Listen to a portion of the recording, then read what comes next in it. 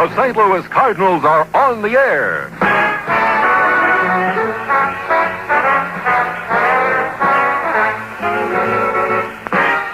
Time for St. Louis Cardinals baseball. Brought to you by Lucky Strike Cigarettes. Get with the taste of fine tobacco. Get Lucky. The taste to start with. The taste to stay with. And by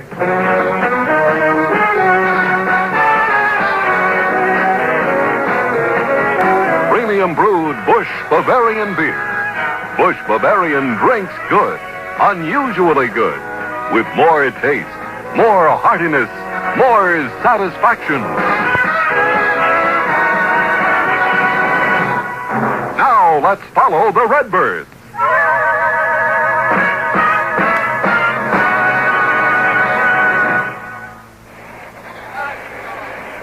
Now the lineups for this, the first game of the four-game series with the Giants for the visiting San Franciscans, leading the league by a half game over the Dodgers. Chuck Hiller at second base leading off. Willie Mays in center field.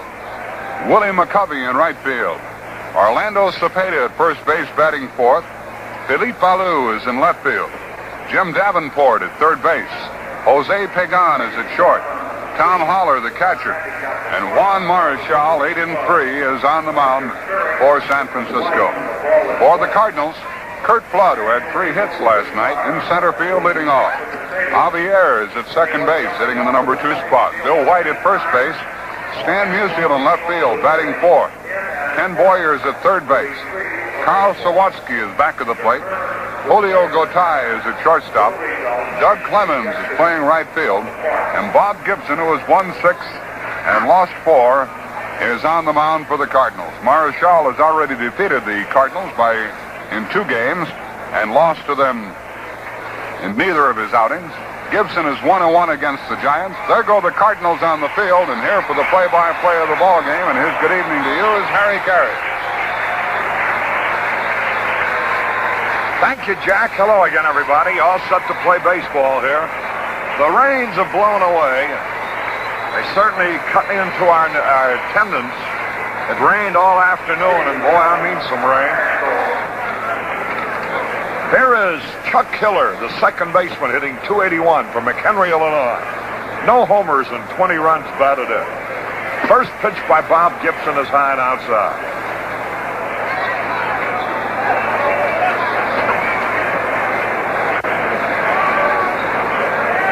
One ball, no strike. Group of some 60 from Belleville, Illinois. Out here honoring Red Shandies tonight. Here's the pitch to Hiller, and it's a strike call. Red is a stockholder in a bowling alley, and most of the employees of the bowling alley are here. 1 ball and 1 strike. The pitch to Hiller. Lined in the center. Flood goes back. He's there waiting. Makes the catch. Hiller lined to Flood in center field. And that's 1 man away. Here's Willie Mays hitting second. Willie McCovey will be next. Then Orlando Cepeda, then Philippe Ballou, then Jimmy Davenport. Boy, you got to get good pitching to beat these fellas. Here's the first pitch now to Mays, and it's outside. 1 ball to no strike. 1 man out. The ball game in the first. There's the pitch, and he swung and missed, and the count is even. Mays with 19 homers, 49 runs batted in. Straddles the plate wide. Bob Gibson gets set. Here's the pitch. Curveball ducked out of the way. Willie Mays, one of the great stars of baseball. Willie now 31 years old. Here's the pitch. A little bit low. Ball 3. Gibson really pumping that ball hard. He's had Mays giving ground up the plate. But now he's down to 3 balls and a strike. Here it is. High pop foul backing out of play. The full count. 3 balls, 2 strikes. Busch Bavarian Beer, your host, along with dual-filtered Tarleton cigarettes. 3 balls, 2 strikes. Now the line, here's a pitch to Willie Mays. Fouled back again.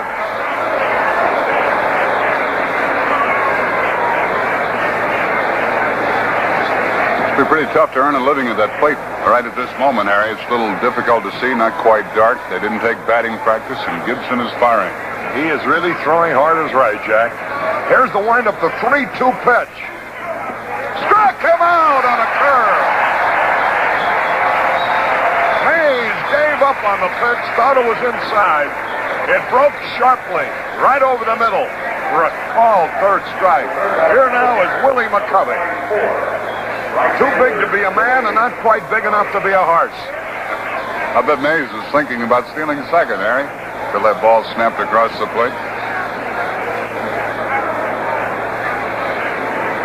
Willie McCovey hitting .315. 7 homers and 14 runs batted in. First pitch is low. 1 ball, no strikes. Redbirds have won the last 3 in a row. Big series for the Cardinals. We need a good series here. Here's the pitch on the way. Fastball outside. 2 balls, no strike. McCovey, born in Mobile, Alabama. His hobby is reading comic books and seeing motion pictures. And hitting. Yeah. There's the pitch on the way. Ooh, what a cut he had at a low fastball. And it is 2 balls and a strike. National League Rookie of the Year in 1959. McCovey, 24 years old. 6'4". Here's a pitch on the way. Swings, and he misses strike 2. He had a cut. And that evens it up at 2 balls, 2 strikes. Bob Gibson, shooting for his 7th victory of the year. Now the windup, the 2-2 delivery to McCovey. Ooh, barely missed outside, and Gibson is furious about that one. 3 balls, 2 strikes. He was really moaning about the second pitch to McCovey. The umpire didn't give it to him. And he threw the 2-2 pitch in the very same spot, and Pryor still wouldn't give it to him. Now it's a 3-2 pitch again. Here it is, on the way, lined in the center, a base hit. And now Gibson is really even more angry as that ball sailed past his head in the center. He was already barking at Paul Pryor, as if to say, well, if you give him that many strikes, sure he's going to get a hit sooner or later. Now here is Orlando Cepeda, right-hand batter. Last time Gibson faced the Giants, he beat them 1-0 in a thriller.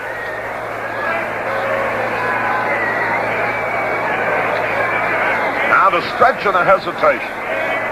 Here's the pitch. He foul tips. Strike 1. Carl Sawatsky behind the plate tonight. Cardinal fans are here from New Albany, Mississippi.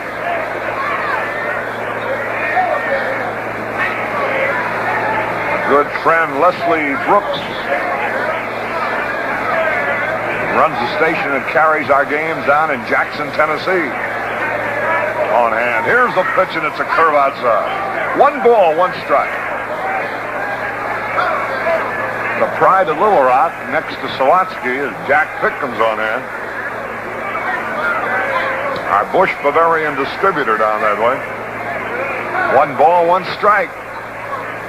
Here's the pitch on the way. Curve outside. Ball 2. 2 balls and a strike on Orlando Cepeda. Philippe Alou will be next.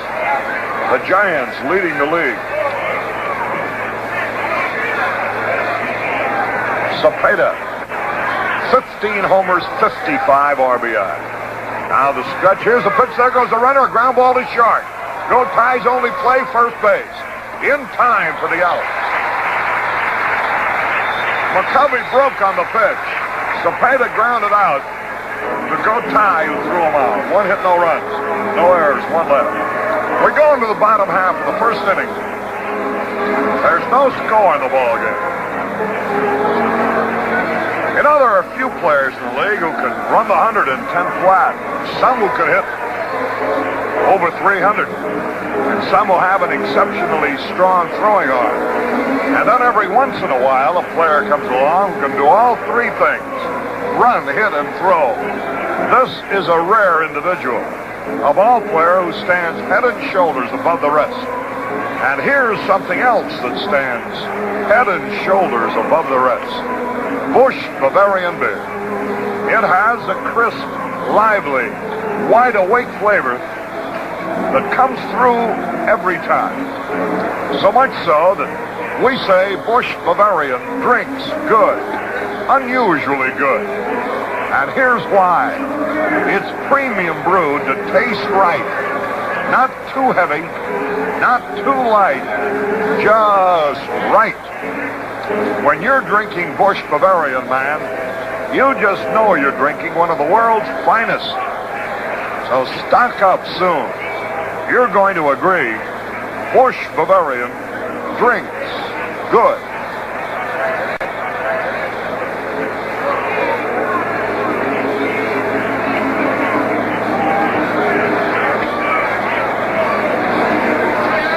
Group of youngsters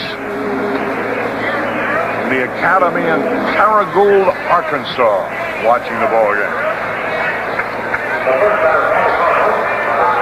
Here is Kurt Flood to lead it off. Juan Marichal on the hill. He's already beaten the Cardinals twice this year. Once 4-3. Stockily built right-hander. Into the windup he goes. And now the pitch on the way to Kurt Flood. Curveball outside. Tom Holler's behind the plate. The kid from Lockport, Illinois, has moved into the #1 catching job. Here's the pitch on the way. High ball 2. 2 balls and no strikes. Flood hitting .326. Juan Marichal, who was 1-8. His catcher, Tom Holler, goes out to talk to him. Ray Sadecki will pitch tomorrow against Jack Sanford. 2 balls, no strikes. Into the windup. Here's the pitch on the way. There's a good fastball over the heart of the plate. 2 balls and a strike. Kurt Flood hitting .326. Now Marichal into the wind. The delivery. High ball 3.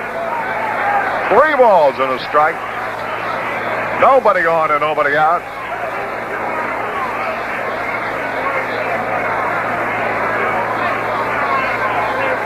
Here's Marichal delivering. Ball 4, he walked him. That's the way to start. Now Javier steps up with a runner at first and nobody out.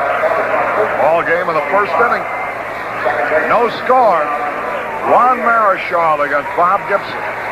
Last time Gibson pitched, he beat these fellas 1-0.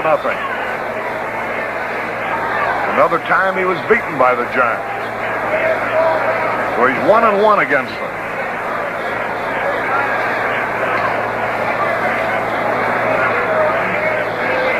The game that Gibson lost, Billy O'Dell shut the Cardinals out, so he didn't have a chance. It wound up 6-0. There's the stretch, ready to Javier, the pitch. There goes the runner. A bouncing ball. The second baseman's going to field it. There's a throw to first in time. Hiller had started over to cover second. Ordinarily, that might have been a base hit, but with the hit run on, Hiller had started to run over that way and ran right into the path of the ball, which wasn't hit very hard. We have a man in scoring position with 1 out, and here's Bill White hitting .269. 9 homers and 41 runs batted in.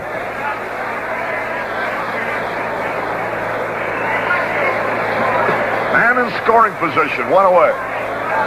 There's the stretch. And the pitch by Marichal. A smack, line drive right back to the pitcher. Throw to second base, gets away. And Flood is safe. A great play by Marichal. Boy, what reflexes to catch that line drive. He lived Pagan on the throw. Pagan couldn't hold the ball, or they would have had a double play. The White lines out to Marichal. Here's Musial getting a fine hand.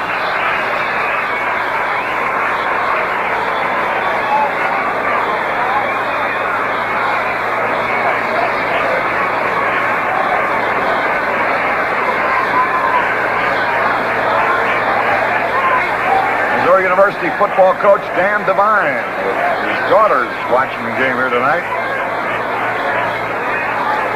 There's the stretch. The pitch on the way. There's a strike, a good fastball. One strike and over. Musial trying to drive this run home.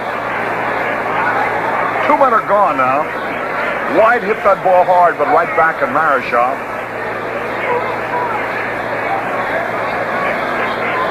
Left-hand batter waiting. Now the glance at second base. Here's the pitch. Popped up on the infield.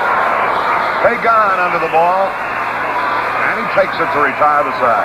Musial popped to Pagan. So each team had one base runner in their first inning and didn't score. It's no hits, no runs, no errors, one left. At the end of one, the Giants nothing, the Cardinals nothing. Folks, remember the loan by phone number to call is Maine 14242. And tonight only, special arrangements have been made with GFC Loan Company. Tonight, everybody who wants to make arrangements for a loan by phone is sure to be taken care of. Because tonight, GFC Loan has all the lines on the main switchboard open, with friendly Bob Adams and all the boys from the 15 St. Louis area offices on deck. So call tonight, Maine 14242.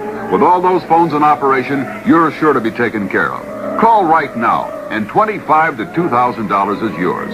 Yes, tonight to accommodate you and everybody else who wants money. All the lines on the main switchboard, Maine 14242, are open with 15 friendly GFC Loan Company men to serve you.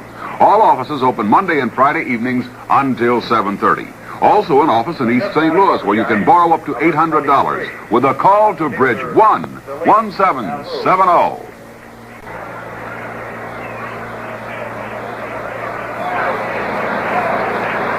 Philippe Alou leads it off in the top of the second against Bob Gibson. There's the windup of the pitch. There's a fastball high and inside. This Alou's having a great season, hitting .343. 8 homers and 42 runs batted in. He also is from the Dominican Republic. Here's the pitch, and a strike is called. Philippe Alou.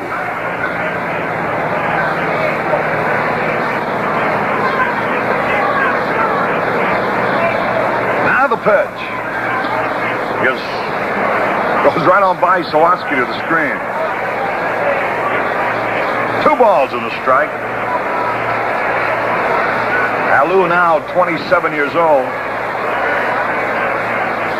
There's a windup. The pitch on the way. He swings, misses. That evens it up at 2 balls, 2 strikes. Baltimore, New York. No score at the end of 6. 2 balls, 2 strikes. Here's the pitch. He struck him out. Alou goes down swinging. That's a second strikeout for Gibson. Here's Jimmy Davenport hitting .331. 6 homers and 26 runs batted in.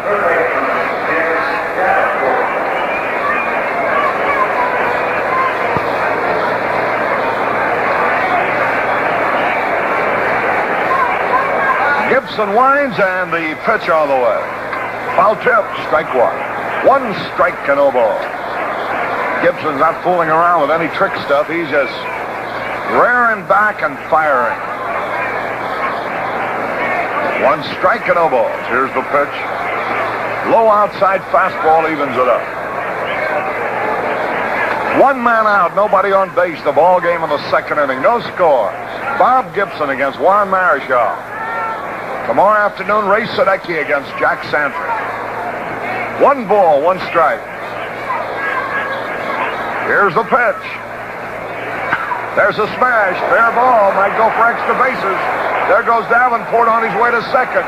Musill's throw is saved, sliding. Davenport slashed a double down the third base line. That'll bring up Jose Pagan.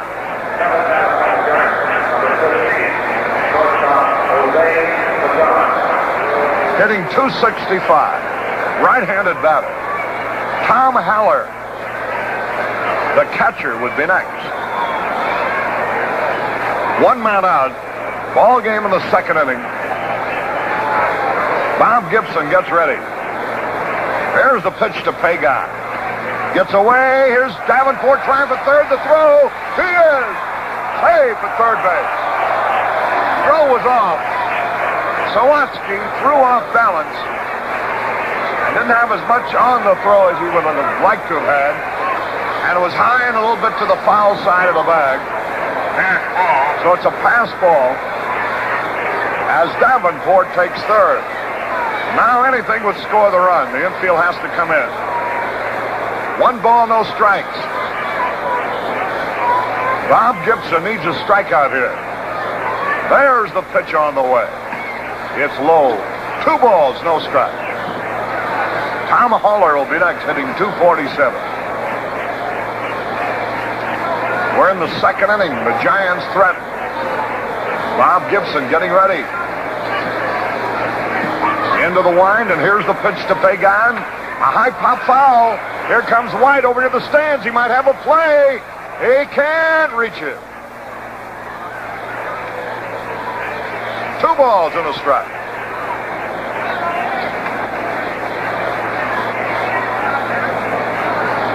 Bob Gibson with a runner at third and only 1 out.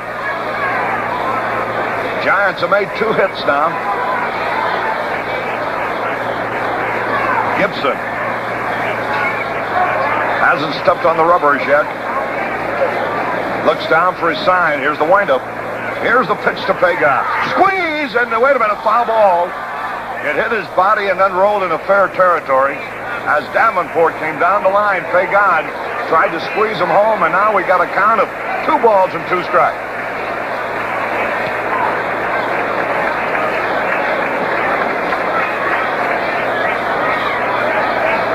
Maybe we can get that strikeout here. The infield is in. With a guy like Marichal, even 1 run, try to keep from giving him. 2 balls, 2 strikes. Gibson winds. Here's the pitch on the way. A looping fly ball. Javier. Hey, great catch. And Davenport doesn't try to score. Oh, what a play. Listen to the crowd. He outran that ball, Harry. Simply outran that ball. Boy, there's just another indication of the tremendous importance of speed. With the infield in, that ball looked like nobody could reach it. But Javier outran it, caught it over his shoulder with his back to the infield. Davenport, had he tagged up, might have had a chance to score, but he had come up the line thinking the ball was going to be in there for a base hit. So there's 2 out, and here's Tom Haller.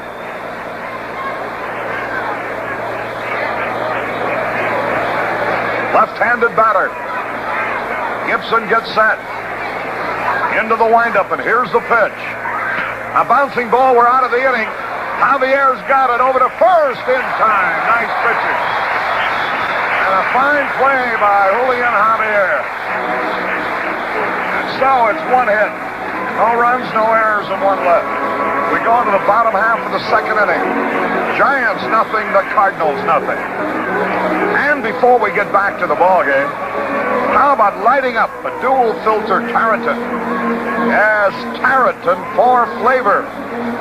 Flavor you never thought you'd get from any filter cigarette. Hungry for flavor.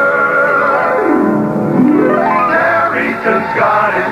Flavor you never thought you'd get from any filter cigarette. Quality tobaccos and a dual filter too. bring the best flavor through to you. Flavor you never thought you'd get from any filter cigarette. Dual filter, Terry Temple. That's the score, friends. Filter smoking never tasted so good.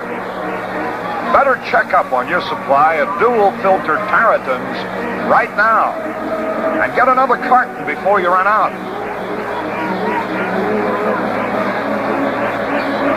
We'll pause for identification. This is the Cardinals Baseball Network. This is KMOX AM and FM, St. Louis.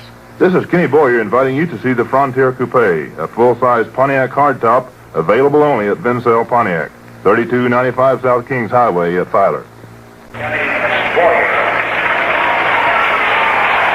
This is Harry Carey with Jack Buck. We're going to the bottom half of the second inning, no score. Kenny Boyer up there.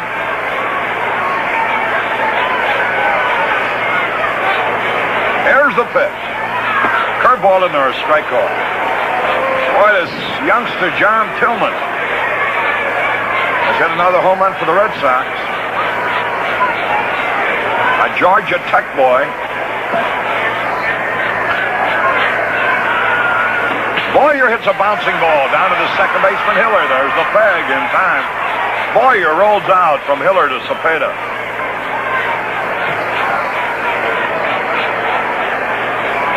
Here's Carl Sawatsky hitting .352.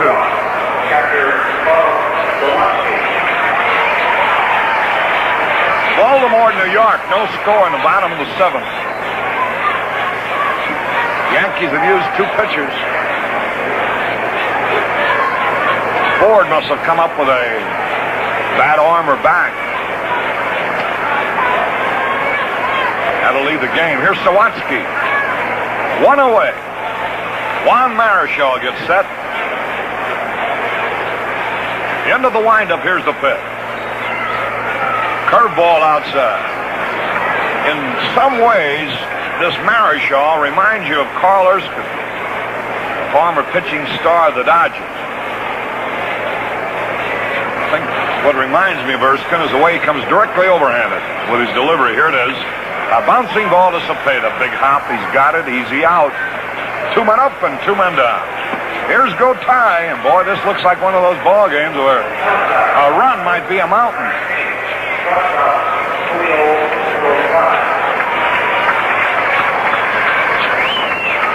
Go Ty hitting .318. No homers and 18 RBI.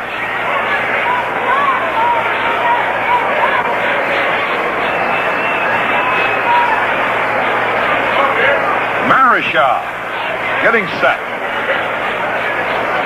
Into the windup. Here's the pitch. Curveball low and outside. Gotay's from Puerto Rico. Marichal from the Dominican Republic. Cepeda from Puerto Rico.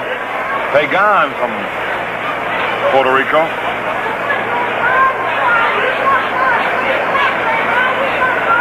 Davenport from Mississippi Southern College.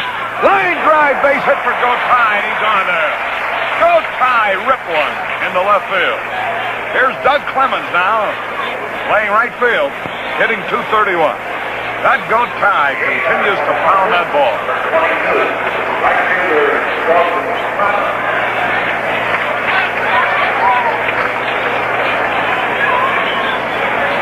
McCovey's in right, Mays in center, Alou in left. Clemens coming up with 2 out. Cardinals just got their first hit, a single to left by Gotay.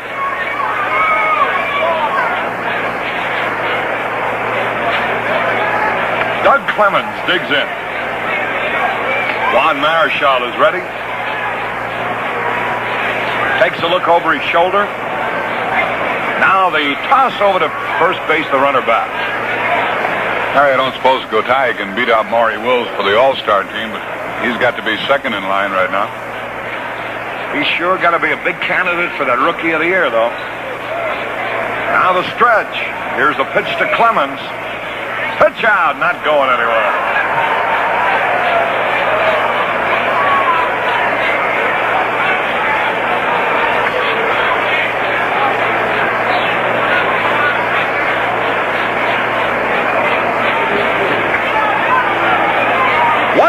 No strikes. Go tie a lead. And now Marichal steps back off the rubber. 1 ball, no strike. Doug Clemens waving that bat around. Marichal's pitch. Outside, ball 2. Bob Gibson would be next. And he's a good hitting pitcher.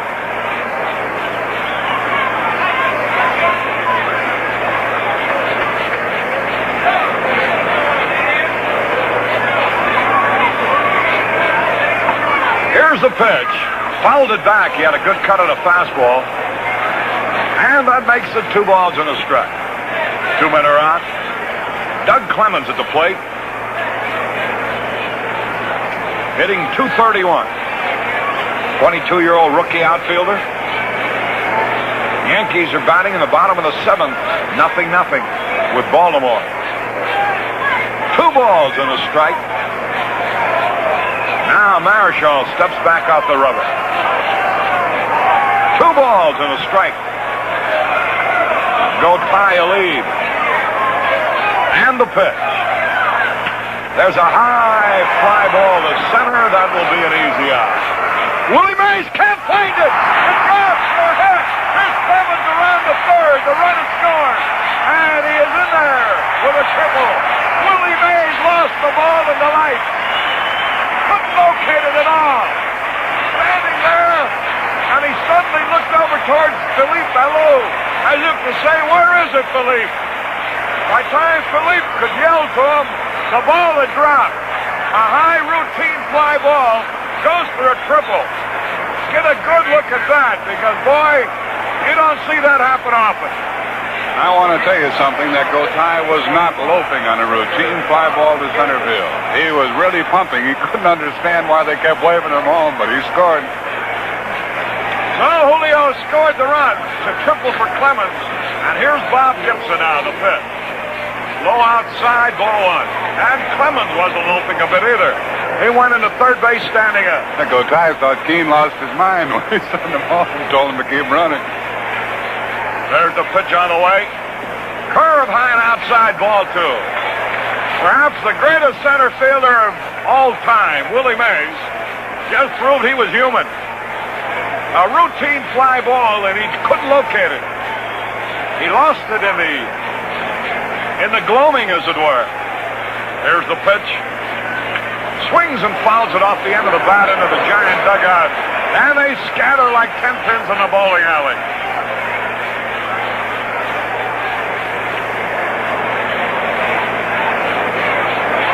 Balls and a strike. 2 men are out. Right-hand batter.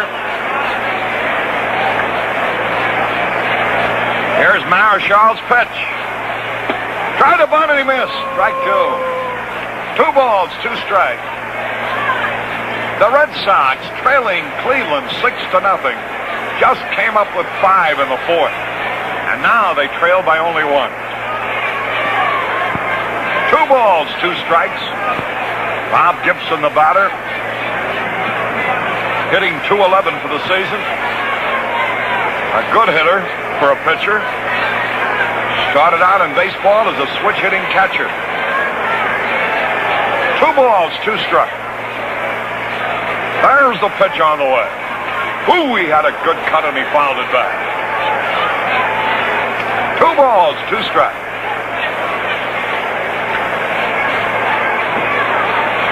Willie Mays couldn't find Doug Clemens' routine fly ball. Lost it, either in the lights or in the twilight, and it went for a triple. 2 balls, 2 strikes. There's the pitch on the way. He struck him out on a curve. However, the Cardinals pick up a run. 2 hits, no errors, 1 left. At the end of 2, the Cardinals won, and the Giants nothing. Say, are you hungry for flavor in a cigarette? Well, Tarleton's got it. Flavor you never thought you'd get from any filter cigarette. Just 1 pack of dual filter Tarletons will prove to you filter smoking never tasted so good. Go ahead now and see for yourself. Pick up a pack of Tarleton. Dual filter, Tarleton.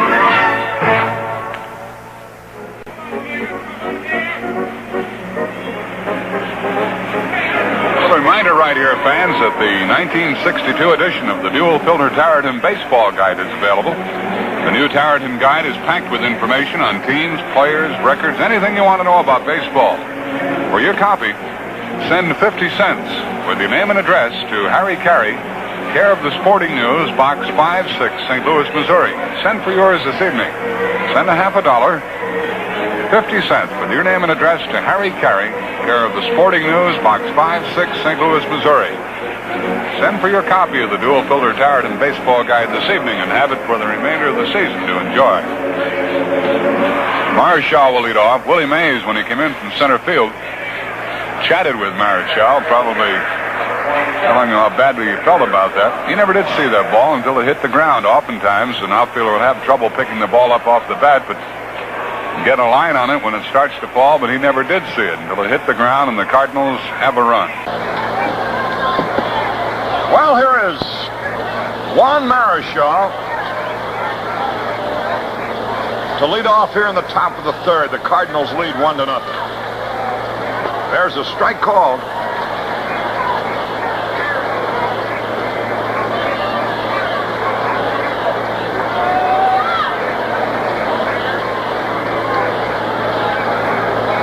One ball, one strike. The pitch is a little bit outside. 2 balls and a strike. Ball game in the third. The Cardinals lead 1-0. Here's the pitch. Marischal hits a high pop foul. Clemens chasing it. So's White. The ball drops out of play into the stand. 2 balls, 2 strikes on the pitcher. Juan Marischal from the Dominican Republic.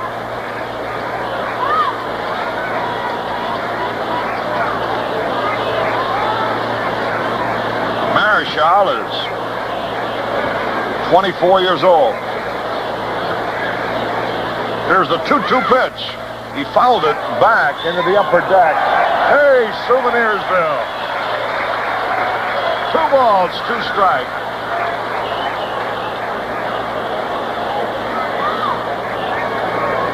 The leadoff man, Chuck Hiller, will be next. Now the wind, and here's the pitch. He struck him out on a curveball. Marischal called out on strike. 1 gone. Marischal last year won 13. He's already won 8 this season. The Giants have played 57 ball games, and they've won 40 of them. That's a 7:02 pace. If they can continue at that rate, nobody will catch him, but everybody expects him to slough off a little bit. 1 man out, nobody on base. The ball game in the third. Chuck Hiller takes a slider low. 1 ball, no strikes. Ray Sadecki pitches tomorrow for the Cardinals. Larry Jackson and Ray Washburn Sunday. Here's a strike called over the outside corner. That evens it up. 1 ball, 1 strike. 1 man out. Chuck Hiller up there. Ball game in the third. Here's the time call. You know, the thing that got you on that Mays, and probably why he didn't get any help from his teammates until he threw his hands up at the last moment. Here's a pitch. High. You know, Willie has a very, very nonchalant way of catching the ball. He will quite often just stand there with his hands at his sides and suddenly cup the hands at the belt buckle for a basket catch. And that's what I thought he was doing out there on Clemens' ball. Here's a pitch drilled up the middle. Base hit for Hiller. Chuck Hiller lined to single to center.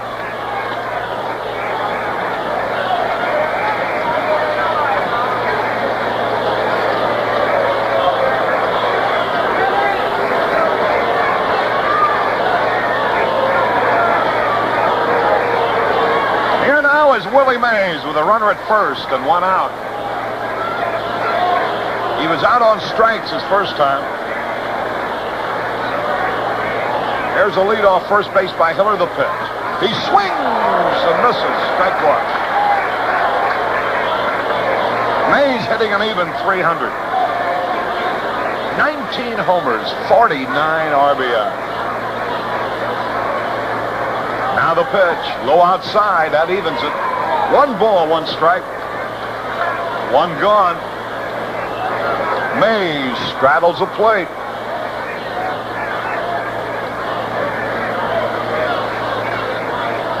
Bob Gibson gets set. And the pitch. High outside, ball 2. 2 balls and a strike. At the end of 7 at Yankee Stadium, there's no score between Baltimore and the Yanks. Mays, the batter. 1 out and 1 on. Pittsburgh and Milwaukee rained out. There's a pitch. Outside curve, ball 3. 3 balls, 1 strike. Right-hand batter digging in. Bob Gibson with a 1-run lead. Into the stretch. The 3-1 pitch. Here it is. And there it goes. Way back. It might be out of here. It could be. It is a home run in the right center. His 20th home run of the year. So Willie gave us 1 run and then just got 2 back.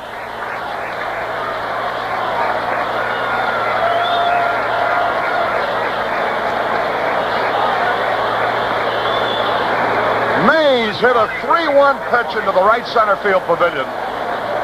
And the Giants, just like that, lead 2-1.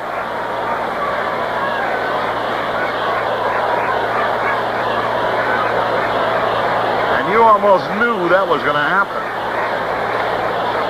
There's the pitch now. And McCovey takes it inside, ball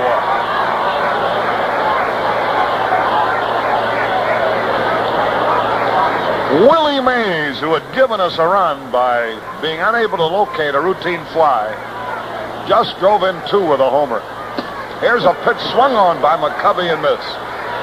Man, these guys really get some cuts. 1 ball, 1 strike. Now the delivery.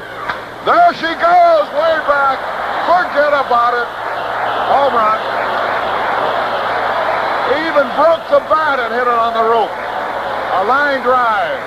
And the Giants lead 3-1. And that's McCovey's 8th. And here's Cepeda.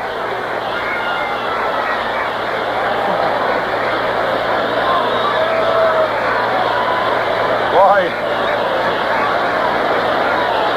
they've got some power, believe you me.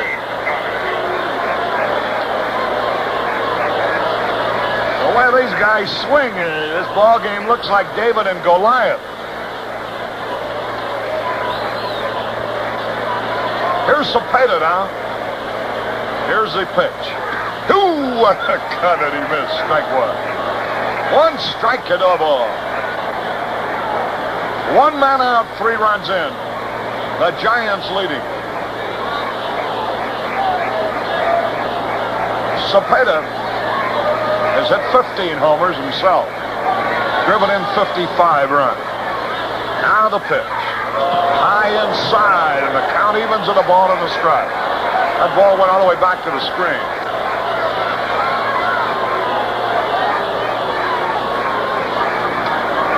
Mays has driven in 51 runs. Cepeda has driven in 55. Alou has driven in 42. Here's the pitch inside. They've got 3 men in their lineup who have driven in 148 runs between them.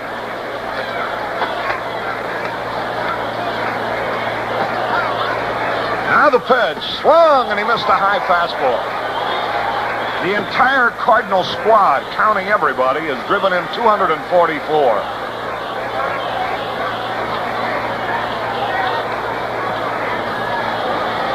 Their 3 men alone, 148. That will give you an idea. 2-2 pitch. Outside curve, ball 3.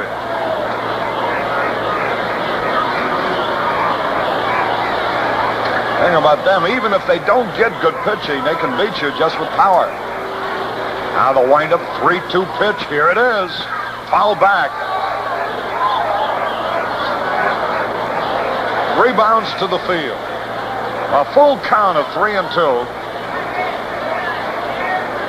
Ball game in the third. Orlando Cepeda waits. Bob Gibson gets set. Here's the pitch swung. Popped up on a change of pace. Gotay is out in short left. Makes the catch. He fools Cepeda on a change of pace curveball. And now here's Philippe Alou.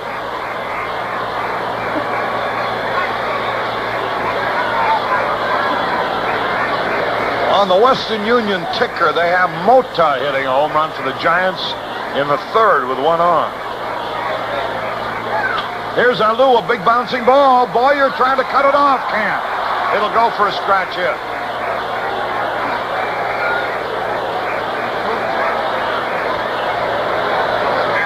It's a hit, a high hopper toward short. Kenny Boyer tried to cut it off, but couldn't reach it. On Western Union, they have Mota hitting a home run for the Giants. Whoever's sending that report mustn't like Mays or something. Trying to deprive him of a homer. There's a long lead by Alou. Here's the pitch. Davenport takes a curve strike call. 1 strike and no ball. Tigers won the first game of a doubleheader from Washington, 7-6. Washington used 7 pitchers. The Tigers used 5 in the first game. Here's Alou lead. There he goes. There's a pitch fouled into the upper deck. Bounces back downstairs. And it's 2 strikes and no ball. The Giants on Willie Mays' 20th home run of the year. Followed by McCovey's 8th. Now lead 3-1. 2 strikes, no balls. Here's Bob Gibson's pitch on the way. There goes a runner. Here's the peg. He is out trying to steal. Alou is cut down on Kowalski's perfect peg out of here. So it is 3 runs, 4 hits, no errors, nobody left. We go to the bottom of the third. The Giants 3, the Cardinals 1. Go ahead, plan that vacation. And for that extra cash you need, $25,000 to $2,000, get it at GFC Loan Company. Yes, white-collar workers, plant workers, any working man or woman is good for a loan at GFC. So for money for a vacation, to pay off bills or whatever, call friendly Bob Adams tonight at GFC's loan by phone number, Main 14242. Bob's there right now as a special accommodation to you. And remember, tonight, all the lines on the main telephone switchboard are open to assure you double quick service. So give GFC Loan's friendly Bob Adams a ring right now, Main 14242. Then stop in at your nearby GFC Loan office and pick up the cash. 15 in the St. Louis area. All offices open Monday and Friday evenings until 7:30. Also, an office in Belleville, where you can borrow up to $800 with a phone call to Adams 36511. GFC Loan Company.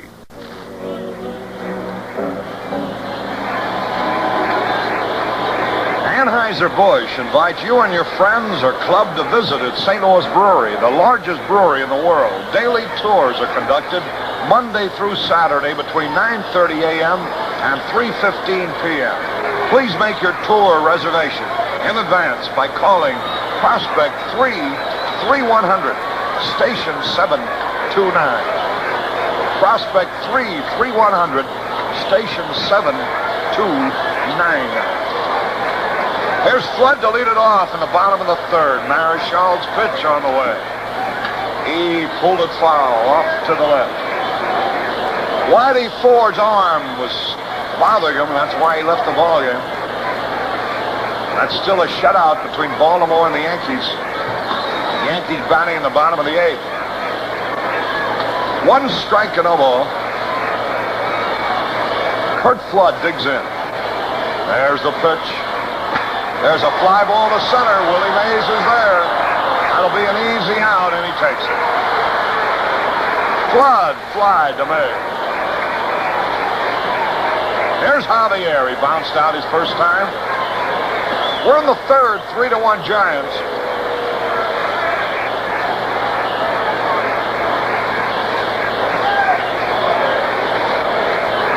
Tomorrow is Ladies' Day, the league-leading Giants, with Jack Sanford pitching against Ray Sadecki. 1:30 ball game tomorrow. Here's the wind, and now the pitch to Javier. Curveball high and outside. 1 ball, no strike. Boy, these guys really frighten you up and down their lineup with their power.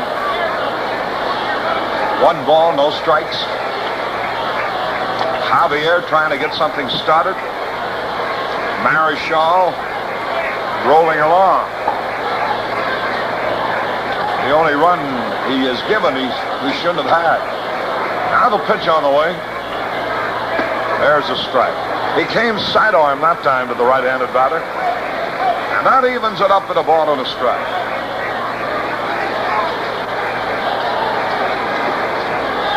Group of athletes and coaches from West Plains High School here on hand. Here's a pitch swung on, a bouncing ball to Davenport. To throw to first, Javier is out.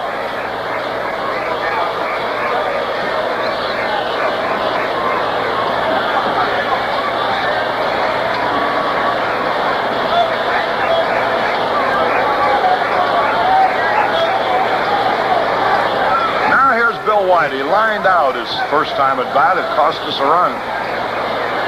The man was in scoring position at the time, and the pitcher Marichal made a one-handed stab. Here's the pitch to White. Fastball high and outside. 1 ball and no strikes. 2 men are gone. We're in the third. 3-1 in favor of the Giants.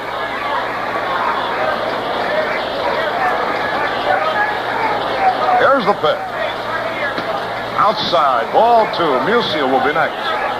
2 balls, no strike. 2 men are out, nobody on base. Ball game in the third.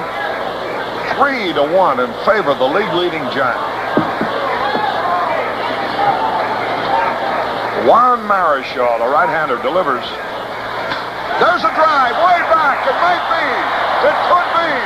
It is a home run.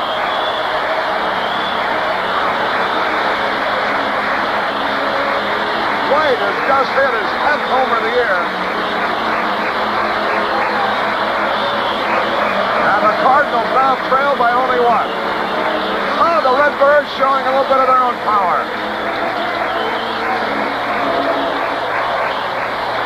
Bill White reached the pavilion roof.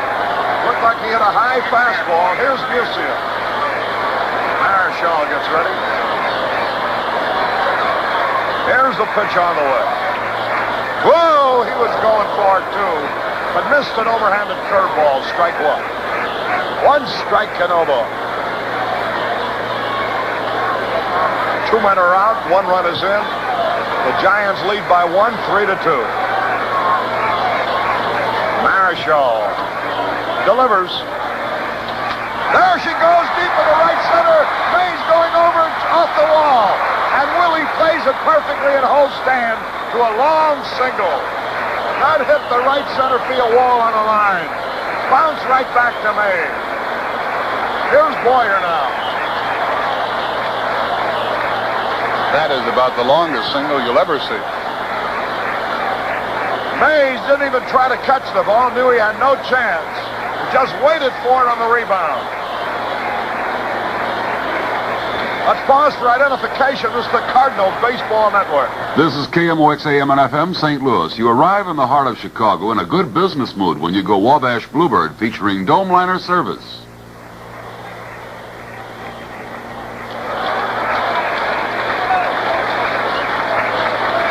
This is Harry Carey with Jack Buck. Cardinals have a runner at first. 1 run in, 2 out, and here's Kenny Boyer. Juan Marichal getting ready. Here's the stretch. Now the pitch. Low outside. Ball 1. Sawatsky would be next. 1 ball, no strike. Well, the Redbirds responding to the challenge of the Giants' third inning power with a little of their own. They're only a run behind. Marichal gets set. The pitch. Boyer missed a curveball a foot. 1 ball, 1 strike. We're in the third. Right-hand batter up there. Juan Marichal gets set. Carl Sawatsky would be next. Now the stretch. And the pitch. Missed a curveball another foot. 2 strikes and a ball. Marichal has snapped off 2 good curveballs. Boyer digging in. Marichal is ready. Here's the pitch. Just barely missed with a curveball this time. 2 balls, 2 strikes. We're in the third. 3-2, the Giants lead. Kenny Boyer, the batter. 2 balls, 2 strikes. Musial, the runner at first base. Marichal takes his time. And now the 2-2 delivery. On a long delay. Boyer waits. Marichal is set. And here's the 2-2 pitch. Struck him out again. Boyer goes down swinging. And it is 1 run, 2 hits, no errors, 1 left. At the end of 3 now, it's the Giants 3, the Cardinals 2. From Bavaria, the inspiration for a great beer. From Bavaria, the 2 words that promise you pleasure. The pleasure of Busch Bavarian beer. Drinks good. Drinks good.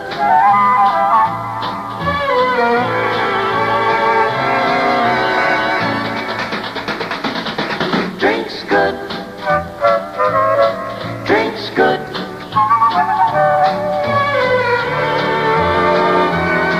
The Bavarian way of saying you get more taste, more heartiness, more satisfaction. Drinks good. Busch Bavarian drinks good. Enjoy it soon. Busch Bavarian. Drinks good.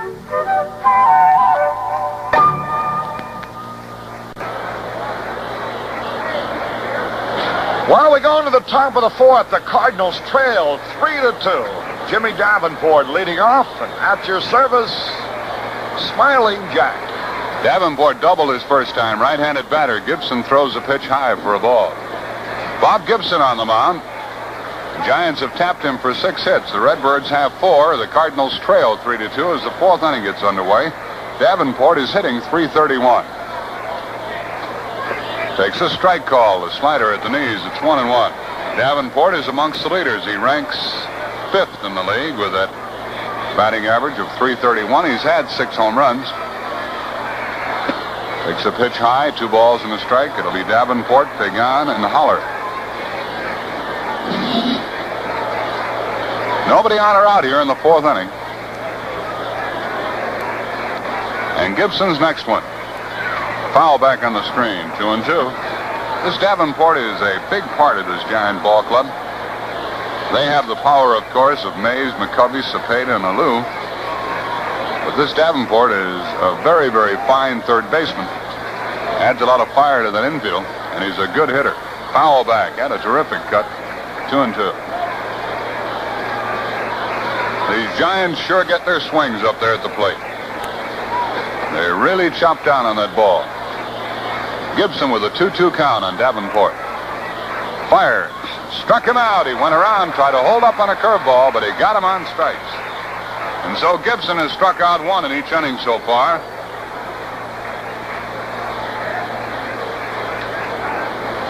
That's his 4th of the ball game. Bob trying to become the first 7-game winner on the Cardinals staff. Kurt Simmons has missed a couple of times as he tried. One man out now, and Pagan steps out as Gibson started to work. Bob works in quite a hurry, as you know, if you've seen him. He gets that ball back, and he's ready to fire right now. Pagan popped out his first time, one of the key plays in this ball game. Javier made a good play on the ball. It's low, the first one, for ball one. Last time Pagan was up there, Davenport was on third base with one man out. Pagan was the key man, the infield in, and he popped one into short right. Looked like it was going to drop for a hit and drive in the run. But Javier caught up to the ball and made a fine play for the putout. That run never did score. There's a foul out of play down in the right field corner, and the count to Jose is 1-1. Pagan hitting .265. That's about all the Giants need from him with the bat. Does a good job with the glove at shortstop. Has good range, fine arm. And he can pivot on the double play. Here's the 1-1. And it's downstairs and a bit outside, 2-1. One out, nobody on, fourth inning. Giants 3, Cardinals 2. We've had a lot of action in the ball game so far. The bad weather in St. Louis during the day undoubtedly held the crowd down. Still, we have some 15 or 16,000 here. Pagan hits it foul rolling back. That evens it up at 2-2. Tom Holler, the catcher, will be next. In the third, with one out, Chuck Hiller singled, and Mays homered for the 20th time this year. Then McCovey homered to make it 3-1. The Cardinals were ahead at the time. Now it's 3-2. Gibson working too rapidly to suit Pagan. He steps out again. Cardinals got a run in the second inning. A single by Gotay and a triple by Clemens, and a ball that Mays lost. Pagan strikes out. Curveball got him. Got him looking. Pagan is called out on strikes. Boy, there was a sharp breaking pitch. That ball really danced, and Pagan took it. That's the 5th strikeout for Gibson. And after the Giants made it 3-1, the Cardinals saw Bill White homer for the 10th time this year to make it a 3-2 ball game. That's the way it stands now. 2 out, nobody on here in the fourth, and Tom Holler, the catcher, left-handed batter, is up there, and he takes it low. Holler was thrown out by the second baseman, Javier, his first time. It's Boyer, Gotay, Javier, and White on the Cardinal infield. Musial, Flood, and Clemens in the outfield. Sawatsky back at the plate gives the sign. These Giants have been stepping out on Gibson quite often. Here's the pitch, way over his head and back to the screen. The ball missed everything. It missed Sawatsky's glove, Holler's head, and the umpire's mask. And it's ball 2. The Giants have been trying to irritate Gibson by stepping out, not letting him work as rapidly as he wishes. Holler takes a strike at the letters 2-1.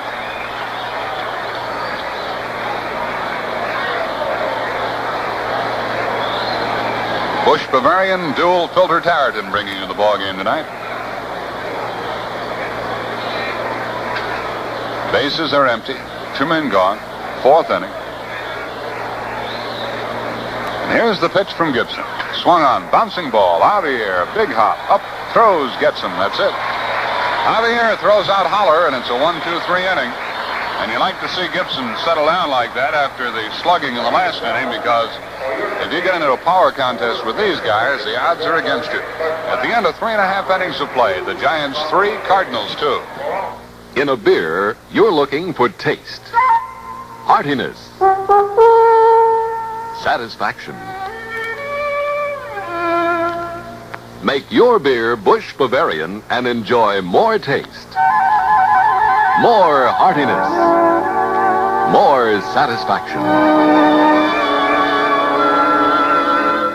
Busch Bavarian, a pleasure to drink.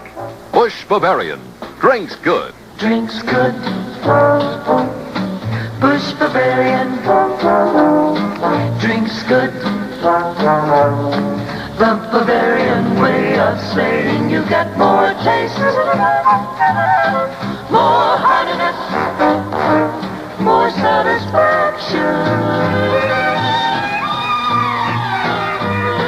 Drinks good. Busch Bavarian drinks good.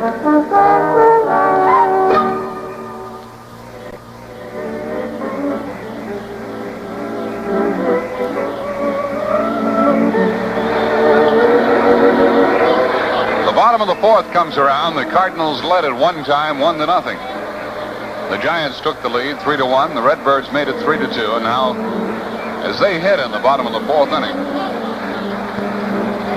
that's the way it stands. The Cardinals trail by a run. Carl Sawatsky will lead off. Marichal taking the warm-up tosses. You're invited to Grant's Farm by Anheuser-Busch. This is the original home of General Grant, where you'll find a private zoo, deer, buffalo, wildlife.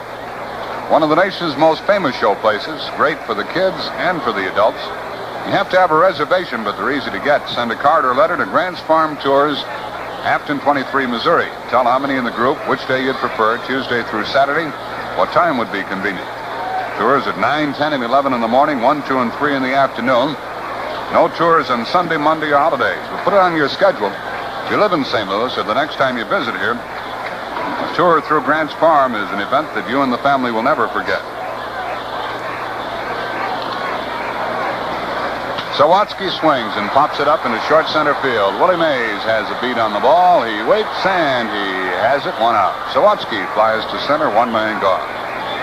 Yes, sir, make your reservations. Visit Grant's Farm. Just write to Grant's Farm Tours, Afton 23, Missouri.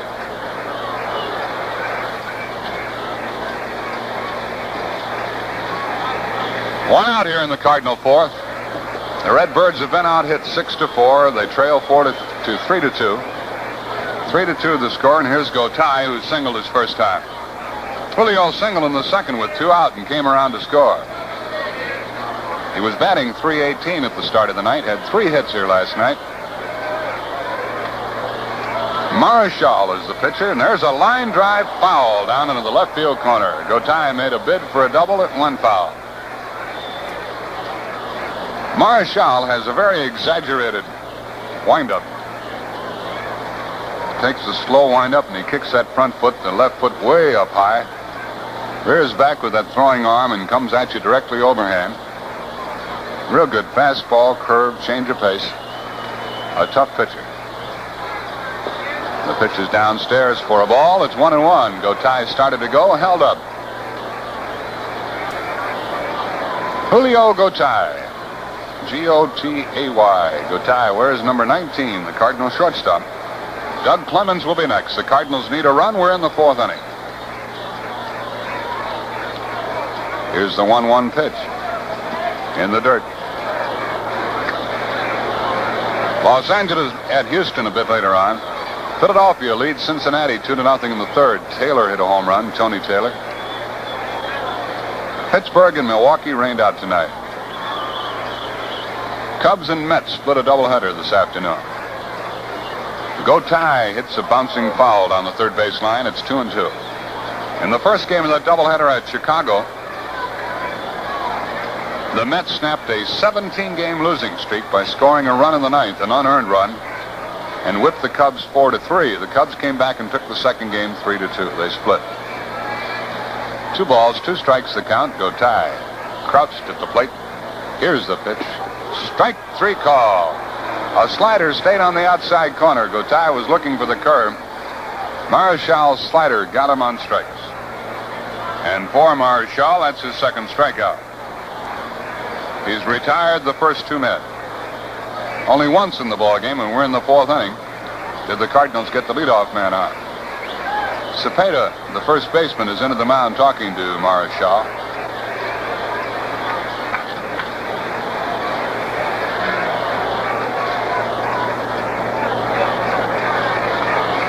Marichal, just a youngster. Last year, his first year with the Giants, and Cepeda sort of took him under his wing. Here's the pitch to Doug Clemens. Pop foul out of play, back off to the left. Marichal started only in 1958. He was born in 37. 24 years old. He's from the Dominican. He was married this past spring. 113, lost 10 for the Giants last year. He's 8-3 now. The pitch is high to Clemens, and a bit inside. It's 1-1. Clemens still looking for his first big league homer. No home runs, 8 runs batted in, and a .231 batting average. 2 out, nobody on. The outfield plays Clemens to pull. He got a triple in the third when Mays lost his fly ball. Outside, 2-1. Clemens hitting in the number 8 spot. Gibson will bat next. Giants 3, Cardinals 2. Cleveland led Boston at one time 6-0. Now Boston leads Cleveland 8-6 after 5.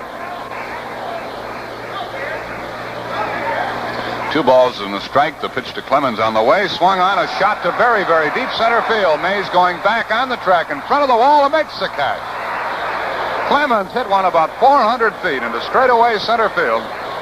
Willie Mays never did turn his back to the infield. He backpedaled all the way, and while on the gravel in front of the wall, not too far from the 422 mark, he hauled in that blast off the bat of Clemens, and the Cardinals go down in order in the fourth. At the end of 4, it's the Giants 3, the Cardinals 2.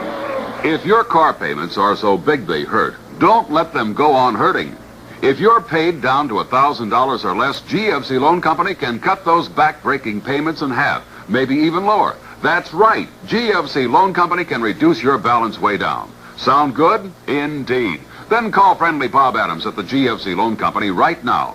As a special accommodation, Bob is keeping all the lines on the main telephone switchboard open through all this ball game. The number is main 14242. Bob will fix you up in a hurry. He'll make arrangements for your loan right on the phone, and the extra money you need will be waiting for you at your nearby GFC Loan Company office. 15 in the St. Louis area. Make arrangements in advance by calling GFC's friendly Bob Adams right now. All offices open Monday and Friday evenings till 7:30. Also an office in Granite City where you can borrow up to $800 with a call to Triangle 76666.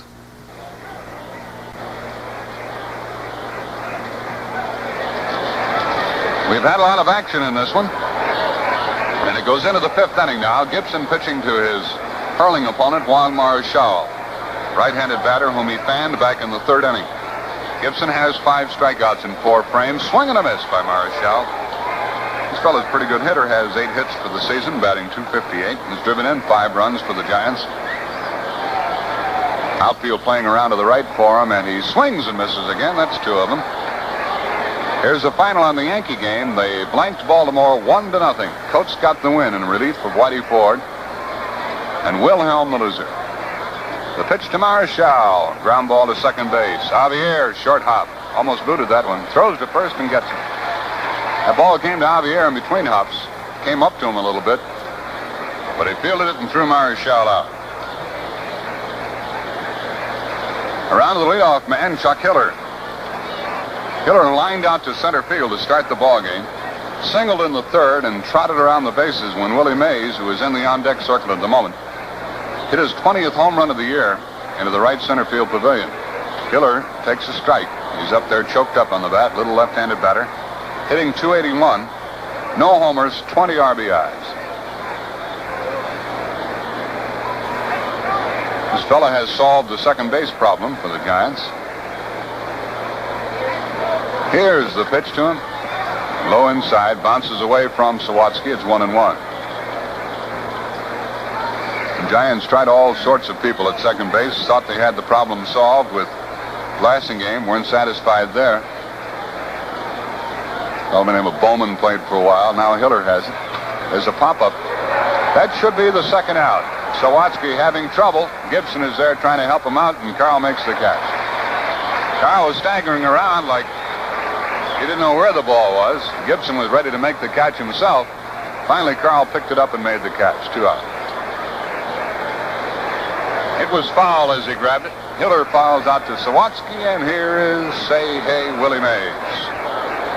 Willie struck out and homered. His homer with a man on in the 3rd was his 20th of the year. The outfield very deep, straight away. Look out. Pitch is high, ball 1. He was ducking out. He thought that Gibson was going to throw at him. Gibson started off with a curve, and Willie ducked out of there. The pitch was over but high. We're in the 5th. Giants lead 3-2. Foul off the end of the bat into the Giant dugout. They come off the bench.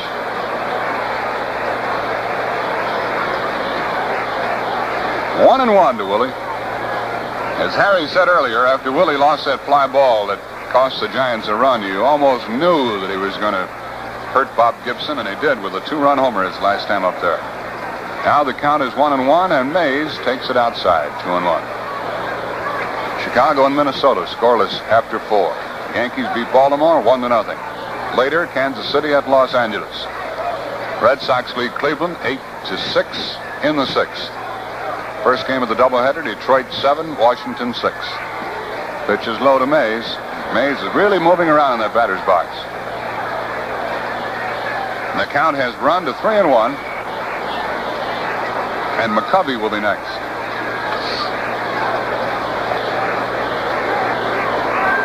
Marshall grounded out. Hiller fouled out. 3-1 pitch. Pop foul, back, out of play. No one can get it. It's 3-2 to Willie. Ball into the upper deck. Bounces back down on the playing field.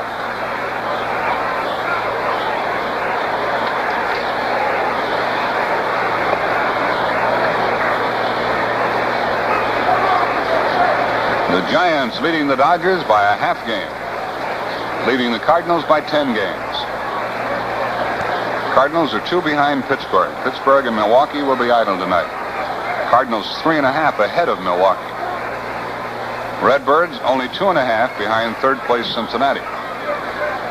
Here's the 3-2 pitch to Willie Mays, and a foul back out of play. He's giving ground, but getting lumber on that ball. Keeping that bat out there.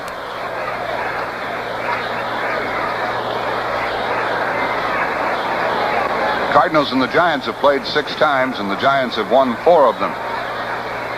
Curveball, foul tip, strikeout. A curveball, and Mays started his swing. Really didn't take the full swing, but the ball hit his bat foul. Sawatsky held onto it for the strikeout. That's the 6th strikeout for Gibson. That's the 2nd time in the ball game he has set the Giants down in order. He's retired 6 in a row. Cardinals come to bat in the home half of the 5th, and the Giants still lead 3-2. Well, this is the time for picnics and barbecues. Tell me something, friend. After you've enjoyed the good food and you sit back for a smoke, does that cigarette of yours really come through with taste, or does it leave you hungry for flavor? With dual filter Tarleton, there's never a doubt. Tarleton's got it. Flavor you never thought you'd get from any filter cigarette. Hungry for flavor. Tarleton's got it. Flavor you never thought you'd get from any filter cigarette. Quality tobaccos and a dual filter too bring the best flavor through to you. Flavor you never thought you'd get from any filter cigarette. Dual filter Tarleton. Dual filter Tarleton bringing the ball game to you, along with Busch Bavarian beer, America's most refreshing beer. Bob Gibson is applauded as he walks to the plate. Juan Marshall is on the mound for the Giants. His mates have backed him with 3 runs on 6 hits. The Cardinals have manufactured 2 runs on 4 hits. And here in the bottom of the 5th inning, with the ball game sailing right along, the Cardinals need a run to get back in. Gibson struck out his first time. Marshall has struck out 3. Walked 1. Allowed 4 hits. Strike call. One of the hits, a home run by Bill White. That was in the 3rd inning. Cardinals picked up a run in the 2nd that was given to them. But it still counts, and they're only 1 behind, and here's the pitch to Gibson. Swings, linesman into left. The ball might drop. Alou coming fast. Can't get it. Base hit. Gibson dropped a single in front of Alou. Alou was playing quite deep. Of course, everybody knows that Gibson is a good athlete, strong fella, capable of swinging that bat. That's why Alou was as deep as he was, and he couldn't get that one. Dropped in front of him. That's the leadoff man on. 2nd time in the ballgame, the Cardinals have put that first man up there. Now the leadoff man in the batting order, Kurt Flood, comes up. That's the tying run on first, nobody out. Here's a good shot at him here, Jack. This Marichal is tough. In the first 3 innings, the Cardinals left a man on in each frame. They went down in order in the 4th.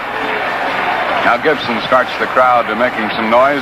The pitch to Flood, swings and fouls it. Goes back to the screen. Flood hitting .326. He walked in the first inning. The only base on ball is given up by Marichal. He flied out in the 3rd. Cardinals scored both of their runs after 2 men were out in the inning. Now there's nobody out. Gibson on first. The pitch to Flood is swung on and trying to go into right field. He fouled it off. Kurt had a real good stroke at that ball as he shifted around in the batter's box trying to go into right. Big hole in right center. McCovey is guarding the right field foul line, and Mays is playing Flood just a bit to pull. So that's where the big space is in the outfield, right center. But Marichal is way ahead of Flood. No balls, 2 strikes. Giant infield looking for the double play ball. Here's the pitch. Strike, got him. Slider on the outside corner. Flood is called out on strikes. Marichal had plenty on that one. That's his 4th strikeout.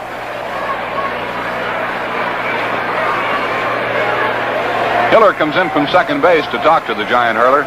Probably talking about who's going to cover second in case the ball is hit back to Marichal. Also want to know how he intends to pitch to Javier. That's the hitter. Javier has grounded out twice. Davenport already is a step in front of the bag at third.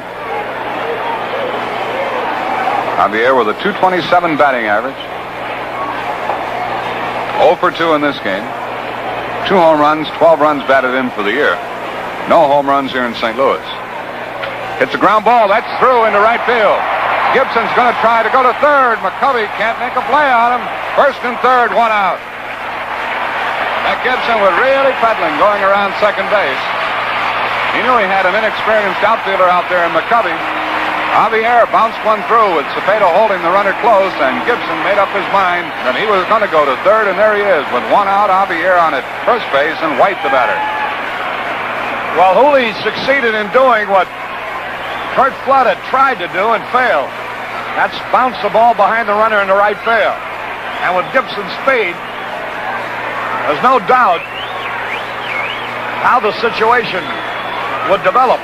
It's runners at first and third, only 1 away, and Bill White is up there. And White hit one on the roof his last time. After lining back to Marichal in the first inning, he homered his 10th home run of the year with 2 out and nobody on in the third. Now he's up there with 1 out, runners on at first and third. That's a tying run on at third base here in the 5th inning. And Javier, the lead run on at first. Giants leading 3-2. The infield is halfway in, either for the play at the plate or for the double play by way of second. The first pitch to Bill White. Foul off to the left. Trying to go into left field with that one. He fouled it back. The hits are even up at 6 apiece now as Gibson had a leadoff single in this inning. And after Flood fanned, Javier got his first hit of the night.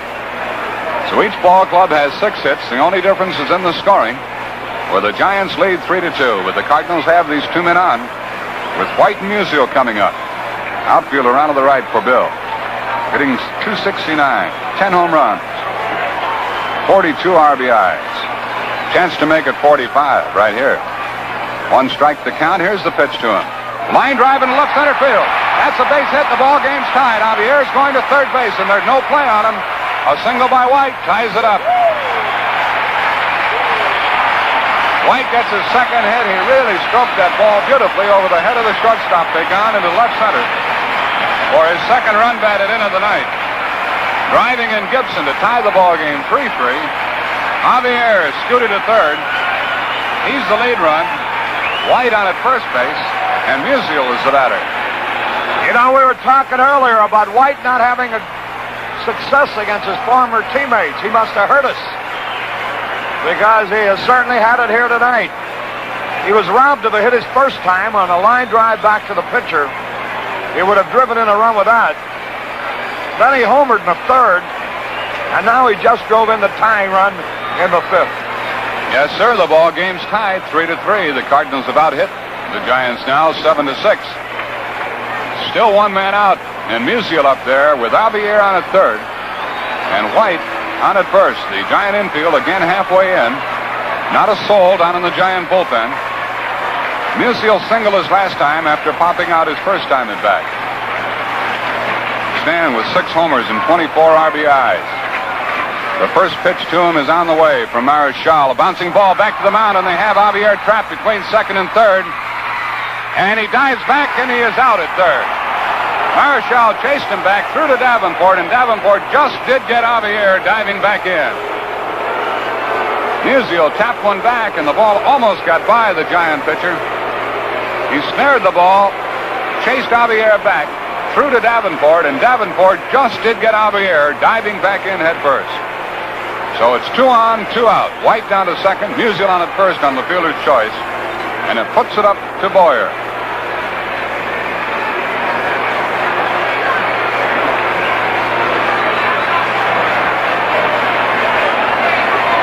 Marichal played that ball in fine fashion, with the one exception, and that was he almost held it too long and allowed Javier to get back to third. Here's Boyer, who's been out twice, grounded out, struck out. Up there, 2 on, 2 out. Ball game tied 3-3. 5th inning. The pitch. Popped up foul, backing out of play. Boyer's been easy for Marichal, and this Marichal has been tough in the clinches. Cardinals had 3 hits in the inning. They've tied the game. Had a real good opportunity a moment ago. First and third and 1 out, but Musial hit the ball back to the mound. And it puts the load on the shoulders of Boyer, hitting the number 5 spot this evening. 2 on, 2 out.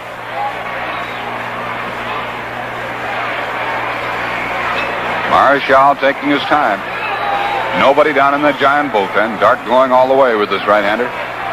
Runners lead away. Here's the pitch to Ken Boyer. A drive to very, very deep center field. Mays going back, way back near the bleachers. That ball's out of here.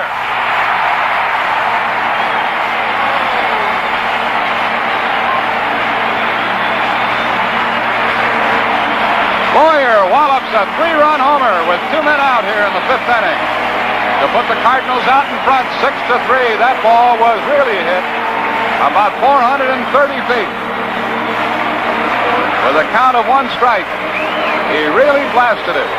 Mays chased it for a while, then stopped and watched it disappear into the bleacher customers out there. For Boyer's 8th home run of the year, 3 RBIs, giving him a total of 40, putting the Cardinals out in front 6-3. 4 runs are home here in the 5th inning. Cardinals 6, Giants 3. Sawatsky the batter. Boyer really came through. And here's Sawatsky. Carl is 0 for 2. Takes a strike. Jack, the big thing about that blow, it not only gives us the lead, but it came after Musial. It seemingly failed, and it picks up the ball club, because when one guy doesn't do it, somebody else picks him up. That's when you're really in a good winning way. It's what happened that time. Now they're going to occupy the Giant bullpen down there in the right field corner. 1 strike to count to Carl Sawatsky. He has 5 home runs for the year. Here's the pitch from Marichal. Ball, and let's pause for station identification. This is the Cardinals Baseball Network. This is KMOX AM and FM St. Louis. See America's greatest caverns, Merrimack Caverns, 1 hour west of Lindbergh on US 66, Stanton, Missouri. This inning, and here's Gotay, who has a single out of 2 trips. Jack, that was in the 5th inning last night, too. It looks like inning 5 is our lucky inning. Be nice if it could happen every ball game like that. Sawatsky leads off, and Gotay hits a base hit up the middle. Sawatsky's going to stop at second. Gotay gets his 2nd hit, and the Cardinals are really bombing Juan Marichal. He's not fooling them now. That's 10 hits. That's 3 consecutive hits. And that's 6 hits in the inning. Just meeting that ball, stroking it, and the ball is dropping in there and jumping out of here. 4 runs are home. The Cardinals lead 6-3 here in the 5th. Have 2 on and 2 out, and Doug Clemens is up there. Clemens, after getting a triple on a lost fly ball earlier, sent Mays back to the center field wall. for his fly ball in the fourth, and Alvin Dark comes out of the dugout, and we might be seeing Bob Bolin in the ball game. Alvin Dark comes out to talk to his pitcher, Marichal. And the new pitcher's coming in. Jack, we were talking about the Giants' power a little earlier, and they certainly have it. Mays, McCovey, Cepeda, Alou, Davenport. Well, there's certainly nothing wrong with the power exhibited by our Cardinals. We've had 2 homers tonight and a triple.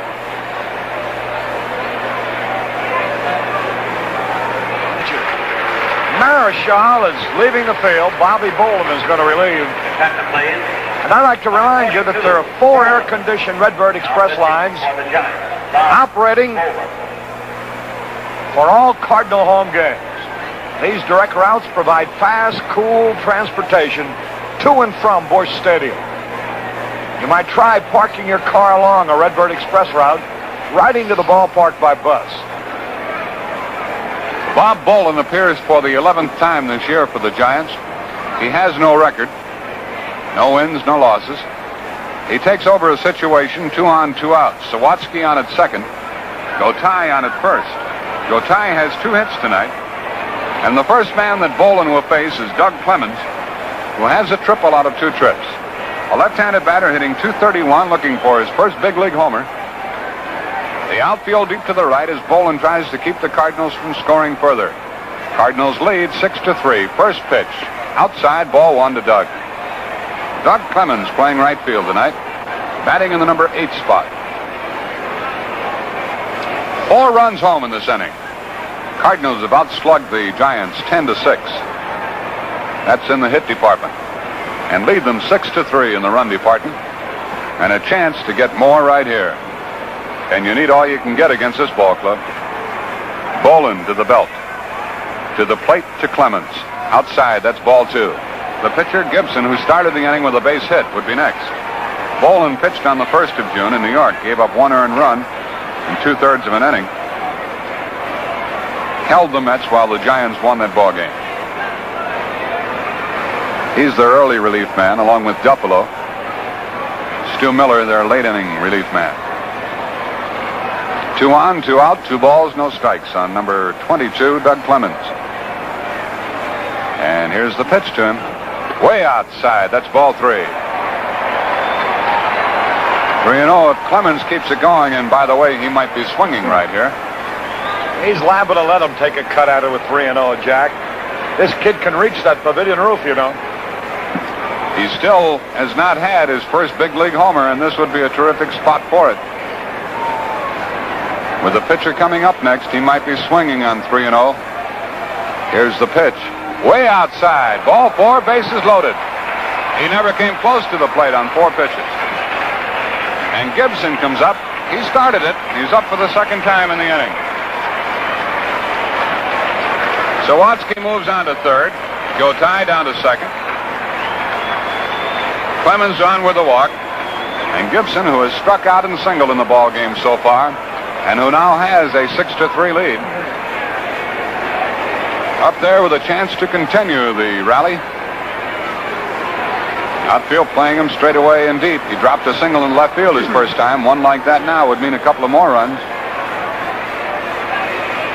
Bob Bolin, the pitcher, big tall right-hander, works off the full windup and the first pitch to Bob Gibson.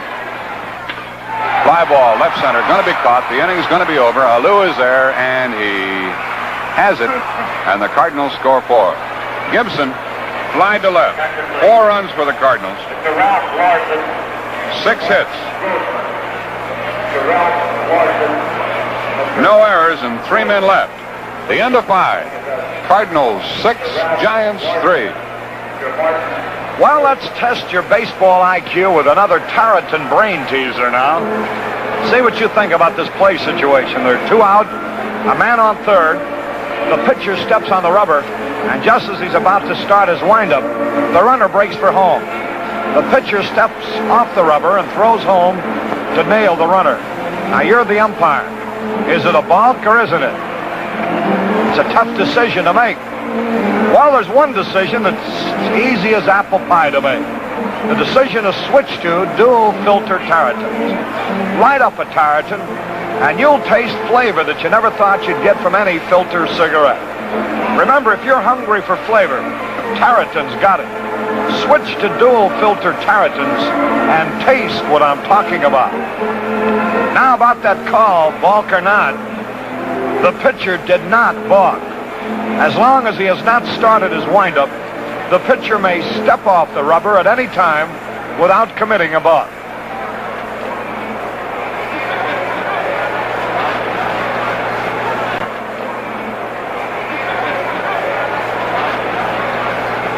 You know, so far this year, prior to tonight, Bill White against his former teammates had only 3 hits and 20 times at bat.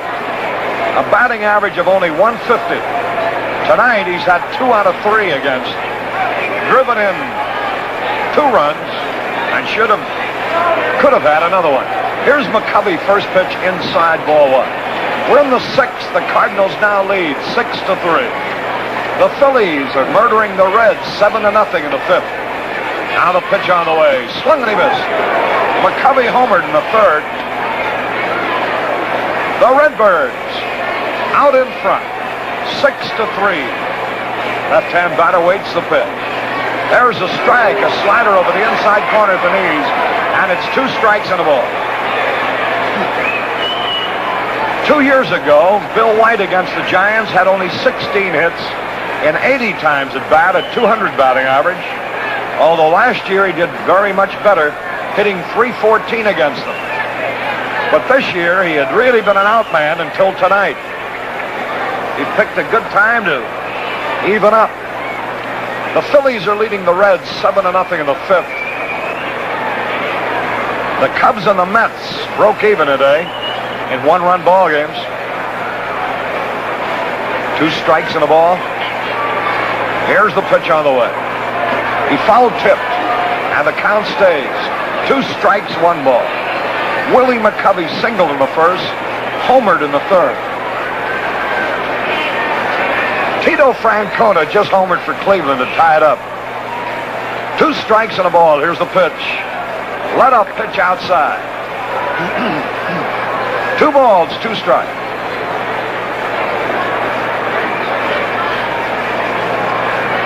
McCovey waits. Here's the pitch. He tapped it foul. He jammed him with a fastball that time, right in on his fist. 2 balls, 2 strikes. Nobody on, nobody out. We're in the 6th. Cardinals out in front, 6-3. Trying for their 4th in a row. Here's the pitch. There she goes, way back. It might be out of here. Flood near the wall has got a chance, and he makes the play. McCovey, fly deep to Flood. On the warning track and dead center at the 422-foot mark. That's 1 away. Here's Orlando Cepeda, nothing out of 2. Right-hand batter. We're in the 6th. Bob Gibson gets set. Here's the pitch on the way. It's a strike over the outside corner. Cepeda didn't like it. 1 strike and a ball.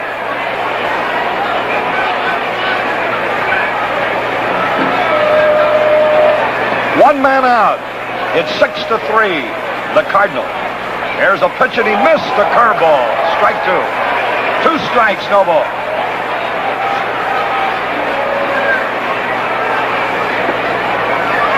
Orlando Cepeda, right-hand batter, hitting .330 for the year. Here's the pitch.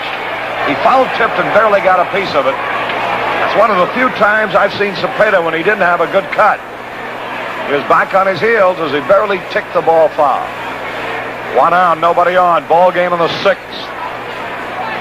The Cardinals are leading 6-3. Now the pitch. A bouncing ball foul. Whitey Lockman, coaching at third base, recovers the ball.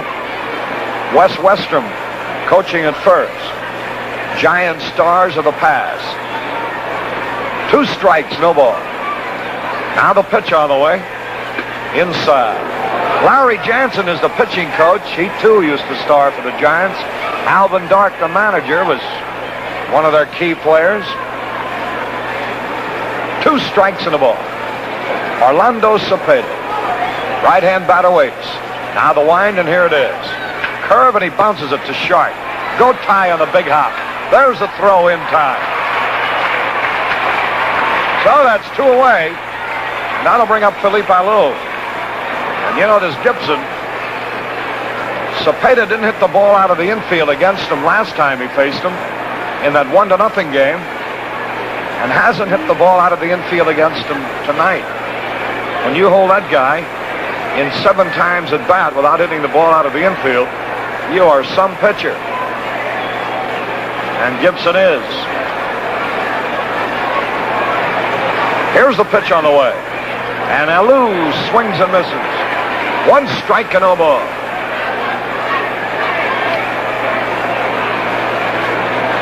Felipe Alou. Gibson's pitch. Let up and drilled into left field. Here comes Musial. He dives, can't reach the ball, a base hit. Flood recovers it, it's a double. Alou double past Musial, who gave it a great try but couldn't reach it.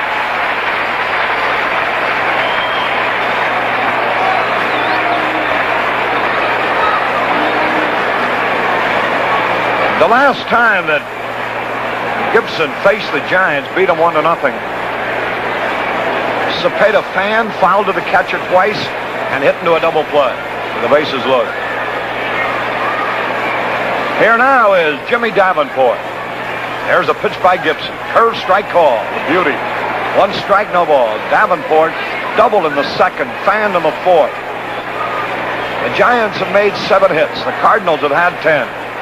Here comes Bill White in to talk to Bob Gibson. Gibson shooting for his 7th victory of the season. Last year he won 13. The score is 6-3. Jimmy Davenport, the hitter. White's conversation with Gibson now has ended. 1 strike and no ball. Right-hand batter waits. From the belt, here's the pitch. It's a fastball a little bit high. That evens it up at a ball and a strike. Cleveland has taken a 9-8 lead in the 7th over the Red Sox. They once led 6-0. Now the stretch, the 1-1 pitch. Here it is to Davenport. Swung, and there's a drive. Musial back near the wall. He's got a room, and he makes the catch. Musial went to the left field wall for Davenport's long drive. That ends the inning with 1 hit. No runs, no errors, and 1 left. We go to the bottom of the 6th. It's the Cardinals 6, the Giants 3. Folks, as I said before, tonight the number to call to make arrangements for a GFC Loan Company loan is Maine 14242. Tonight, everybody who wants to arrange a loan by phone is sure to be taken care of, because tonight, GFC is keeping all the lines on the main switchboard open, with friendly Bob Adams and all the boys from all 15 St. Louis area GFC offices on deck to serve you with the cash in a flash. There's umpteen phones in operation, so you're sure to be taken care of tonight. Call now, and $25,000 to $2,000 is yours. Yes, tonight, to accommodate you and everybody else who wants money, the main switchboard, Maine 14242, is open with 15 friendly GFC Loan Company men to serve you. All offices are open Monday and Friday evenings till 7:30. Also an office in East St. Louis where you can borrow up to $800 with a call to Bridge 11770. GFC Loan Company. Well, the crowd held down considerably by the day-long rain. 16,209 paid. The Cardinals are leading 6-3. Here's Kurt Flood to lead it off in the bottom of the 6th. Bobby Bolin, a right-hander, taking his warm-up tosses.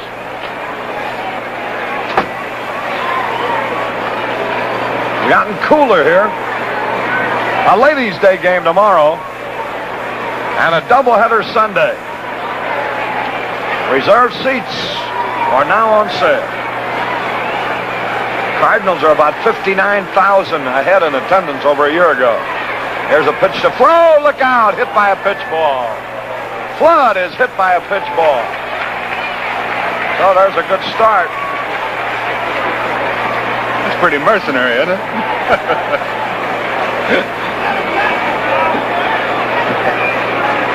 Kurt isn't hurt, so it's an easy base runner. And here's Javier, who set up that fifth inning with a single in the right field. Runner at first, nobody out. Javier waits. Bobby Bolin, a right-hander. Looks down, gets a sign. Here's a pitch he's going to bunt. It's a strike call, a curveball. One strike and no ball.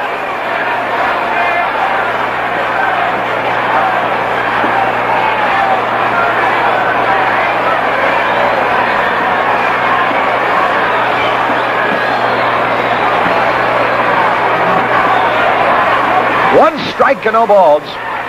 And the pitch to Julian now. He squares around a bunt. Now time is called.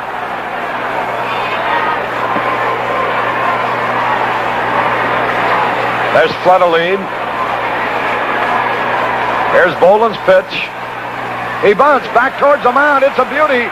The only play, first base, and he's out. Sacrifice by Javier. Beautifully done. The play went from Boland to Chuck Hiller covering the back. Here's Bill White, who's had a great night. He's hit the ball on the nose every time. 2 out of 3. Musial will be next.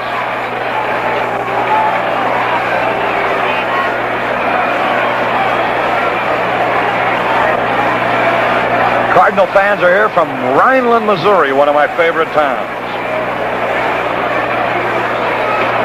Bill White waits. Here's the stretch by Boland. And now the pitch. Here it is. A curveball low, ball 1. Juan Marichal was knocked out. He allowed 6 runs and 10 hits in 4 2/3 innings. 1 ball, no strikes. 6-3 in favor of the Redbird. Bobby Boland getting ready. Now the stretch, the hesitation. Here's the pitch. He fooled him on a slow curve. Don Larson, a right-hander, formerly with the St. Louis Browns, who pitched a perfect game in the World Series with the Yankees. Now with the Giants, limbering up in the bullpen. 1 ball, 1 strike. Here's the pitch to White. Another slow curve, bounced down to the second baseman. Hiller's got it over to first in time. So it's up to Musial now.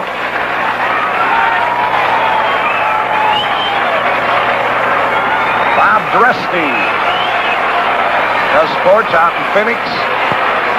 Here with his family, watching the ball game tonight. Phoenix, Arizona.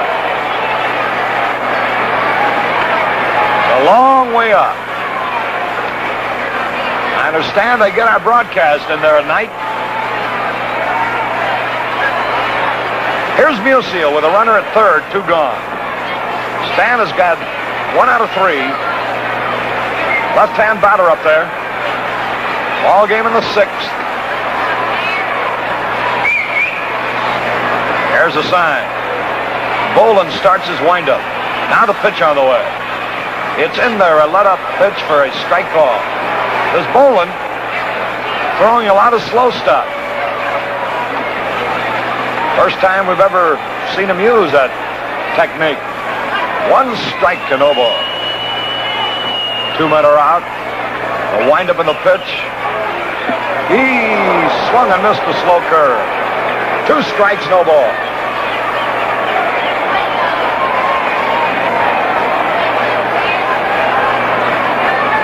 Two men are out. 6-3 in favor of the Cardinals. Left-hand batter digging in. Stan Musial. Bobby Boland, lanky right-hander. Goes into the windup, the pitch. Fastball, low. And it's 2 strikes and a ball. The ball popped out of Tom Holler's glove, but nothing happened.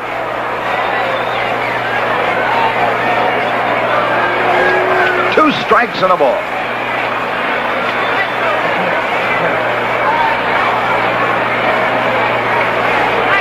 Boland is set. Now the windup. Here's the pitch. High outside. Another change of pace.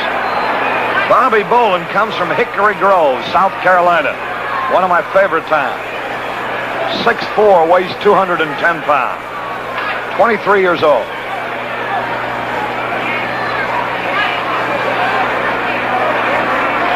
Two balls, two strikes.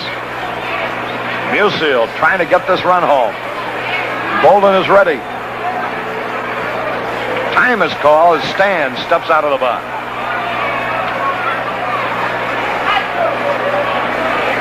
Here's the 2-2 pitch on the way. Struck him out on a slow curve. Musial goes down swinging. So it is no runs, no hits, no errors, one left. At the end of 6, Cardinals 6, Giants 3. You know, we all have our favorites. Ball players have favorite ballparks. You have a favorite vacation spot, perhaps, a place you're happy as soon as you see it. Or you have a favorite kind of car. Well, if you like beer, you have a favorite beer. I have. And I'd like it to be your favorite, too. Tell you, if you really like beer, you're going to like Busch Bavarian, or perhaps you already do. Because it drinks good. That's the Bavarian way of saying Busch Bavarian is a pleasure to drink. Gives you more true beer taste, more deep down heartiness, and more real satisfaction. Not just that first glass, but glass after glass. How about it? Why not make Busch Bavarian your favorite too? It's America's most refreshing beer, Busch Bavarian. Drinks good. Unusually good. Here at the ballpark, the Cardinals have out-hit the Giants 10-7. Lead the Giants 6-3 at the end of 6, and we'll pause for station identification right here. This is the Cardinals Baseball Network. This is KMOX AM and FM St. Louis. How many freight experts on your staff? As many as you need to solve shipping problems. Courtesy Wabash. A call to Wabash puts them to work.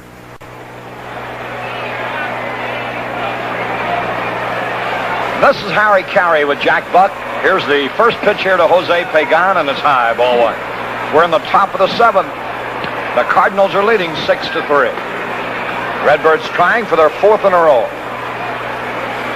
Now the wind. Here's the pitch. He swings and he misses. Gibson is fan 6. Busch Bavarian Beer, your host, along with dual filter Tarleton cigarettes. Jim Perry, or Gaylord Perry, is warming up in the bullpen. Here's a strike 2 call to Jose Pagan.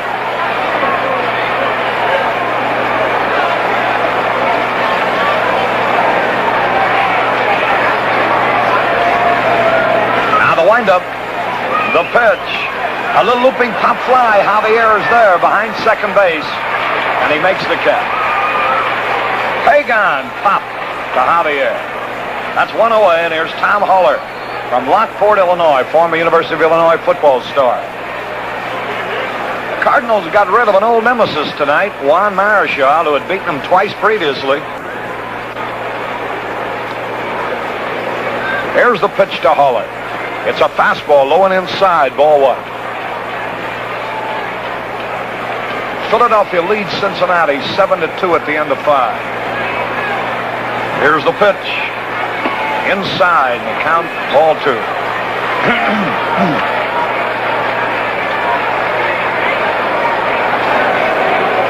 2 balls, no strikes on the left-hand hitter. Now the pitch is outside, ball 3.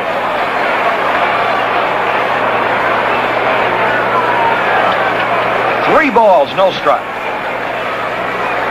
Tom Huller, left-hand batter. Here's the pitch. Way outside, he walked him. That's the first pass given up by Gibson. Let's see who the pinch hitter is going to be. Mota, maybe. Matty Alou. Matty Alou, the younger brother of Philippe. Matty Alou, batting for 4. 23 years old, an outfielder. Batting here for Bobby Bolin. Matty Alou is hitting .256. No homers and 4 runs batted in. He was hurt for about 3 weeks.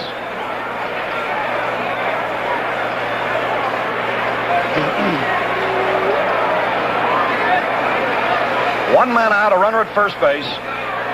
Ball game in the 7th. Here's the pitch. He takes a strike over the inside corner to knees. One strike and no ball. One gone. We're in the 7th. Footballer Don Owens. Here's a pitch lined in the left, a base hit. Matty Alou singles sharply into left field.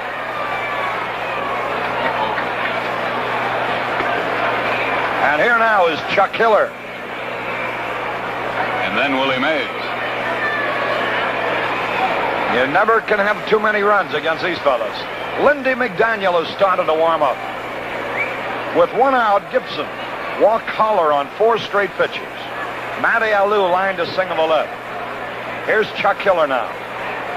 He's had 1 out of 3 left-handed batter. Here's the stretch. Gibson's delivery. A ground ball in the right, a base hit. Here's a man going to score. Up with the ball is Clemens. Fires towards the plate. He is safe. Chuck Hiller singles sharply into right field. Holler scored to make it 6-4. And here is Willie Mays. The tying runs on base, the leading run at the plate.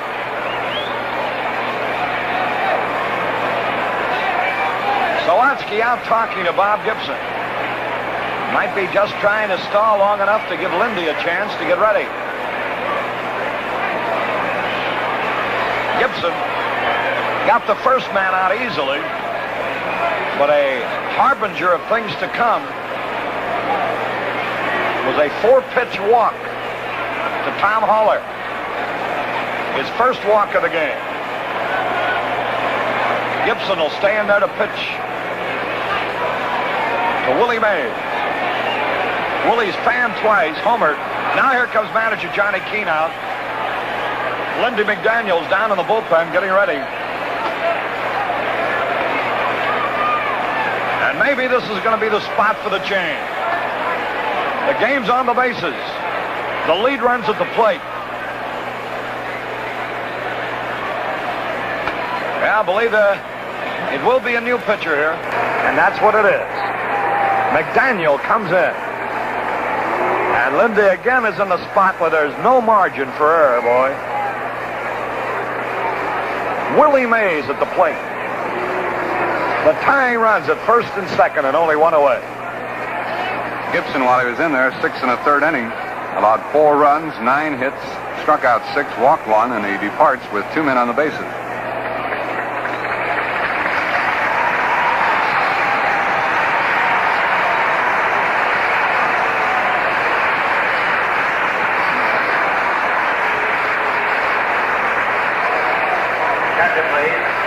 Lindy McDaniel. Replacing Bob Gibson. Lindy McDaniel. McDaniel has appeared now in 18 games. He's won 2, he's lost 3. He has saved 1 ball game. Bob Gibson is the pitcher of record as of now. Demeter just homered for the Phillies with a man on. And so they've increased their lead over the Reds to 9-2. Willie Mays now faces a fresh pitcher.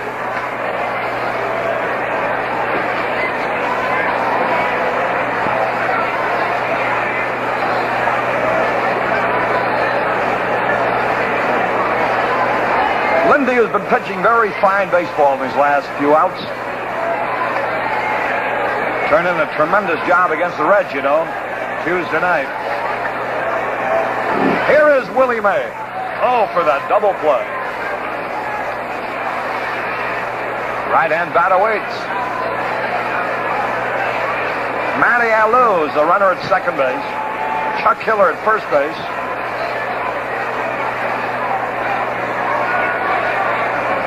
Here's Lindy getting set. Into the stretch he goes. And now the pitch. Here it is. A high pop foul. White might reach it. He's racing for it, running hard. He's there. He makes the catch. Here's Matty Alou going from second now to third after the catch. But we got the big man out. And there's two gone. Runners at first and third.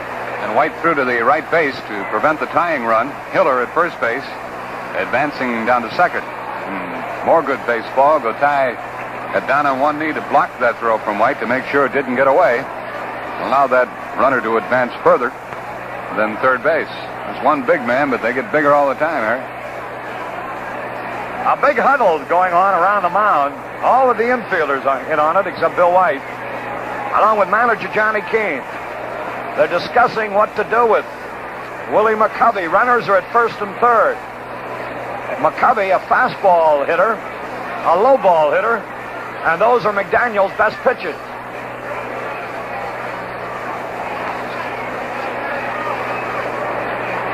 Stu Miller has gotten ready now.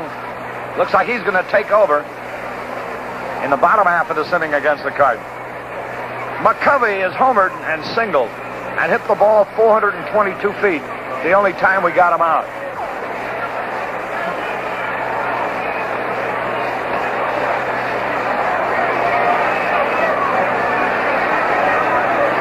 Here's the stretch. And Lindy's pitch to the left-handed batter is a strike, a fastball, just above the belt buckle. One strike and no ball. The outfield squared around towards right and very deep. One strike, no balls. Left-hand batter waiting. Lindy McDaniel gets set. The pitch on the way now. And here it is. Fouled back. He's way ahead of him. Two strikes, no ball. And Sawatsky goes out to talk to Lindy. Gotay is backing up McDaniel down there at short, Harry. Actually, he's on the second base side of the bag. If McCovey lines a single to center, Jack, it'll be an easy out because Gotay is on the second base side of the bag. Wonder if they know where he is. Two strikes, no ball. Now the stretch. Ready. And the pitch. Here it is. High pop foul again and back. Boy, he is. He's challenging him with his fastball. That's right. He's just pumping. He's thrown 3 fastballs, and Sawatsky's holding the target just a bit to the inside of the plate, Harry, but belt high. Just pumping that ball. 2 strikes, no balls. Left-hand batter waiting. Tying runs at first and third. Here's the stretch. And now the pitch to McCovey. And here it is. Low and inside, said the umpire. Sawatsky had started to walk off the field. Paul Pryor said no, and Sawatsky's arguing with him now. He aimed for that inside corner at the knees and just barely missed. 2 strikes and a ball. Runners at first and third. Now the stretch. The hesitation. Here's the pitch. On the way. Bounces in front of the plate. Nice stop in there by Sawatsky. 2 balls, 2 strikes. 6-4, the Cardinals lead. But the Giants are threatening. They've scored 1. They have runners at first and third. 2 out. McCovey the batter. Here's the stretch. The 2-2 pitch. Now, here it is. He struck him out. McCovey missed a high fastball. And there's a great job of relief pitching, boy. He got Mays and McCovey with the tying runs on base. And it's 1 run, 2 hits, no errors, and 2 left. We go into the bottom of the 7th. It's the Cardinals 6, the Giants 4. What's your favorite beer? Do-do-do. Everybody knows. What drinks good? Everybody knows Busch Bavarian drinks good. The Bavarian way to say it's a pleasure. The pleasure of more smooth taste, more deep heartiness, more real satisfaction. Busch Bavarian. Drinks good. Busch Bavarian. Drinks good. The Bavarian way of saying you get more taste, more heartiness, more satisfaction. drinks good. Bush Bavarian drinks good. How about some tonight? Bush Bavarian. Drinks good. Drinks good. Bush Bavarian drinks good. 346 children. 17,555. Cardinals and the Giants. Thank you very much. Your host, Bush Bavarian beer, along with dual-filtered Tarleton cigarettes. We're going to the bottom of the seventh, and Don Larson is the new pitcher.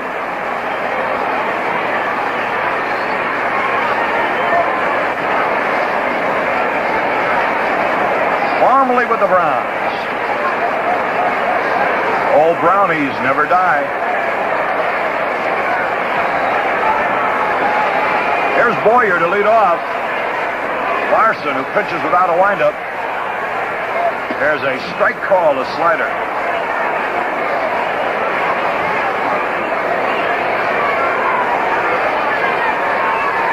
Larson, 33 years old now. Stands 6'4", weighs 230. One strike, no balls. Here's the pitch. A ground ball back off his leg, and Boyer's going to be safe. Larson just didn't get down on that. Ball wasn't hit very hard, but it is a hit. Larson wasn't in position to field the ball. And so there's a runner at first now with nobody out, and here's Carl Sawatsky. Redbirds leading 6-4. Just think, one like that, Harry, would have spoiled that perfect game he pitched in the World Series, huh? Well, what a performance that was. The rarities of all rarities, a perfect game, and then to have it in a World Series.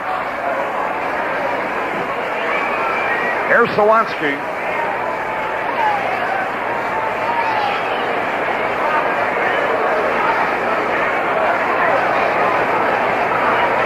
Carl has had one hit, 1 out of 3. Left-hand batter up there, the stretch. Here's Larson's pitch. Swings and he pops a foul back and out of play. 1 strike and no ball. Larson was a losing pitcher in a ball game in Chicago Wednesday. Walked 4 men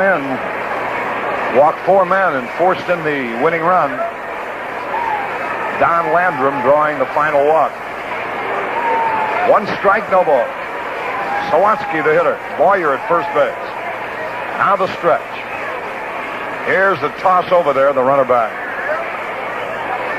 Don Larson. With the Browns in 53. Then when the Browns are moved to Baltimore, he was with Baltimore in 54. Back to the minors in 55. Here's the stretch. Pitch now to Sawatsky. Strike is called, a fastball at the knee. Larson was traded along with pitcher Mike Bliska and Bob Turley, catcher Darrell Johnson, first baseman Dick Krahowski, shortstop Billy Hunter, and outfielder Ted Del Guercio and Jim Fridley. Here's a pitch. Sawatsky takes it outside.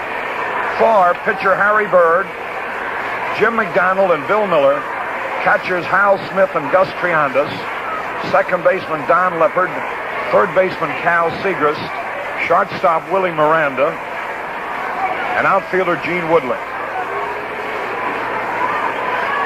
Triandas, I guess, is all that the Orioles have left. 2 strikes and a ball. And the pitch to Sawatsky. Foul tipped into a strikeout. Sawatsky goes down swinging. 1 away. And here's Julio Gotay. He's had 2 out of 3.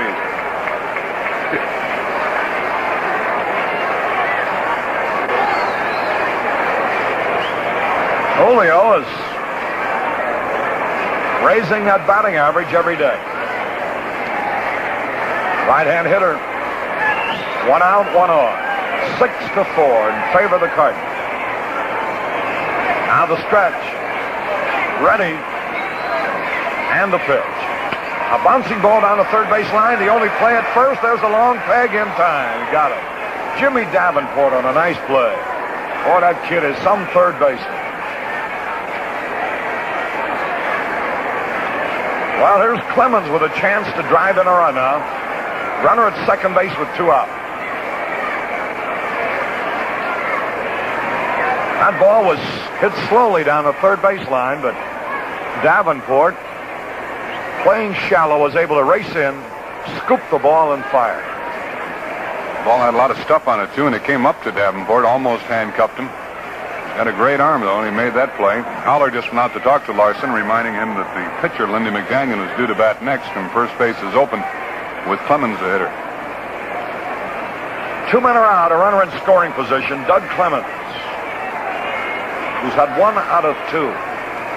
Left-hand batter up there. Now the stretch. And the pitch. It's outside, ball 1. He's not going to get a good ball to hit. You can almost bet on that. First base is open. 1 ball, no strikes. Clemens walked in the 5th, flied out in the 4th. Got a fly ball triple when Mays lost the ball in the lights in the 2nd. Now Larson gets ready. And the pitch. And here it is. Fastball outside, ball 2. 2 balls, no strike. They're going to put him on now. Clemens is going to be intentionally passed.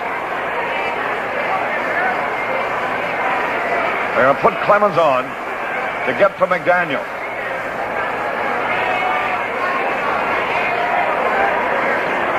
So it'll be runners at first and second with 2 out in the bottom of the 7th. Cardinals leading 6-4. The Giants have Cepeda, Felipe Alou, and Davenport coming up in the 8th.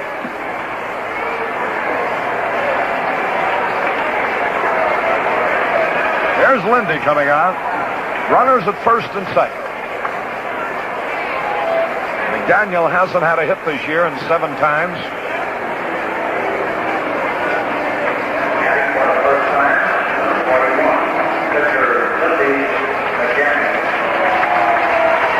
Catcher Haller goes out to talk to pitcher Larson.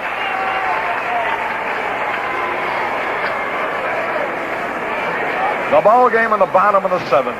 The Cardinals are leading 6-4.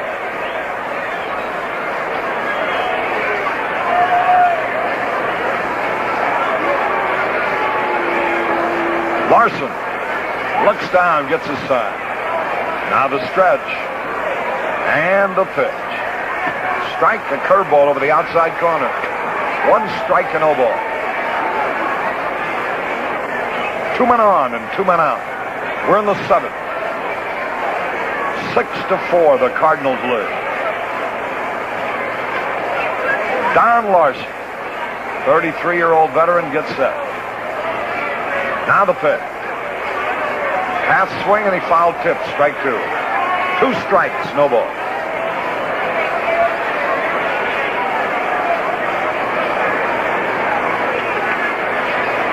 Cardinal fans and Busch Bavarian fans from Flint Hill, Missouri are on hand tonight. 2 strikes, no ball. Lindy McDaniel waiting. Now the pitch. And here it is. Inside fastball. 2 strikes and a ball. Bob Gibson started this ball game. Pitched 6 fine innings. Weakened in the 7th. Lindy came on to rescue him. Gibson is a pitcher of record as it stands right now. 2 strikes and a ball. The right-hand batter waiting. Now the pitch. And here it is. Struck him out. McDaniel goes down swinging. And it's 1 hit and no runs, no errors, 2 left. At the end of 7 full innings. The Cardinals 6, the Giants 4.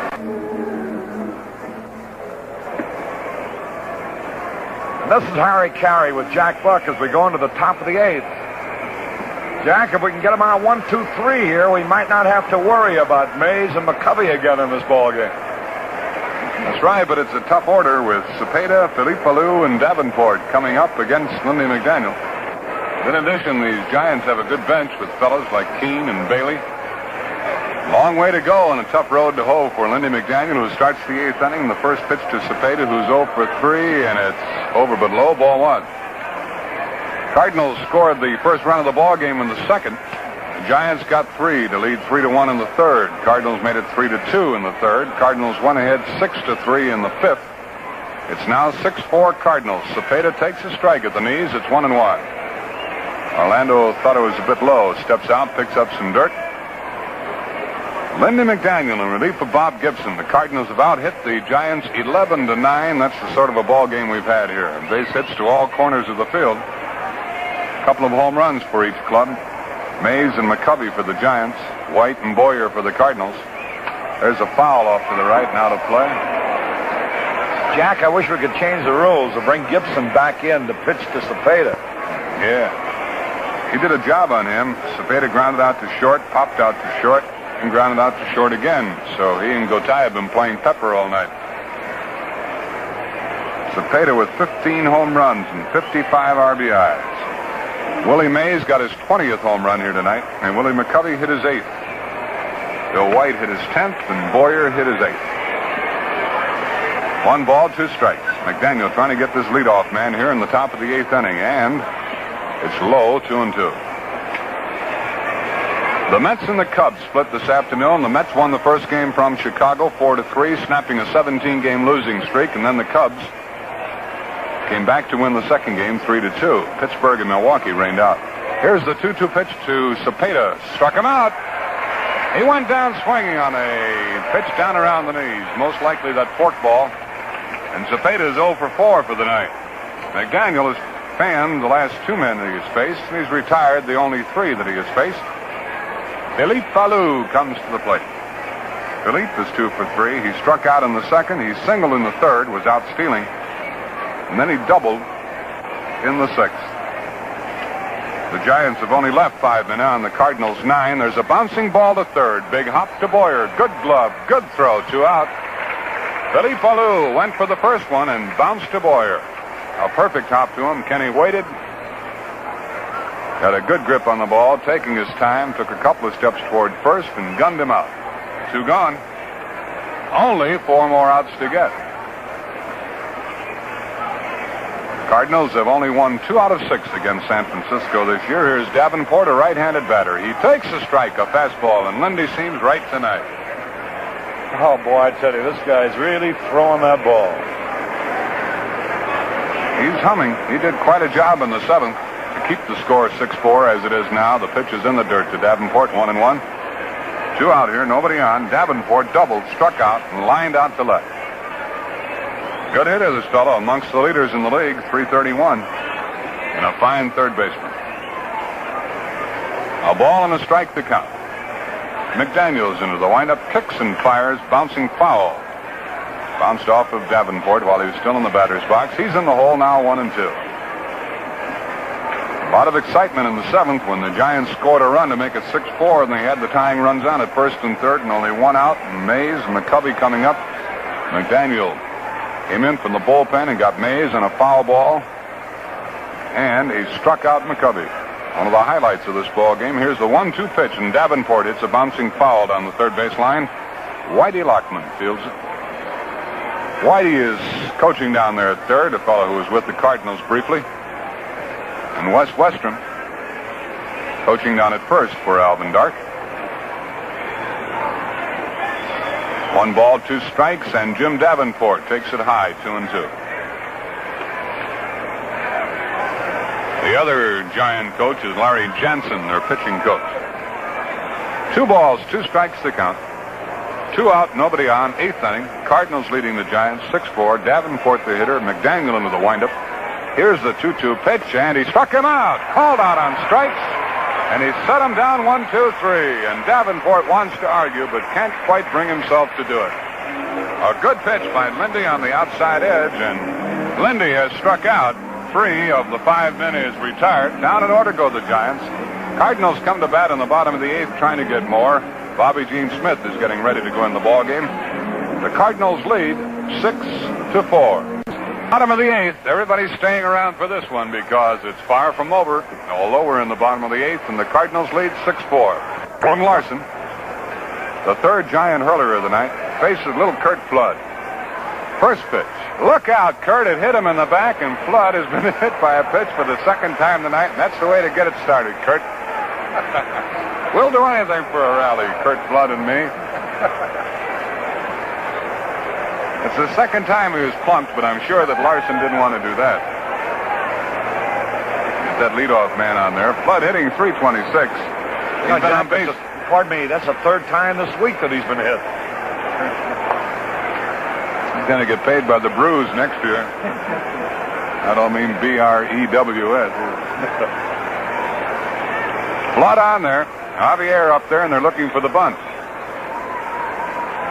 This is where the 6th inning started, but the Cardinals couldn't score. Haven't scored since the 5th. Javier, pitch out, but nothing doing as Flood scrambles back to first. They had a pitch out on, but Cepeda was coming in. You saw Haller had no one to throw to. Davenport charging in from third. The shortstop Pagan racing over to cover second. Hiller, the second baseman, going over to cover first, and Cepeda charging in. Everybody moving. Outfielders banking, getting ready to back up the throw. Javier has the thing about it 3 trips, a key hit in the 5th inning. Larson stepped off the rubber. Oftentimes a pitcher will do that to see if the batter will tip his hand. See if he'll move that bat, and the pitcher can learn if the bunt is still on. Flood on at first, nobody out. 6-4 Cardinals, 8th inning. To the belt is Larson. To the plate, Javier misses as he tries to bunt, and it's 1-1. I wouldn't be a bit surprised to see him swing away here the way they're rushing him, Jack. He hits that ball on the ground pretty much. By the way, Eddie Brosseau homered in the 9th inning for the Red Sox, and they've tied up Cleveland 9-9. Flood on at first. He might be going with the pitch. They might be putting on a hit and run or a bunt and run, because that Davenport is way in from third base. Don Larson, the big right-hander, checks the runner. Javier is going to bunt. He takes it low. Ball 2, 2-1. Squared around in bunting position long before Larson threw the ball. Had a good look at it and took it low. Nobody gone here in the 8th. Pittsburgh at Milwaukee rain. Boy, they've had some miserable weather up there this year. It was cold when we were up there last weekend. They were ice fishing in Lake Michigan.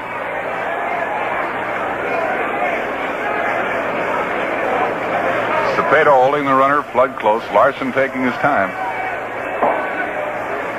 Larson's done a good deal to slow this game down.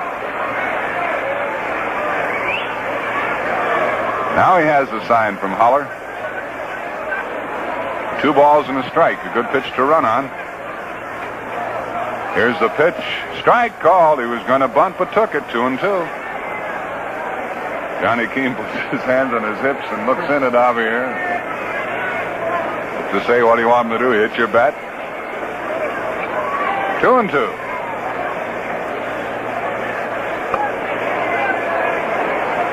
Bill White will be next. Flood hit by a pitch ball to start the inning. Javier with a 2-2 count. Here's the pitch. He's going to bunt again. He does down the first baseline. It's a tough one to cover first base, and he's safe at first. Cepeda charged in. Larson charged over. Hiller was a little bit late covering. He thought somebody else was going to get there. And by the time the second baseman covered the bag, Javier had scooted those 90 feet, and he was there with a base hit, bunting on a 2-2 count. Well, Hooley gambled on that and made it work. And winds up with a base hit for side. Who finally fielded the ball here? I think it was Cepeda, huh? Cepeda picked it up. Larson could have fielded it. Then when you looked down and saw Hiller and Javier racing for the bag, you knew that Javier would be in good shape. Actually, Hiller got there before him, but Cepeda had to wait a count before he could throw the ball. And now the batter is White, and he might be bunting.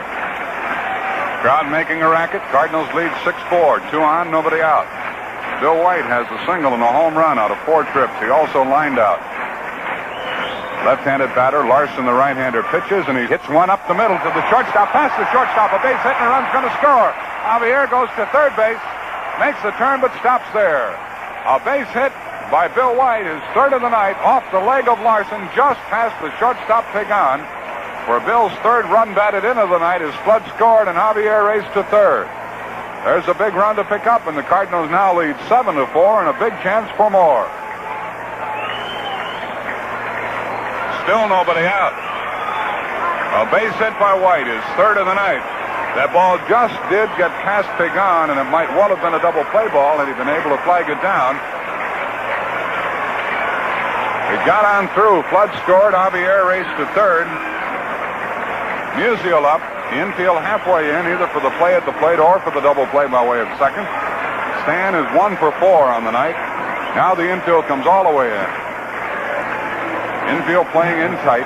Davenport, Pagan, Hiller, and McCovey. McCovey holding White close. A lot of room through the right side of that infield if Musial can pull it. Outfield deep to the right. 2 on and nobody out. Musial takes a strike. A good pitch on the outside corner. Plenty on it. Served up there by Larson. 1 run home. That was the 13th hit for the Cardinals tonight. The Cardinals now lead 7-4 here in the bottom of the 8th. Javier and White, 2 good base runners are at third and first. They lead away. Larson to Musial. Base hit into left. Another run scores on a single to left by Musial. And it's 8-4. That's Stan's second hit, and the Cardinals 14th. Still nobody out. A hit batsman started it. Then Javier singled with a bunt. White single. Musial single to drive in Javier. Stan's first run batted into the night. White stopped at second, and here's Boyer. Musial lifted for a pinch runner, Bobby Gene Smith.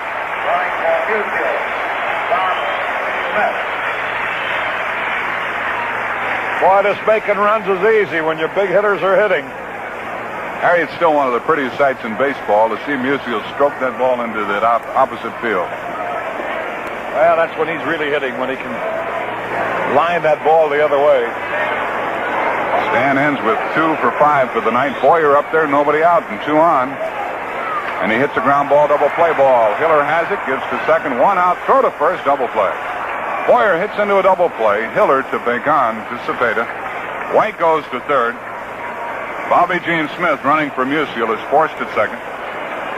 And Boyer double up at first, and that'll put it up to Carl Sawatsky here. 2 runs home, and the Cardinals lead 8-4, and you still can't get enough against this ball club.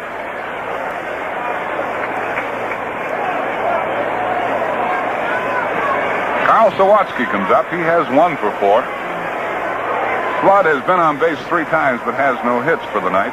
Javier 2 for 4. White 3 out of 5. Musial 2 out of 5. Boyer 2 out of 5. Sawatsky 1 for 4. Gotay 2 for 4. Clemens 1 out of 2. And Gibson had a hit. Base hits all over the place here tonight. White on at third, 2 out, and the pitch to Sawatsky is a strike. A slider caught the outside corner.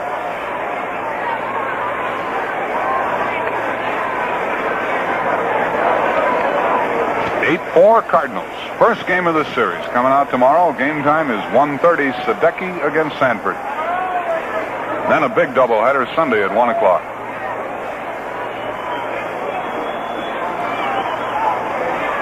Larson checks the runner at third and now pitches to Sawatsky. A fly ball to very deep center field. Going to be caught by Mays in front of the wall, and he has it. Sawatsky flies to center. And the rally died in a hurry but produced 2 runs. On 3 hits. No errors. 1 left. At the end of 8 innings, Cardinals 8, Giants 4. Well, the stage is set for the 9th inning here, and Lindy McDaniel is in the ballgame, trying to preserve the win for Bob Gibson, who would become the first 7-game winner of the Cardinals. If McDaniel falters, Ed Bauda will be the pitcher. He's getting ready down in the bullpen.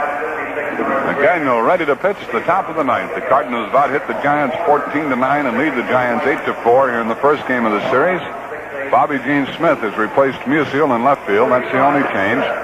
Carl Sawatsky comes out to take the warm-up tosses of McDaniel. For the Giants, it's the last three in the batting order, starting with Pagan, and then the catcher Holler, and then likely a pinch hitter. And here to tell you what happens in the top of the ninth, tell you if the Cardinals win it, go behind, or are tied, is Harry Caray. Okay, Jack, these are the three men we want to get in a row here so that we don't have to worry about the top of the batting order.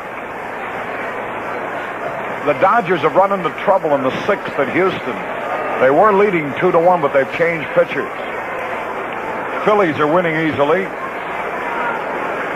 Everybody expected that Koufax, because of the poor lights in Houston, to have a picnic down there, but he's had nothing but trouble. That cold ball club really battled you. Here's Pagan. He's had nothing out of three. First pitch by Lindy. A bouncing ball foul off to the left, strike one. Whitey Lockman goes over. The ball rolls by him, and Red Shandies recovers it. One strike and no ball.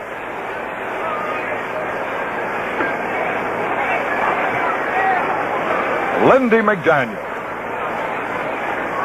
Lindy the saver today. Here's the pitch. A slow tap. Lindy off the mound has it. Fires to first base in time. McDaniel throws out Pagan. That's 6 men in a row that McDaniel has retired without anybody hitting the ball out of the infield. 3 of them he's retired himself on strikes. A 4th he threw out at first base. Here now is Tom Holler. Nothing out of 2. Left-hand batter hitting .247. He's had 5 homers and 12 RBIs. The pitch on the way. Strike. A good fastball at the knees. 1 strike and no ball. 1 out.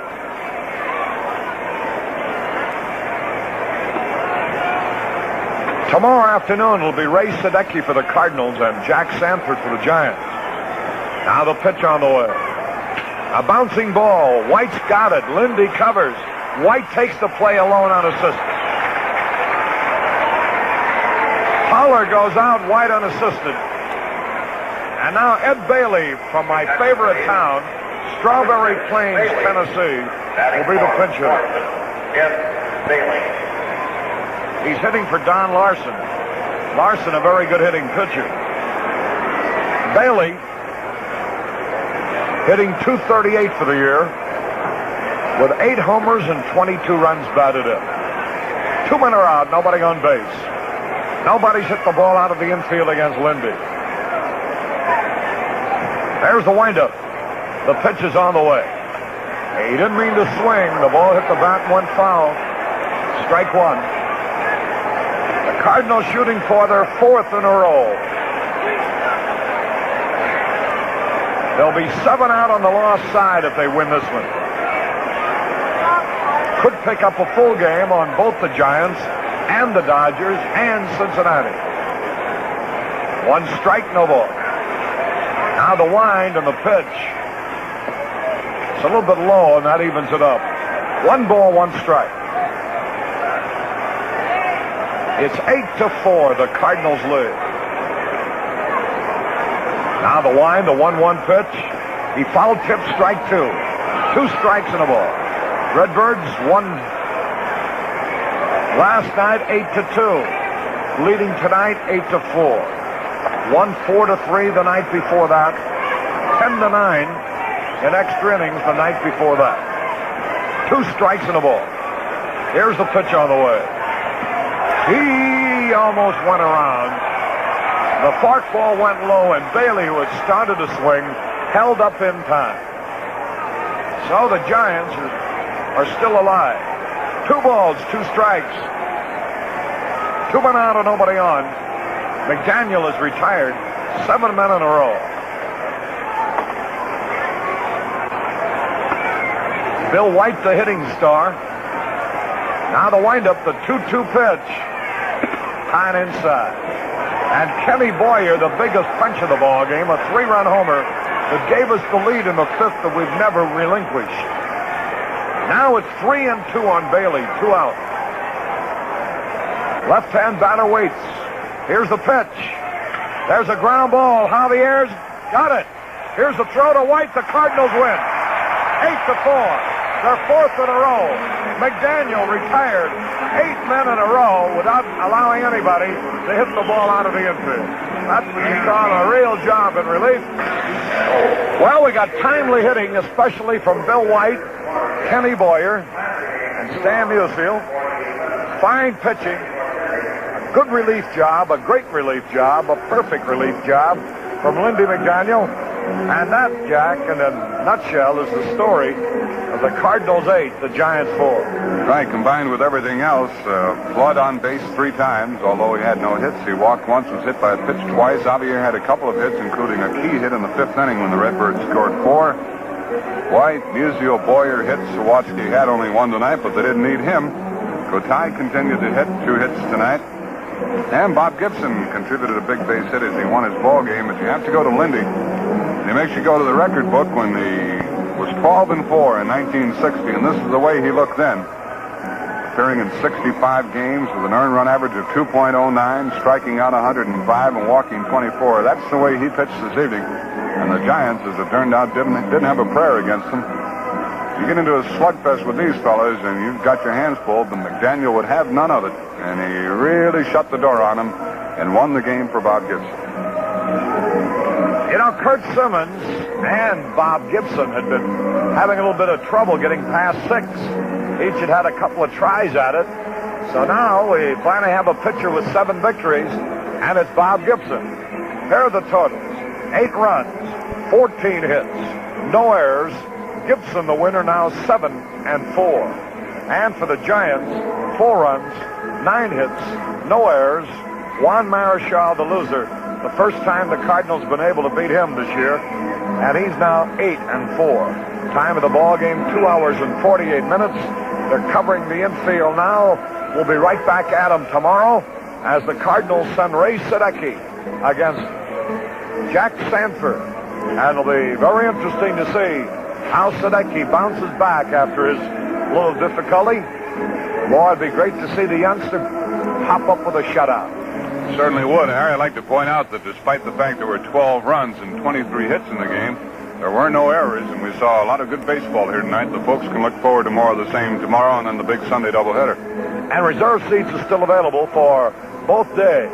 Tomorrow, you know, it's a 1:30 ladies' day game.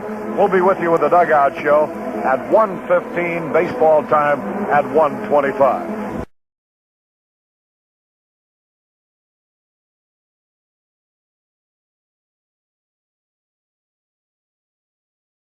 This is Joe Garagiola along with George Kell welcoming you to the 7th game of the 1962 World Series. This is it. Forget the rest of the season. Forget the playoffs, the averages, what you did in this ballpark, that ballpark. It's all wrapped up today. And it'll be Ralph Terry for the Yankees and Jack Sanford for the San Francisco Giants. Sky is high here. There's not a cloud in the sky. And it's blowing from left field to right field, and they will be shading towards the right field line. Now, this broadcast is authorized under broadcasting rights granted by the Commissioner of Baseball solely for the entertainment of our listening audience, and any publication, rebroadcast, or other use of the descriptions and accounts of this game without the express consent of the Commissioner is prohibited. The grass has been cut in the outfield. Yesterday, it was not cut in the outfield. It was still a bit damp. The ground crew couldn't get out there, but they were able to work on it. And this ground crew, you certainly have to tip your hats to them. They have really been putting in the extra hours, extra work, and extra detail to get this field in the great shape that it is. The outfield grass is cut, and that was another thing that the outfielders were concerned about. Just how would that ball react once it scooted off that grass? It's a little bit faster than it was yesterday, but not that much is the way the ball players were saying it. The thing that is bothering the outfielders more than anything is the wind. The lineups for this big 7th game of the World Series. For the Yankees, it's the same lineup that Ralph Houck has been using throughout the series. Kubek leads off at shortstop. Batting second, it's the second baseman, Bobby Richardson. Batting third, it's the left fielder, Tom Tresh. Tresh in left field. Batting fourth, it's the center fielder, Mickey Mantle. Mantle in center field. Batting fifth, the right fielder, Roger Maris. Maris in right field. Batting sixth, the catcher, Elston Howard. Howard, the catcher. Batting seventh, it's Moose Skowron, the first baseman. Skowron at first base. Batting eighth, it's the third baseman, Cletus Boyer. Boyer at third base. And batting ninth, it's the pitcher, Ralph Terry. For the San Francisco Giants, leading off, it's Philippe Alou, A-L-O-U, Philippe Alou in right field. Batting second, the second baseman, Chuck Hiller. Hiller, the second baseman. Batting third, the center fielder, Willie Mays. Mays in center field. Batting fourth, the left fielder, McCubby. Willie McCubby in left field. Batting fifth, the first baseman, Orlando Cepeda. Cepeda at first base. Batting sixth, it's the catcher, Haller. Tom Haller, the catcher. Batting seventh, the third baseman, Jim Davenport. Davenport at third base. Batting eighth, it's the shortstop, Jose Pagan. Pagan, the shortstop. And batting ninth, it's the pitcher, Jack Sanford. Sanford against Ralph Terry. Both ball clubs certainly keyed up for this ball game. That has to be the understatement of the year. How do you get up? Or get up any more for a ball game than these ball clubs have for this one? The Giants, they've been counted out 900 times during the regular season. They kept coming back, coming back. This whole series has been one of really alternating victories. That's the way it's been. The Yankees won the first game by the score of 6-2. Giants came back to win the second one, 2-0. Yankees won the third game, 3-2. Giants won the fourth game, 7-3. Yankees won the fifth game, 5-3. And yesterday, the Giants won it behind Billy Pierce, 5-2. And today, this is it. One whole year wrapped up in one ball game. The umpires just making their way out, coming down that first base line. Manager Ralph Houck of the New York Yankees comes out of the dugout from the third base side, ready to hand in the lineup card. And Whitey Lockman, a coach for manager Alvin Dark, hands in the Giant lineup to Big Stan Landis, who'll be the plate umpire. So the stage is set. Sanford against Terry. Jack Sanford on the mound does a little of the work that the groundskeeper's been doing for a couple days. He digs a favorite spot on the pitching slab. Pitchers like to do it. Hitters like to do it in the batter's box to find that comfortable spot. And George Kell, I kind of imagine that until you get that first ground ball or get hit by that first foul tip, it's going to be a little tough to get comfortable for a game like this, because those butterflies certainly have to be flying around. There's no doubt about it, Joe. I was down on the field before the ball game, as you were, and the ball players seem to be a relaxed group of athletes, but they cannot be that relaxed here today in this all-important seventh ball game. As you said a moment ago, the entire season is wrapped up into one ball game here today. A lot of these fellas have been through it before, some of them going through it for the first time, but the tension has got to be the same for everybody. This is it, and they all feel it. And I think this feeling even prevails through this tremendous crowd here today, as the Giants, taking the field just a moment ago, they let out a tremendous roar, of course, for the hometown team, but they feel the tension right here in the stands. Tony Kubek stepping in to lead off for the Yankees here in the first inning. Sanford gets ready, and here's the first pitch of the ball game. He tries to bunt, and he misses. One strike to Kubek. Tony has a .280 batting average. He's been to the plate 25 times, and he has 7 hits. Tony has no home runs. He's batted in 1 run. This will be the third meeting in this series between Sanford and Terry. They've won 1 game each. Sanford won here in Candlestick, and Ralph back in New York. The pitch to Kubek. Outside, a fastball off the corner. 1 ball, 1 strike. In the first 2 ball games that Sanford pitched, he was behind the batters a lot, but he didn't walk many, coming in with a 2-0 pitch, most of the time with good pitches. Here's the pitch. Outside, another fastball to miss the corner. Ball 2 and strike 1. It'll be Kubek, Richardson, and Tommy Tresh for the Yankees here in the first inning. The 7th game of the 1962 World Series. Sanford ready. The 2-1 pitch. Here's a fly ball hit to center field. Willie Mays moving in. He's there, and he makes the catch. Tony Kubek out on a fly to center. That'll bring up the second baseman, Bobby Richardson. Bobby's a right-handed batter. He has a .160 batting average. 4 hits and 25 trips in this series. He has no home runs, no runs batted in. Giants play him straight away and not too deep. Everybody's going to play shallow in left field today. Here's the pitch to Bobby. Ball, it's inside, a curve ball. Missed the corner. 1 ball and no strikes. Willie McCovey is in left field for the Giants. Mays in center, and Felipe Alou playing in right field today. Sanford into the windup. Here's the 1-0 pitch. Curve down low. Got this one over the plate, but too low. Ball 2 and no strikes. Sanford didn't like the call on it too much.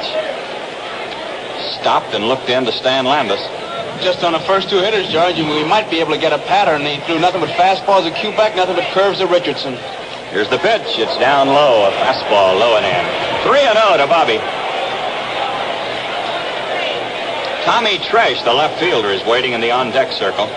Yankees batting in the first inning with 1 out and no one on. A ball 3 and a no-strike count. Sanford taking a little time, gets ready. Here's the pitch. Down low, he walked him. Bobby Richardson draws a walk. We'll put a runner at first base with 1 out. And the batter will be Tom Tresh, the left fielder. Tommy's batting average posted at .333 for this series. 8 hits and 24 trips. Tommy has 1 home run and 4 runs batted in. A home run, a 3-run homer coming against Sanford at Yankee Stadium. Tresh is a switch batter. He's batting left-handed against Sanford. Here's the pitch. Strike. He got a fastball over the outside corner. Davenport is playing in close at third. Jimmy's about even with the bag. Cepeda holds against the runner at first. And both Pagan and Hiller have moved in a couple of steps. They are cheating on the double play. Here's the 1-strike pitch. Outside. This one just off the corner. Sanford is aiming everything for the outside part of the plate to these left-handed batters. 1 ball and 1 strike. He's got a couple spots that'll help him out if he can get him to hit that ball into left field, because left center field, it's going to be a real tough job to hit one out of here the way that wind is blowing. Sanford checks his runner. Here's the 1-1 pitch. He swings and hits a pop fly behind third. Davenport is chasing it. He's over near the stands, and he makes the catch. Jimmy Davenport making a fine play as he stayed with that high pop fly, caught it, and crashed into the barrier. There's 2 down, and the batter will be Mickey Mantle. George, remember in that ball game over here, the second one, Tom Haller made some fine catches and some foul balls that stay in play. Anything that's hit towards the third base line, you better chase it because it'll blow back in play. Mantle with an .091 batting average. He's been to the plate 22 times. He has 2 hits. Mickey has no home runs in this series, no runs batted in. He's batting left-handed against Sanford. Here's a quick throw to first. Richardson back in time. Bobby at first base with 2 outs here in the first inning. There's no score. Sanford gets set. The pitch to Mantle. Ball, it's down low. 1 ball and no strikes. Some of the riders were kidding Houck on the bench before the ball game about using the same lineup every day. Ralph said, one thing I found out early in my managing career is go with the best you have every day. Don't shuffle the lineup around. Just put the best you've got in there and play them. 1 ball, no strikes. The pitch to Mickey. Strike. He got a fastball over it. Right down the middle of that one. The Giants are deep and around to the right for Mantle.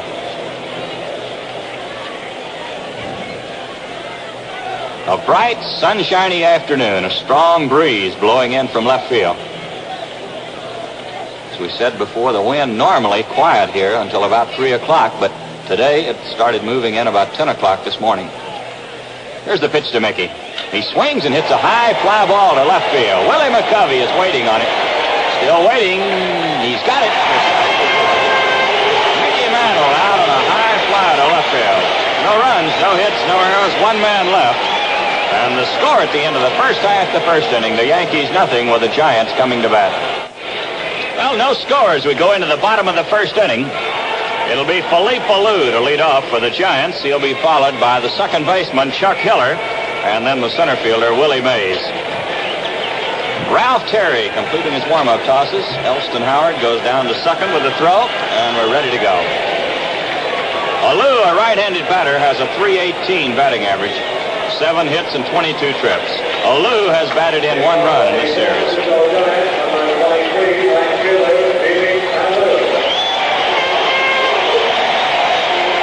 A very large and enthusiastic crowd on hand here today, and needless to say, giant rooters here. Ralph Terry gets ready. The pitch to Alou. He swings and pops it up behind the plate. There's Howard coming back. It's going to be out of play. This one back in the crowd. 1 strike to Alou. Terry won 23 ball games and lost 12 during the regular season. And as we said previously, he's won 1 and lost 1 in this World Series. Alou taking a little time before he gets back in.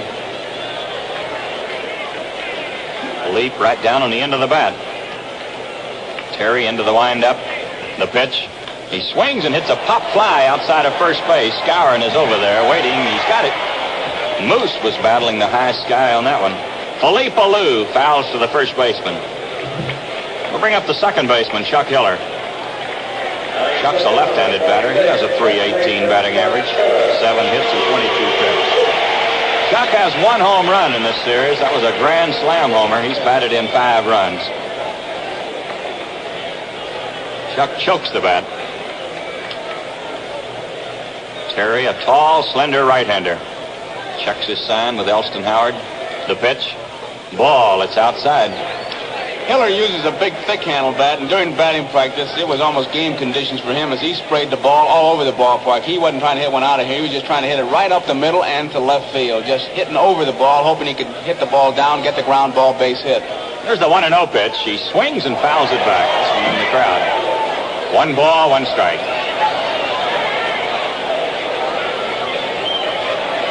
Chuck has had a couple of hits in the left field, and the Yankees are playing him that way. Didn't get a chance to ask Alvin Dark, but I just wonder if it was on orders from him, George, but batting practice was no playful matter with these Giants. Larry Jansen threw a lot of curveballs, and they were trying to do something with him. The pitch to Hiller. He swings and hits a high fly ball down the left field line. Here's Tresh racing into foul territory. He can't get it. The ball is in the seats. 1 ball and 2 strikes to Hiller. Tresh had a little bit of trouble as he got near the bullpen. There was no chance to make the play, but I say trouble because he stumbled on the mound, and he's kind of flexing his legs out there now because it's a high mound in the bullpen, and he stumbled as he got near the wall. The wind does not seem to be blowing quite as hard now as it did at the start of this ball game. One weatherman said here today the winds would be dying down during the afternoon. Terry gets ready. Here's the 1-2 pitch. Ball. It's down low. He got the fastball over, but too low. The count is even to Hiller at 2-2. We're in the bottom of the first inning. In case you joined us late, there's no score in the ball game. Giants batting, 1 out with no one on. Here's the 2-2 pitch. He swings and hits a bouncer to first. Skowron has it. Steps on the bag, and Chuck Hiller is out. Well, that's 2 down, and here's the center fielder, Willie Mays. Round of applause greeting Willie as he steps in. Mays, a tremendous favorite here in San Francisco, and well, he should be. Willie's batting average in this series posted at .250, 6 hits and 24 trips. Terry delivers. Here's a fly ball hit to left field. Tommy Tresh moving in. He's got it. The side's retired. Willie Mays sending a fly ball to Tresh in left field. No runs, no hits, no errors, no one left. And the score at the end of 1 full inning of play, the Giants nothing, the Yankees nothing. Now we move along into the top of the second inning. There's no score in the ball game. The Yankees had a base runner in the first inning. Bobby Richardson drew a walk, but he was stranded at first base as Tresh fouled to the third baseman and Mantle flied to left field. Roger Maris will be the leadoff man for the Yankees. He'll be followed by Elston Howard and then Bill Skowron. Raj has a .211 batting average, 4 hits and 19 trips. 1 home run and 5 runs batted in. Here's Sanford's first pitch. Ball. Strike. He went up for the right hand. Maris was going to bunt. He raced up in front of the box, took the pitch, and Landis went up with the right hand. Sanford ready. The pitch. Here's a line drive to the third baseman. Maris hit that one like a bullet.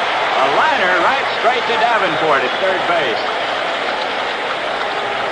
George, that'll not only make you talk to yourself, but you'll enjoy the conversation with yourself, because one guy over there, and he hit a shot, something that Maris has been trying to do most of the series, and hit the ball very hard. Normally, that would be a base hit, but Davenport playing wide of the bag, the only man over there in Lower Slobovia, and he comes up with the play. Maris really mumbling as he went back to the bench, and you can hardly blame him. I know what he's thinking, Joe. Only one man and about 150 feet there, and the ball hit like a bullet. He didn't have time to move, and it's right in his glove. Well, there's one away, and the batter will be Elston Howard. Ellie has a 176 batting average, 3 hits in this series and 17 trips. Strong right-handed batter. Here's the pitch. Foul ball. It's back on the screen. 1 strike.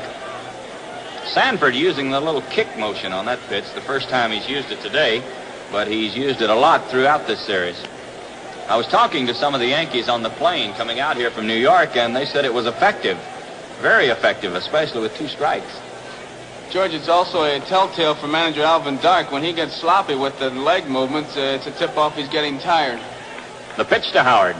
Here's a ground ball hit to the third baseman. Davenport flips it over to first. He's out. Elston Howard goes out. Davenport to Cepeda. That's 2 down, and the batter will be Bill Skowron.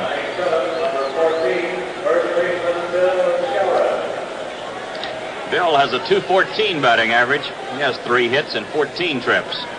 1 run batted in. Bill right down on the end of the bat.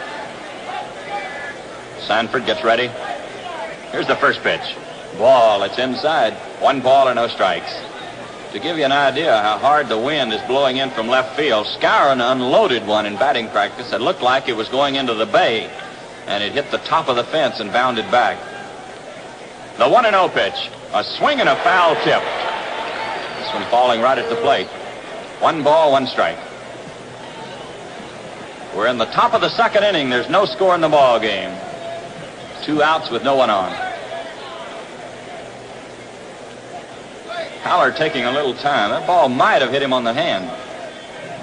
Did nick him, George, and he walked out to kind of get his bearings back as he flipped the ball to Sanford. Now he'll take a little bit of time giving the signs. 1 ball, 1 strike to Skowron. Sanford gets ready. Here's the pitch. Curveball, it's up high. Ball 2 and strike 1. Sanford had great success against Howard and Skowron at Yankee Stadium. He was keeping the curveball low and on the outside part of the plate, which is a good way to pitch anybody, Joe. Make an announcer out of all those guys. You keep it there. Sanford taking a little time as he looks in. Here's the 2-1 pitch. He swings and bounces it foul off to the left. That'll even the count at 2-2. How about those clubhouse meetings? When you get stuck, they always say, well, keep that fastball up and in. Be sure you get it in, and that curveball down. You got to get it down, though. And, of course, it's always high and tight, low and away, which is the perfect pitching pattern. If you could do that, that Hall of Fame would really be crowded. With pitchers? No hitters, definitely not. The only hitters that can hit that curveball low and outside is like Bob Skinner said. That's the ball players that have gone to announcing. They can hit that curveball low and outside. A ball 2 and a strike 2 count to Skowron. Sanford taking too much time to suit Bill, so he steps out. Moose just takes 1 step out of the box and looks out to Sanford as if to say, what's the reason for the delay? Now he's back in. Here's the 2-2 pitch. Inside, he got the fastball too close. 3-2 to Bill. 2 outs with no one on here in the top of the second inning. There's no score. The 7th and final game of this 1962 World Series. Sanford ready. The pitch. Here's a ground ball hit slowly to the shortstop. Pagan has it to throw to first. He's out. Bill Skowron goes out, short to first. No runs, no hits, no errors, no one left. And the score at the end of the first half to second inning, the Yankees nothing, the Giants nothing. Well, we move along into the bottom of the second inning. No score in the ball game. Willie McCovey will lead off for the Giants. He'll be followed by Orlando Cepeda, and then the catcher, Tom Haller. It's Sanford against Terry here today in the 7th game. These pitchers meeting for the 3rd time in this World Series. They each have a win. McCovey, a big left-handed batter, has a 182 batting average. Willie has 2 hits in the series and 11 trips. He has 1 home run and 1 run batted in. The homer coming against Terry here at Candlestick Park. The Yankees move deep and far to the right for McCovey. Here's the first pitch. Ball outside. 1 ball and no strikes. Terry, of course, will be trying to keep everything away from Willie. He'll want to hit that outside corner. McCovey looking for something inside that he can pull down that right field line. Here's the 1-0 pitch. He swings and pops it up outside of first base. Here's Howard chasing it along with Scour, and Elston Howard is going to make the play on it. He does. A tough play for Howard as he was looking right up into the sun over near the Giant dugout, but he made the catch.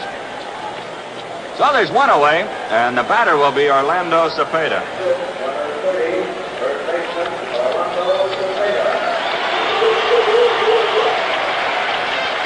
Orlando's batting average at 188. He has 3 hits in 16 trips. All 3 of Orlando's hits coming in yesterday's game. He has 2 runs batted in. Terry ready. The pitch. Here's a ground ball hit down the third base line. It's foul. Boyer moving across the line. A 1-strike count. Orlando was having some fun in the clubhouse after the game, kidding with the newspaper man that how come they waited until yesterday to come around. He said, I've been with the club all World Series, nobody come around. Of course, somebody just finally honestly gave the answer. He said, keep hitting and they'll be around. Don't hit and we'll see you. Here's the 1-strike pitch. Curve, it's in the dirt. Elston Howard goes down on both knees to block this one. 1 ball, 1 strike. The Yankees shade him a little bit to right center. Mickey Mantle just a little bit to the right of second base, deep in the outfield. Here's the 1-1 pitch. Strike 2. He cut the corner with a good hard slider. 1 ball, 2 strikes. Cepeda hits very deep in the box. Terry ready. The 1-2 pitch. Curve down low. That'll even the count at 2-2. Bottom of the 2nd inning. There's 1 out with no one on. There's no score in the ball game. Only 1 base runner so far in this game. Bobby Richardson drew a walk in the 1st inning. Terry looking in. Here's the 2-2 pitch. He swings and foul tips it right into the mid of Elston Howard. A strikeout for Ralph Terry. That's 2 down, and the batter will be the catcher, Tom Haller. Tom has a .364 batting average, 4 hits and 11 trips. He has 1 home run and 3 runs batted in. Tom's a tall left-handed batter.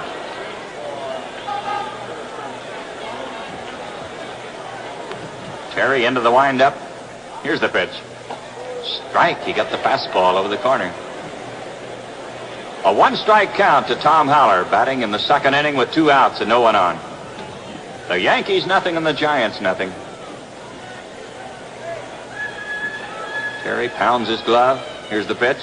High pop fly behind shortstop. Kubek drifting back, shades his eyes. He's got it. The side's retired. Tom Haller pops to the shortstop. No runs, no hits, no errors, no one left. And the score at the end of 2, the Giants nothing, the Yankees nothing. Well, at the end of 2, there's no score. For the Yankees, no runs, no hits, no errors. For the Giants, no runs, no hits, no errors. It'll be Cletus Boyer to lead off. He'll be followed by Ralph Terry and then Tony Kubek. Jack Sanford still taking his warm-up tosses. Jack was a little slow getting out to the mound. Tom Haller makes the throw down to second base. Cleet Boyer steps in. We're ready to go here in the top of the 3rd inning. Boy, this is it. All the pitchers are in the bullpen today. Even Billy Pierce for the Giants and Whitey Ford for the Yankees both said they would be ready to go again today. Boyer, a right-handed batter, he has a .278 batting average. Cleet has 5 hits in the series and 18 trips. Here's a line drive to right. Alou is there and he makes the catch. Boyer hit that one like a bullet, right straight to Alou in right field. one away. And the batter will be Ralph Terry. Here's Ralph coming on. Stops at the on-deck circle to get some rosin on his hands. Willie Mays is a quarterback as far as the outfield is concerned, moving the guys around. He just moved McCovey in. Willie plays pretty deep for just about everybody. And with Ralph Terry up there, Willie Mays wanting McCovey to move in because that wind is blowing directly in. A real tough job to hit one hard in the left field to get over his head. Terry, a right-handed batter. Sanford ready. Here's the first pitch. Strike. He got a fastball right down the middle. A one-strike count to Ralph Terry. He's batting with one out and no one on in the third inning. No score in the ball game. Sanford looking in. Here's the pitch. Strike two. He caught the corner with this one. A strike two count. The Giants have shortened up all around. McCovey, Mays, and Alou shortened up and playing Ralph a little bit to right field. Sanford checks the sign. Here's the two-strike pitch. A swing and a miss. He tried to check it, but he'd gone too far on the low curveball. Terry goes down swinging. It's the first strikeout in the ball game for Sanford. There's two down, and the batter will be Tony Kubek. Tony sent a fly ball to Willie Mays his first time at bat.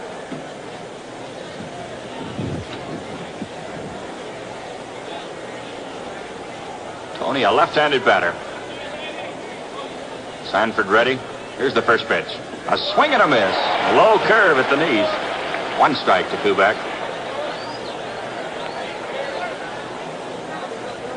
The umpires today, Stan Landis is behind the plate, Jim Honachik at first base, Al Barlick at second base, Charlie Berry at third, Ken Burkhardt and Hank Soar down the lines. Here's a fastball outside. One ball and one strike to Kubek. Ken Burkhardt down the left field line and Hank Soar down the right field line.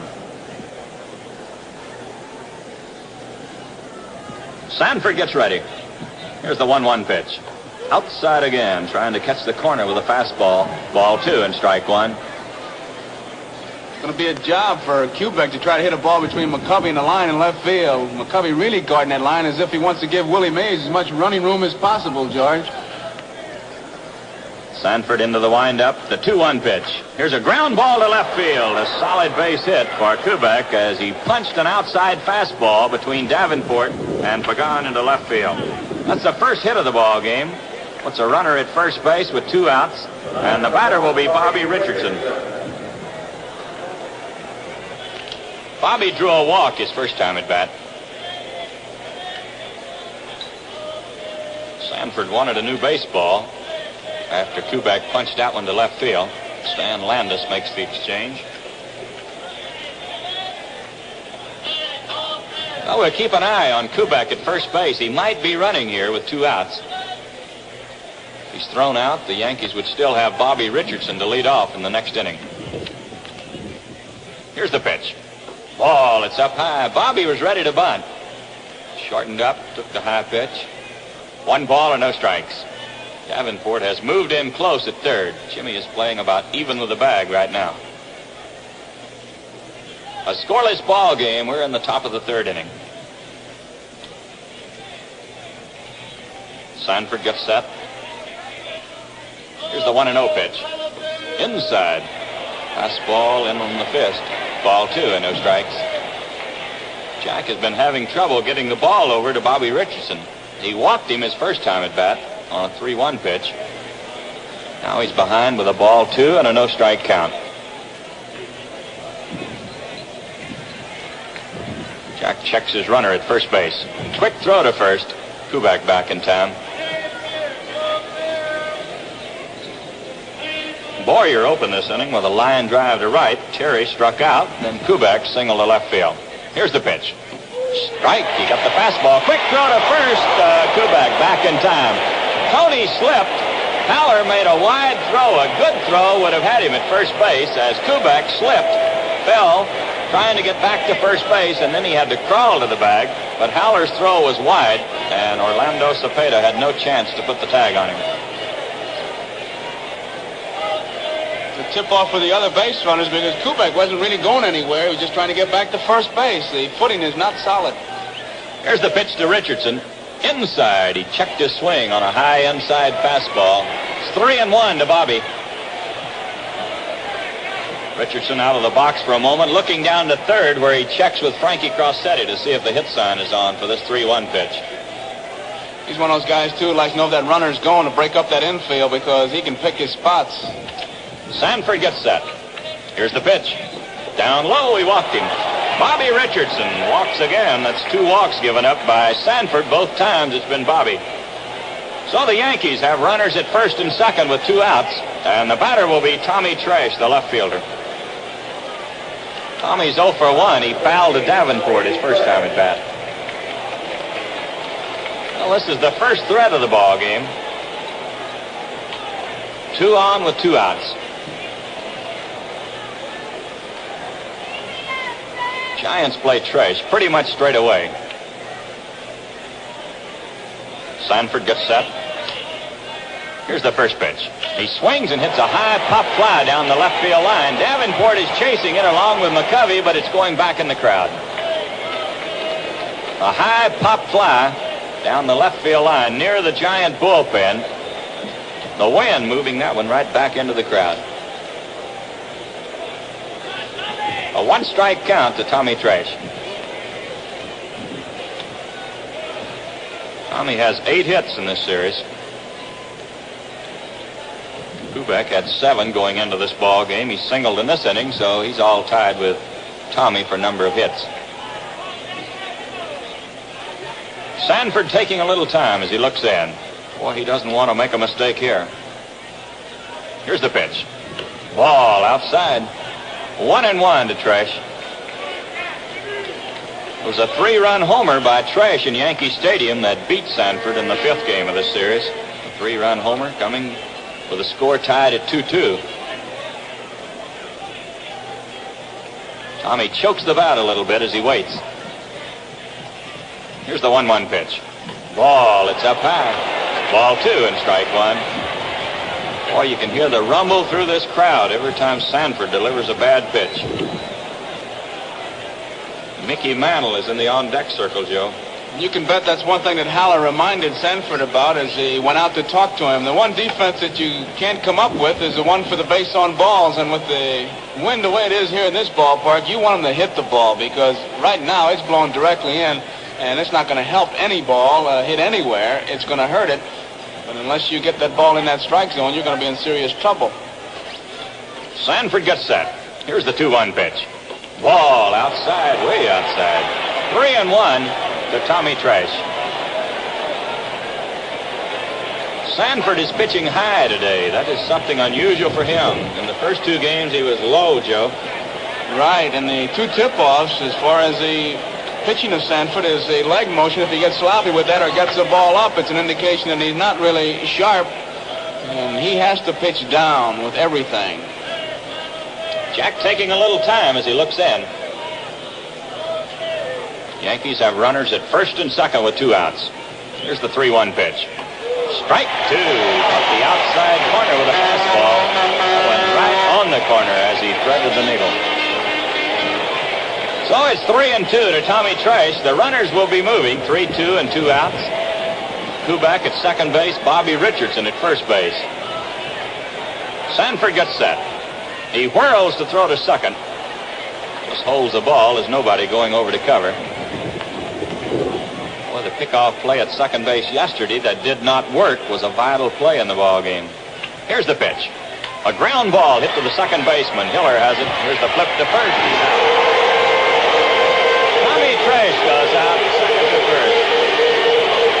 No runs in the inning on 1 hit. There were no errors. 2 men left. And the score at the end of the first half, the 3rd inning, the Giants nothing, the Yankees nothing. Well, we go into the bottom of the 3rd inning. No score in the ball game. The Yankees making a threat in the top of this inning. Had 2 on with 2 outs, and Trash bounced to the second baseman. George, that was a pretty good indication of what manager Dark has been saying about Sanford all year, that he just won't give in to that hitter. When he got to 3-2, it was a breaking ball that Trash hit. And even though Mickey Mantle was on deck, the big home run hitter, Sanford was not going to give in to Tresh and match him with the fastball. He went to the breaking ball, and Tommy was a bit out in front of it, hit a nice ground ball to Hiller, and Sanford was out of it. York has said it so many times that Sanford just will not give in to the hitter, and that's been the difference in just being a good and a great pitcher. Here's Jimmy Davenport to lead off for the Giants in the bottom of the third inning. Ralph Terry delivers. Strike. He got the fastball over. A one-strike count. Davenport's batting average, 158. He has 3 hits and 19 trips. Jimmy has 1 run batted in. Boy, he's made some great plays at third base throughout this series. Here's a foul ball. It'll be out of play. This one coming back into the upper deck. A strike 2 count. Jimmy made 1 good play today. Might have been in self-defense as Roger Maris slammed a bullet at him at third base. He got the glove up in time. Terry ready. The pitch. Foul ball. He checked his swing. Ball hit his bat, sailed over the Giant dugout back into the lower deck. Still strike 2. We're in the bottom of the third inning. There's no score in the ball game. Jimmy Davenport, the leadoff man for the Giants. Terry into the windup. Here's the pitch. In tight. He pushed him back. 1 ball, 2 strikes. Terry has thrown mostly fastballs today. He will throw a lot of slow curves before the afternoon is over. Here's the 1-2 pitch. Fastball hit on the ground, foul. Still a ball and 2 strikes. Joe, I'd think the wind might affect the pitching some way. I think pitchers like to throw the curves into the wind, don't they? When it's blowing the way it is, George, they get that big break, and they don't have good control of it. I know Terry, we mentioned it, he came out mighty early to warm up. Here's the 1-2 pitch. There's the curve. It's up high. 2-2 to Davenport. It's not that good quick breaker, that dive bomber type curveball. You can still control that pretty well, but that big lollipop, that big roundhouse curveball, that's the one that's a little bit of a problem on a day like today. Terry gets ready. Here's the 2-2 pitch. High fly ball hit down the right field line. Richardson chasing it along with Maris. The wind is taking it away from Bobby, and he can't make a play on it. Bobby was having all kinds of trouble, not only with the wind, but with a high sky and the sun here, and he chased it over near the stands, and he finally overran the ball. It fell behind him. See Bobby take a look, too, just how close he was to those stands. It's a tough thing to get familiar with it because unless you're at the warning track, which is some 8 or 9 feet from the stands, and you can feel that gravel under your feet, you're really not sure where you are. And there's a lot of room to roam here, and I tell you, you start to run a few feet, you can get lost, and Bobby had all kinds of problems on that one. Here's the 2-2 pitch.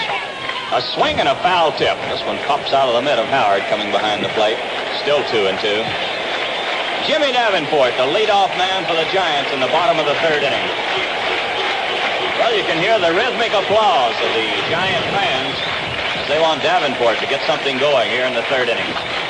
Ralph Terry delivers another foul ball. This will be out of play.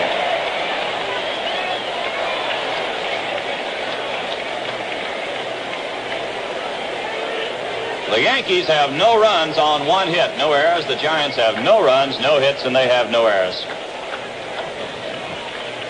Yankees had a threat going in the top of this inning. They had 2 on with 2 outs, but Tommy Tresh bounced to the second baseman to end that one. Here's the pitch. A ground ball hit foul down the third baseline. And Davenport making Terry pitch here in the third inning. Terry has good control. He'll be right around the plate all the time. He's keeping these pitches low and away, and Davenport just getting a piece of them. Jimmy chokes the bat, crouches over the plate. The 2-2 pitch. Another foul ball off to the left. Still 2-2. Well, the crowd getting quite a thrill out of this as Davenport has fouled off some 7 or 8 pitches. It doesn't bother you too much when you're catching, when you fellas trying like Davenport 1-8 deliberately, like a Hemus or a Harry Walker used to just foul him off to get that base on ball. That kind of bugged you a little bit. Terry gets ready. The 2-2 pitch. Here's a high fly ball hit into shallow center field. Richardson going out. Now Bobby's calling for it. He's got it. Boy, he wasn't at all sure of it. Bobby almost down on one knee as he made the catch on that one. Mantle was just a bit disgusted because Mickey thought he was going to catch that ball, and that flag just blown directly in and flew right to Bobby Richardson. Ball players constantly checking with the flags because it could be a very embarrassing situation. I still think this wind, Joe, is going to be a big factor in this ball game before it's over. It seemed to die down for a moment, but right now it is really whipping the flags in center field. Here's Jose Pagan, the shortstop. Terry delivers a curve. He bounces it to third. Boyer has it to throw to first. He's out. Pagan goes out on the first pitch. Third to first. Well, that's 2 down. It'll bring up the pitcher, Jack Sanford. There's a big round of applause for Sanford as he comes on. Boy, Jack has been quite a pitcher in this World Series. Won the first game 2-0. He was tied 2-2 in the second game he pitched going into the 8th inning. 2 singles and a home run. And the Yankees won that one 5-3. Ralph Terry delivers. Strike. He got the curveball over. A 1-strike count. They'll treat this Sanford with a lot of respect. He's a pretty good hitter. He swings that bat. Jack choking the bat as he waits on Terry. The pitch. Strike 2. Fastball over the outside part of the plate. A 2-strike count. We're in the bottom of the 3rd inning. There's 2 outs with no one on. There's no score in the game. The Giants and the Yankees in the 7th game of the '62 World Series. Terry gets ready. Here's the 2-strike pitch. Fly ball hit into center field. Mickey Mantle is waiting on this one. He's got it. The side's retired. Jack Sanford flying to Mantle in center field. No runs, no hits, no errors, no one left, and the score at the end of 3. The Giants nothing, the Yankees nothing. Mickey Mantle will be the leadoff man in the 4th inning for the Yankees. He'll be followed by Roger Maris and then Elston Howard. Mickey flied to left field his first time at bat. That was back in the 1st inning. Mickey, a switch hitter batting left-handed against the right-hander Jack Sanford. Only 1 hit in this game so far. That was a single to left field by Tony Kubek. Sanford gets ready, and here's the pitch to Mantle. Ball, it's up high. 1 ball and no strikes. While warming up between innings, Tom Haller, the catcher, was really giving Sanford a low target, hoping that he could get him down. He's been up with all his pitches, and when a fella is up like that, you try to give as low a target as possible, even out of the strike zone low, to make sure he holds on that ball a little bit longer. Here's the 1-0 pitch. Strike. He caught the corner with this one. 1-1. Mickey turns to look to Stan Landis. A ball and a strike to Mantle, leading off for the Yankees in the 4th inning. A scoreless ball game here at Candlestick Park. Another bright, sunshiny afternoon. Not a cloud in the sky here in San Francisco. Strong breeze blowing in from left field right straight to home plate now. At one time it was blowing across to the corner in right field, but now it's blowing straight into the plate. A pitch to Mickey. Here's a pop fly. It'll be out of play coming back in the crowd.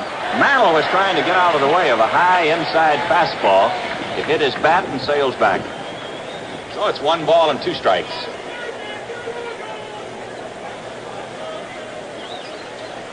Roger Maris is waiting in the on-deck circle. Sanford taking a lot of time between pitches. Jack is being very careful here today. Still checking his sign with Haller. Here's the 1-2 pitch. A swing and a miss. He struck him out. Mickey Mantle going for a low curveball, strikes out. 1 away, and the batter will be Roger Maris. Rod sent a vicious line drive straight to Davenport his first time at bat.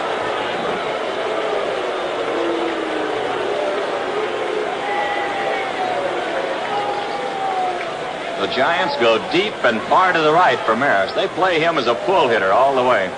3 infielders on the right side. Sanford delivers outside.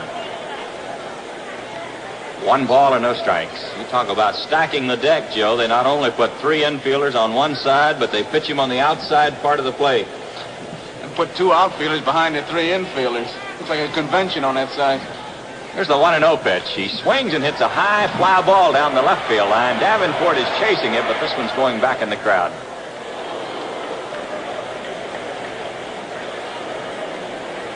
Well, some spectator, Joe, I think, got hit with that one on the head trying to make a play. He probably found out how tough it is for these fielders today.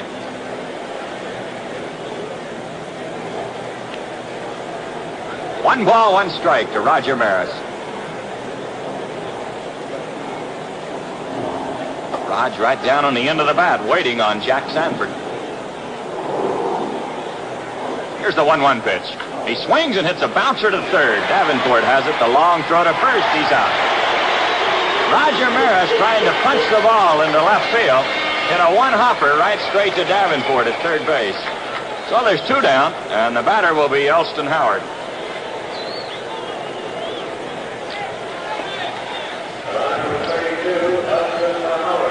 Howard is 0 for 1. He bounced to the third baseman his first time at bat.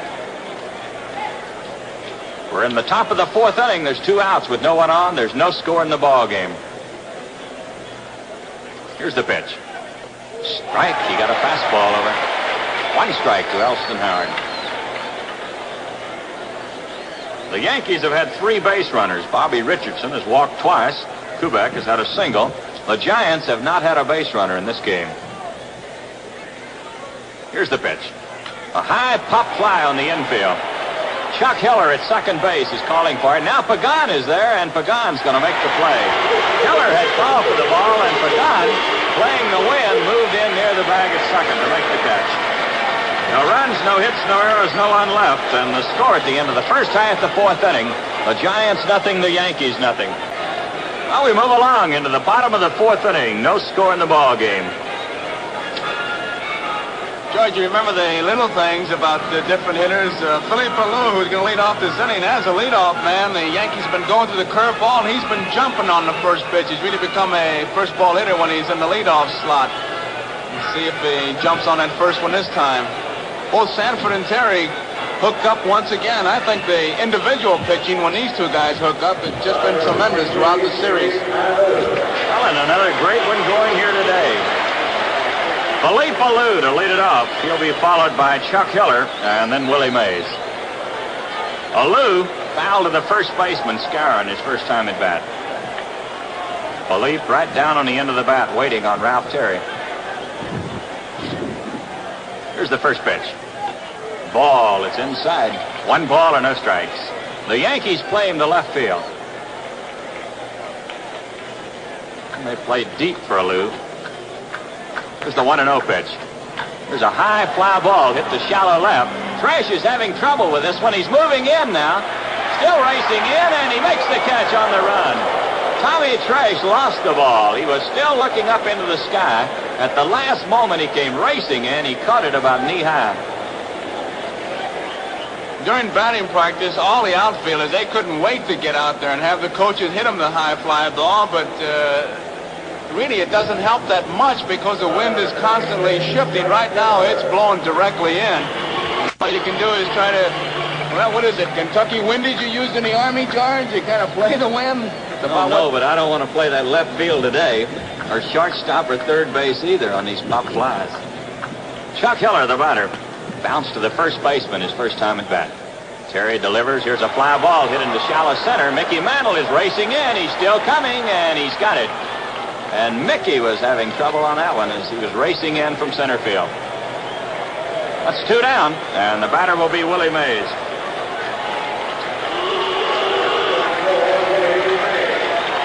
Willie's 0 for 1 in this game.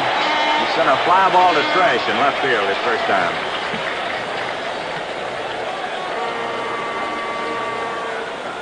The Giants will hit a lot of balls in the air here today because Terry is that type pitcher. He throws the fastball up high, he hit it up in the air, and he throws the slow curveball. They have a tendency to get under it and loft it into the air. Here's the pitch to Willie.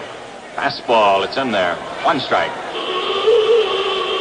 Mays the batter in the bottom of the 4th inning with 2 outs and no one on, no score in the game.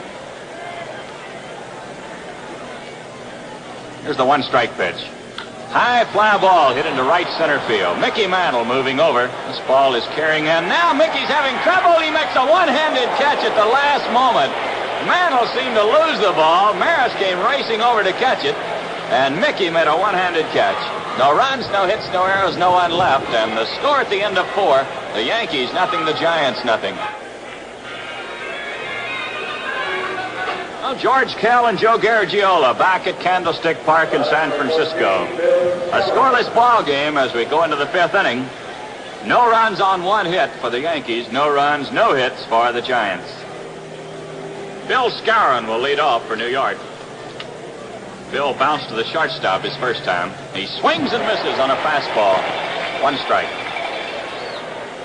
It'll be Skowron, Boyer, and Terry, the first 3 batters for New York. Sanford gets ready. Here's the 1 strike pitch. Inside, he got the curve low in it. 1 ball, 1 strike. The Yankees have had 3 base runners, 2 on walks, 1 on a single, and the Giants are looking for their first base runner. Here's the 1-1 pitch. In the dirt with a curve, scooped up by Tom Haller. It's a ball 2 and a strike 1 count. The Giants play Skowron deep and straight away. Bill hits to all field, mostly into right, center, and left center. He is not a pull hitter. He does not hit a lot of balls down the right field line. Here's the pitch. He swings and bounces it foul through the coaching box at third base. Frankie Crossetti has to skip a little rope to get out of the way of this one. Crossetti coaching at third base, and Wally Moses, the coach at first base for the Yankees.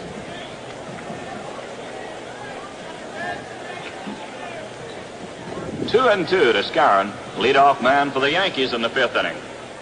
Here's the pitch. He swings and hits a ground ball to left field, just out of the reach of Pagan. Bill Skowron with a solid single.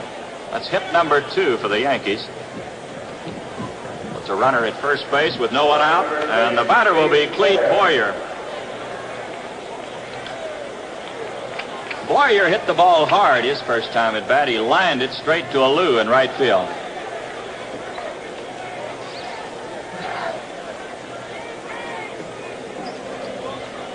Clete, a right-handed batter, .278 batting average in the series.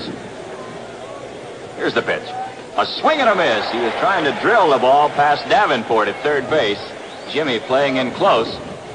He is not looking for the bunt, but he's going to be ready in case Boyer drops one.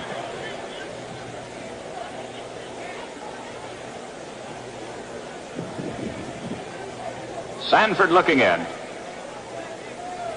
Jack taking a lot of time between pitches. Checks his runner at first base. The pitch. Strike 2. He got the slider over the outside corner. A 2-strike count to Clete Boyer. Bill Skowron opened this inning with a ground ball single to left. He's at first base with no one out.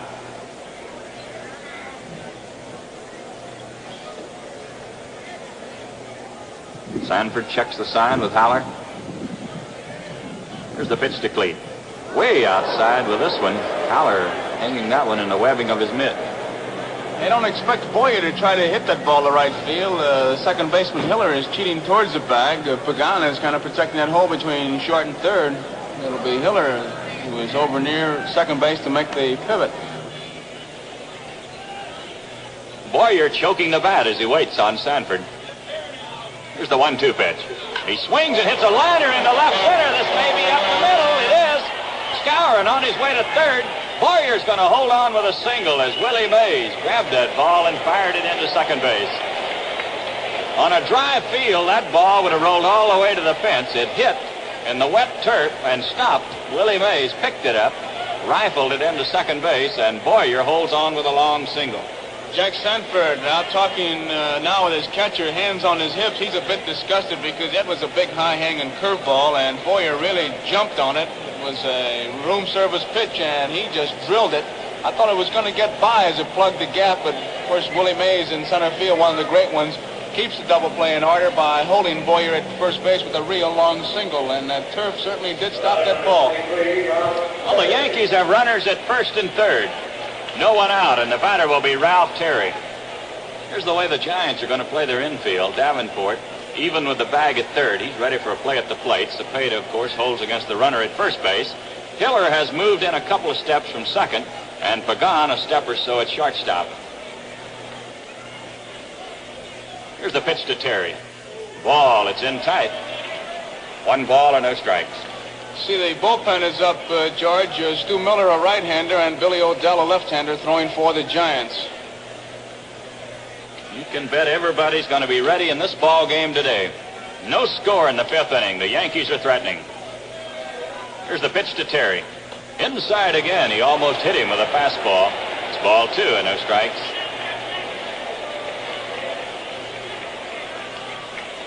Bill Skowron opened this inning with a ground ball single to left. Clayton Boyer followed with a long single in the left center. And the Yankees have runners at first and third with no one out. Sanford gets set. The pitch to Terry. Inside again. Another fastball that pushed him back. 3-0 to Terry. Sanford seems to be laboring a little right now. He was just aiming that pitch, Joe. That's exactly what he was doing. He was aiming it. His pattern has been to be wild high, and Haller, I'm sure, when a fellow has a pattern one way, like wild high, it's because he's standing straight up to throw it, and vice versa. If he's bouncing the ball, it's because he's bending too far and holding on too long. But on this particular wild sequence of Terry, he's just been aiming the ball, trying to throw strikes, and hasn't been able to do it. Here's a 3-0 pitch. Ball, it's down low. Terry draws a walk. That'll load the bases with no one out. And here's manager Al Dark on the run out to the mound. Well, Sanford seemed to be laboring as he was pitching to Terry, especially on the last 2 pitches. As Joe pointed out, he was just aiming the ball over the plate. Of course, he didn't get him over, so Terry draws a walk, and that's a big play for the Yankees. And the big danger point, the thing that Alvin Dark is trying to protect against, is that your pitcher letting up. You don't want him to let up to throw a strike. You want him to keep good stuff. And I'm sure if Alvin Dark is going to let him in, he hasn't made any decision, just standing out there talking while the bullpen is getting hot. Wes Westrom is up, and he has just given a sign to Dark that if he wants to make a move, they are ready, but Sanford will stay in. And about all a manager says when he comes out in a spot like that is that you've been a fine pitcher all year by throwing that ball hard. Just cut it loose, don't aim it, and throw strikes. Give the infielders and outfielders a chance to make a play for you. So the bases are loaded with no one out. And the batter will be Tony Kubek.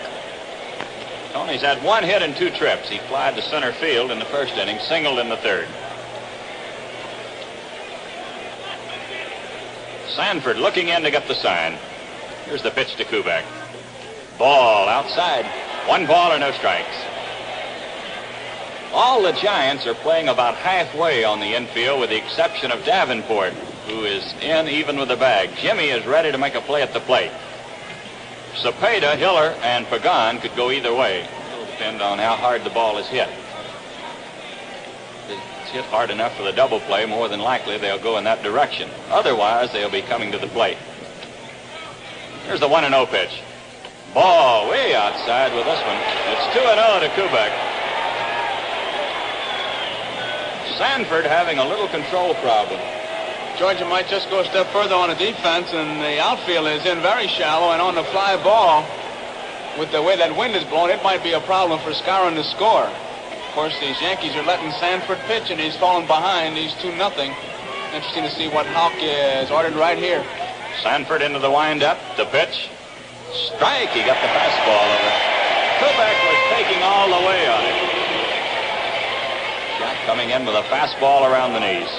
It's a ball 2 and a strike 1 count. A scoreless ball game. We're in the 5th inning. The Yankees threatening. The bases loaded. No one out. Sanford ready. Here's the 2-1 pitch. A ground ball hit to the shortstop. They're going for 2 to second. 1 out. Back to first. A double play. Kubek hit the ball to Pagan, who flipped it over to Hiller, and back to Cepeda in time for the double play as Bill Skowron comes in to score, and the Yankees go out in front 1-0.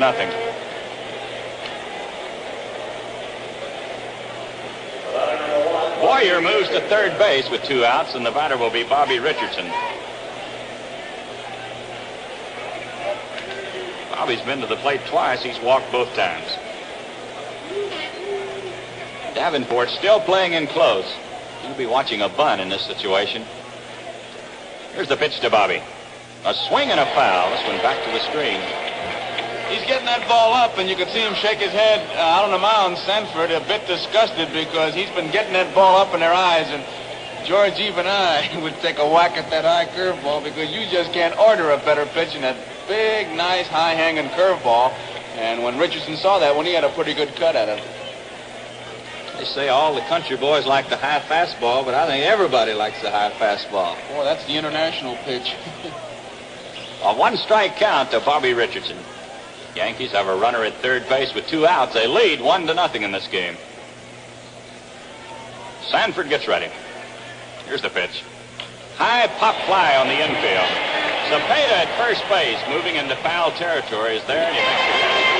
Richardson down to first. 1 run on 3 hits for the Yankees. No errors, 1 man left. And the score at the end of the first half, the 5th inning. The Yankees 1 and the Giants nothing.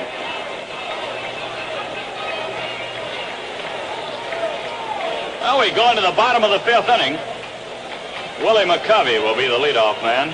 He'll be followed by Orlando Cepeda and then Tom Haller. The Yankees leading in this ball game by a score of 1-0. Bill Skowron had just called time. He wants a pair of sunglasses from the Yankee dugout. The bat boy moving out. McCovey's 0 for 1 in the game. He fouled to the catcher, Howard, his first time at bat. Well, Sanford had the bases loaded with no one out, but he got out of it with only 1 run, which was about as well as the Giants could hope for.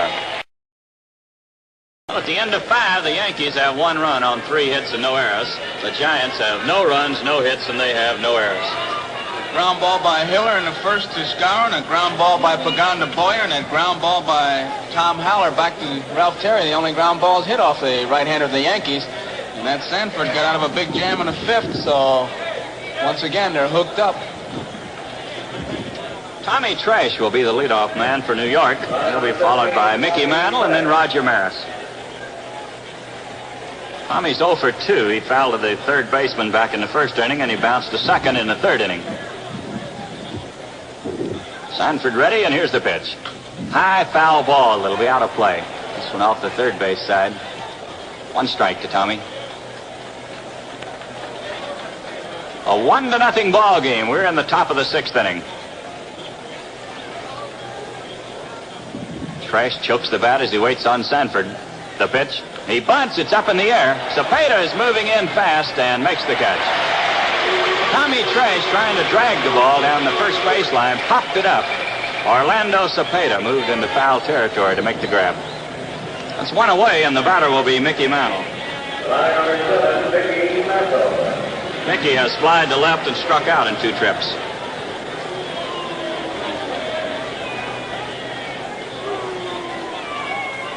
The Yankees 1, the Giants nothing here in the 6th inning. Here's the pitch to Mantle. Ball down low. 1 ball, no strikes.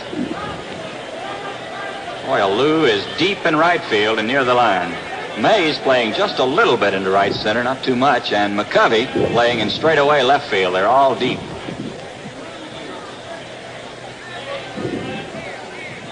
Sanford into the windup. The 1-0 pitch. Down low, another curve below the knees. Ball 2 and no strikes.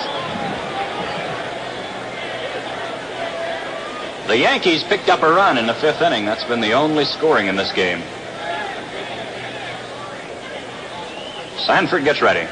Here's the 2-0 pitch. Outside. This one off the corner. 3-0 to Mickey. Fellas hasn't been hitting and has the power of Mantle. You certainly have to be careful. He might turn him loose 3-0 to see if he can't pick up a quick run. Mickey's right down on the end of the bat waiting. Here's the pitch. Down low. He walked him. I believe he was going to swing at it. Mickey was ready, but the pitch was too low. So Mantle draws a walk. That's the 4th walk given up by Sanford, and the batter is Maris. George Don Larson gets up in the Giant bullpen now and starts to loosen up. So there is the 3rd pitcher in the bullpen used by manager Alvin Dark. He's had Odell, Stu Miller, and now Don Larson. Roger Maris has lined to the third baseman and bounced to the third baseman in 2 trips. Mantle at first base with one out here in the 6th inning. Sanford gets set.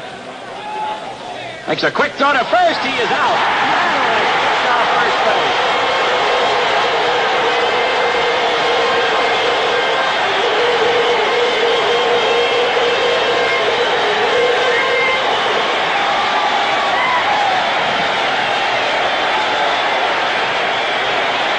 Jack Sanford caught Mickey Mantle leaning towards second. He made a quick throw to first, and he picked him off. Well, there's 2 outs. Roger Maris, the batter. Here's the pitch. Strike. He got a fastball over this one around the knees. Boy, that play brought this crowd to its feet. Mantle taking a big lead. Obviously, he was going to move on the first pitch. Sanford caught him leaning, made a quick snap throw to first, and Cepeda put the tag on him. The pitch to Maris. Outside. 1 ball, 1 strike. Once again, the Giants are in the shift. They have 3 infielders on the right side.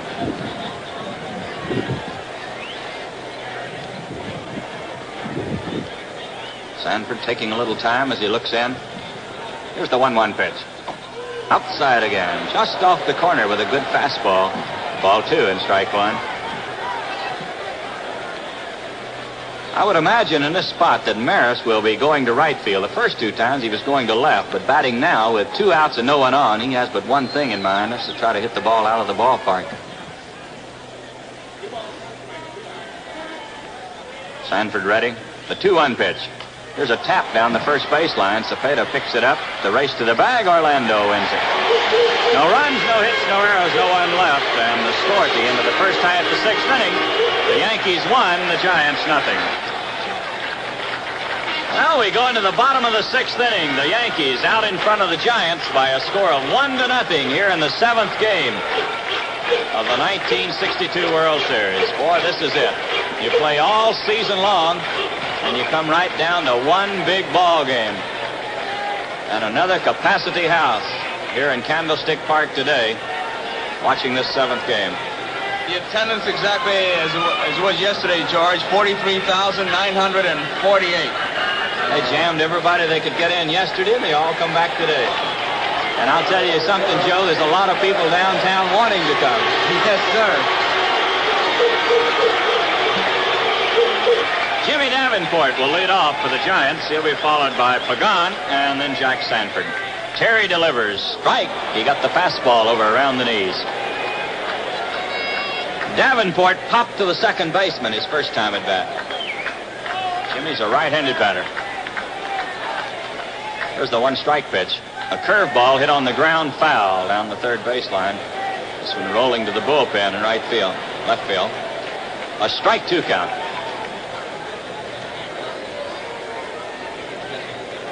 Ralph Terry against Jack Sanford.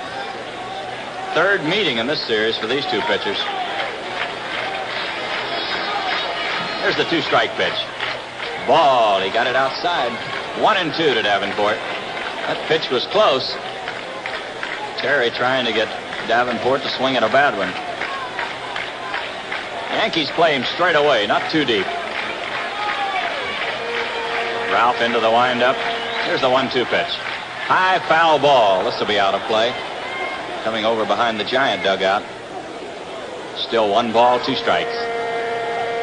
The Yankees picked up a run in the 5th inning. That's been the only scoring in the ball game. They used 2 singles and a walk to load the bases. Then Kubek hit into a fast double play. Skowron coming in with the run. Here's the pitch. Another foul ball. Almost the same spot. Still 1 ball, 2 strikes.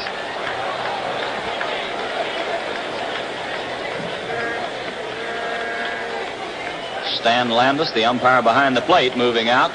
Throws the new ball out to Ralph Terry.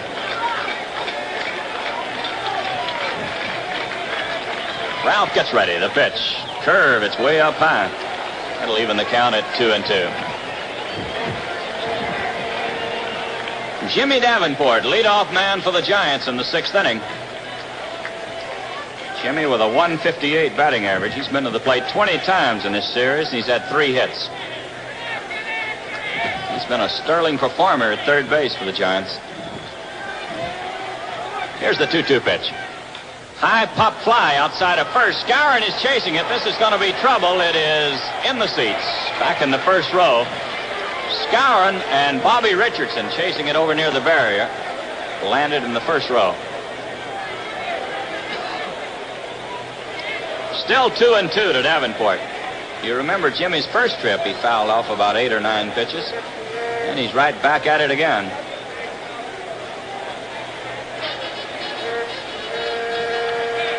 Jimmy chokes the bat as he waits on Terry. Here's the 2-2 pitch. Outside. Elston Howard was ready to fire it down to third. He thought he had a call third strike, but Landis said it was off the corner. So it's 3-2 to Davenport.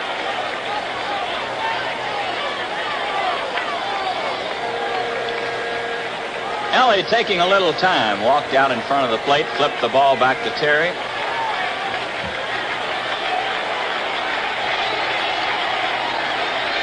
Here's the 3-2 pitch. There's a high fly ball hit to left field. Trash going back. Now he is moving in, shading his eyes from the sun, and he makes the catch. Jimmy Davenport out on a high fly ball to Tommy Trash in left field. That's one of those, George, that you talk about if the wind wasn't blowing to be out of here. Moose Skowron was talking about one he hit yesterday, and Davenport hit that ball well, but right into that wind, and forget about it. That's a tough spot to hit one out of here today. I'll tell you, Joe, this Ralph Terry knows what he's doing out there. He's taking advantage of this wind. Getting that fastball up around their letters, letting them hit it up in the air. Because it's going to be tough to hit one out of here today. Jose Pagan, the batter. He bounced to Boyer at third base his first time at bat. Jose, a right-handed batter. .412 batting average starting the series. Here's a high fly ball down the third baseline. This is curving over near the seats. Boyer chasing it, but it's going back in the crowd.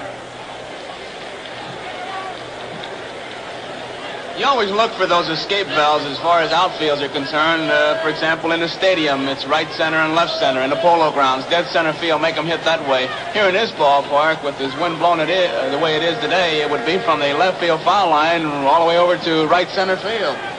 Because it is a tough one blowing in. And if you can get that ball up and in to the right-hand hitter, let him hit it that way. Ralph Terry looking in. Pagan waiting. Here's the pitch. He swings and pops it up outside of third. Boyer is chasing it. The wind is bringing it over near the seats. He's there and makes the catch. Boy, Elston Howard is right there with him, too. Ellie has picked up some pointers, Joe, in this part. He goes all the way down as he knows the wind is bringing it back to home plate. Can't wait to see where that ball's going to land. You better take off.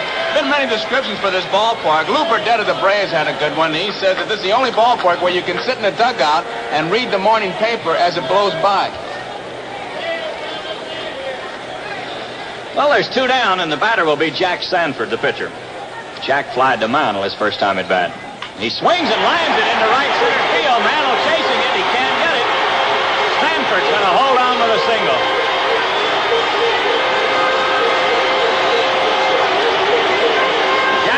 Picked on the first pitch, and he lined it into center field. A solid hit, and that's the first Giant base runner in this ball game.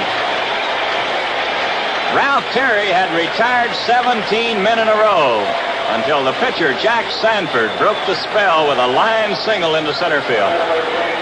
And on a dry day, that ball might have skipped by Mantle all the way. So the Giants have a runner at first base with 2 outs, and the batter will be Philippe Alou. Philippe has fouled to first and flied to left in 2 trips. Takes a fastball down low. 1 ball or no strikes. A runner at first with 2 outs. We're in the bottom of the 6th. The Yankees lead 1-0. Terry has just given up his first hit, and the Giants have their first base runner in the game. The pitch to Alou. A bouncing ball down the third baseline. Boyer will have to hurry. The throw, he got him. A slow bounder to third. Boyer flipped it over to Skowron. No runs on 1 hit. There were no errors. 1 man left. And the score at the end of 6, the Yankees 1 and the Giants nothing. Well, we go into the 7th inning. The Yankees in front of the Giants 1-0. It'll be Elston Howard to lead off for New York. He'll be followed by Bill Skowron and then Clete Boyer.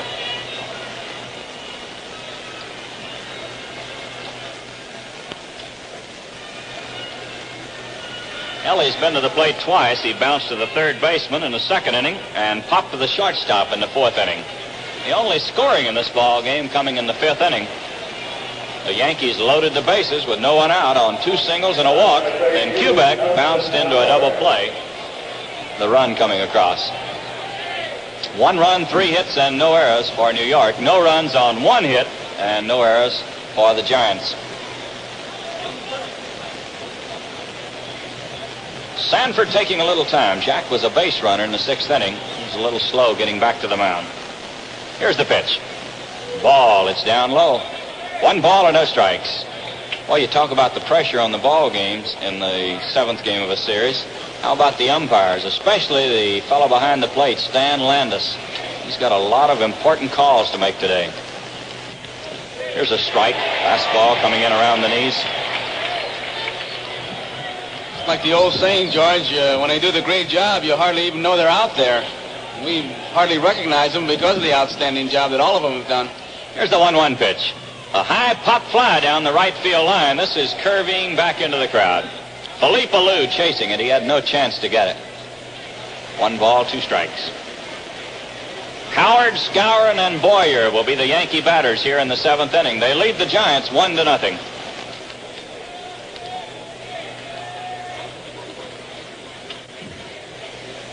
Sanford taking the look in to Tom Haller. Ellie choking the bat a little bit with 2 strikes. Here's the pitch. Ball. It's in tight. Fastball coming in high and tight. A ball 2 and a strike 2 count.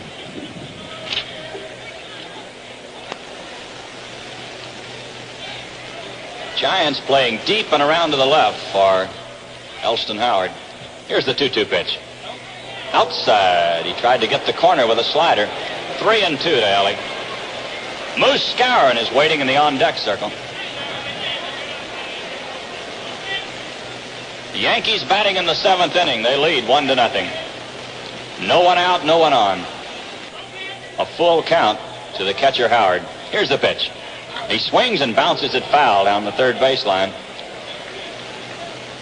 Still 3-2.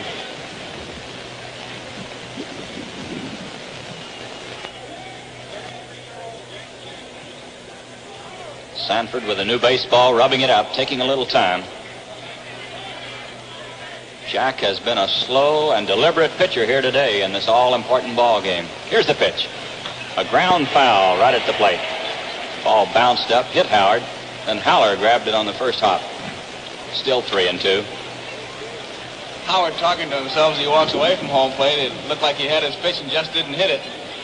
It's one of the real joys of catching is listening to the conversation of these hitters when they talk to themselves. Hank Sauer, who is with this Giant organization, one of the best. He'd talk and he'd answer himself and he'd always get on himself pretty good. Here's the pitch. A swing and a miss. He struck him out. Jack Sanford coming in with a curveball on the 3-2 pitch, and Elston Howard strikes out. That's 1 away, and the batter will be Bill Skowron. Well, the Moose has had 1 hit in 2 trips today. Bounced to the shortstop in the 2nd inning, singled in the 5th.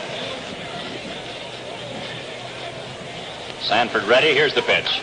There's a high fly ball hit into deep center field. Mays going back. Now he's going to have to come in into left center, and McCovey is there finally to make the play.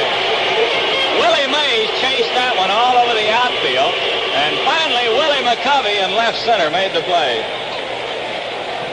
Tell you, George, I've seen some outfield play during the course of this year where at times you think you're watching an old Keystone Cop movie. One fellow will be ready to make the play and zing, somebody will cut in front of him and make it. And there you saw Willie ready to make it, and McCovey made it easily. Wind is a big factor here. McCovey acted like he had it all the way, and Mays had been chasing it all over the outfield. Well, there's 2 down, and the batter will be Clete Boyer. Clete's 1 for 2 in this game. Takes a strike around the letters. Boyer's hit the ball hard both times. He lined to Alou in right field in the 3rd inning. In the 5th inning, he lined a long single into left center. On a dry day, it would have been an extra base hit and would have driven in a run. Here's a ground ball hit up the middle. Pagan can't get it. It goes into center field. Boyer getting his 2nd hit. A ground ball through the middle to center field. Well, that's a big play for the Yankees, Joe. Get that pitcher up and out of there. Yes, sir. Bringing that pitcher to the plate here instead of making him a leadoff man in the 8th inning. Now we're waiting right now for Terry to come on. That's why an 8th spot is always such a tough one, George. You don't get that good ball to hit. If you have a fellow in scoring position, you have to widen your strike zone and try to drive it in. In a spot like this, you got to go for the unexpected pitch to get that base hit in hopes you get your pitcher up there and not make a leadoff man out of him. Nice round of applause for Terry as he comes on. Boy, he's been quite a pitcher here today. He has allowed 1 hit, and that's been the only base runner for the Giants. Boyer at first base with 2 outs. The pitch to Terry. Up high. 1 ball, no strikes. Ralph struck out in the 3rd inning, and in the 5th inning, he drew a walk. Terry told me before the ball game today he had one big ambition. That's to get a hit in the series. Here's the pitch. A ground ball hit into left field. There's his base hit just out of the reach of Davenport. And Ralph Terry comes through with a ground single to left. So the Yankees, after the first 2 batters had been retired here in the 7th inning, are threatening. They have runners at first and second. 2 outs, and the batter will be Tony Kubek. That's hit number 5 for New York. Kubek's had 1 hit in 3 trips today. Fly to center field in the 1st inning, singled in the 3rd, hit into a double play in the 5th. Bullpen for the Giants jumps up again. The left-hander is Billy O'Dell and the right-hander Don Larson. 2 on, 2 outs. Sanford taking a little time as he looks in. Here's the pitch to Kubek. Ball, it's up high. 1 ball and no strikes. Sanford has been quite a pitcher here today. I'd say the only difference in this performance today and the other 2 that he's given in this World Series, he's been high today. He has not been able to get the ball down around the knees as he would like to do. Here's the 1-0 pitch. Here's a liner down the left field line. McCovey is chasing it. It's curving foul back into the crowd. Boy, Willie is playing him right over there on the line. 1 ball, 1 strike. Kubek will hit a lot of balls into left field.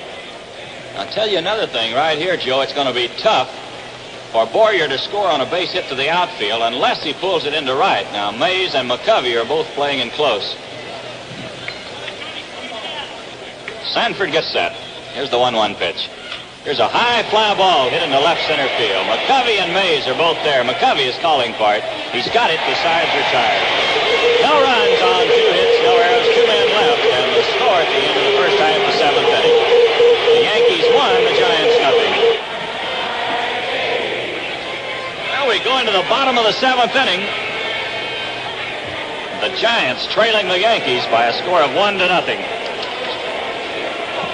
It'll be Chuck Hiller to lead off for San Francisco. He'll be followed by Willie Mays and then Willie McCovey.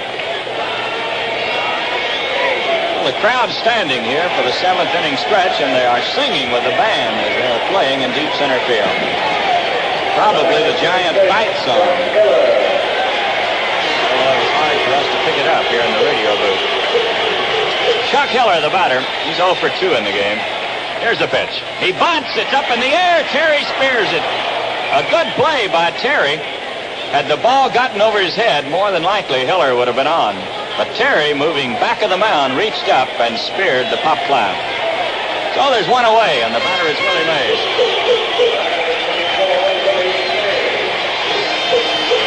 Willie's 0 for 2. He's flied to left and flied to center in 2 trips.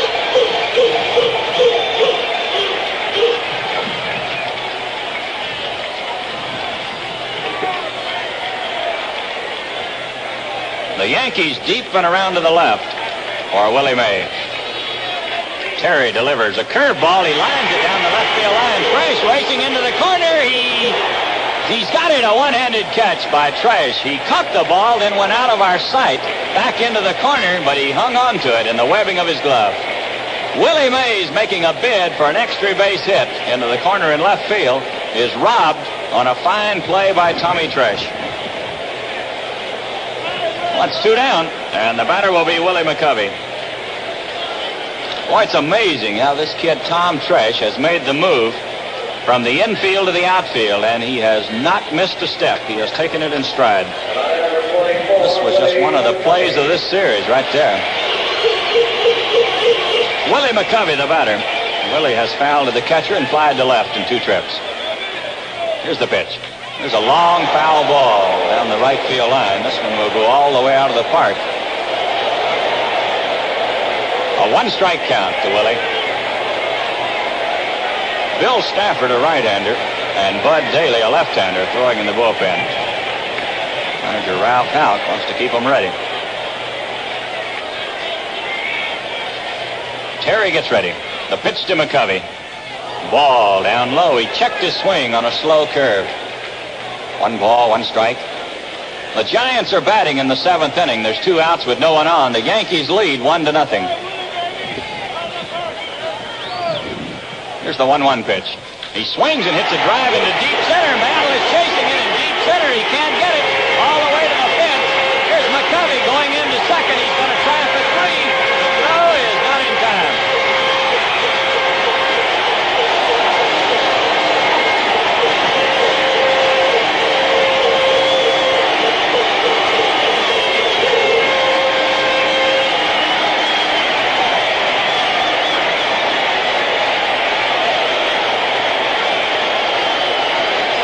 McCovey has just slammed one 410 feet away over Mickey Mantle's head into deep center field, and he has raced into third base with a stand-up triple.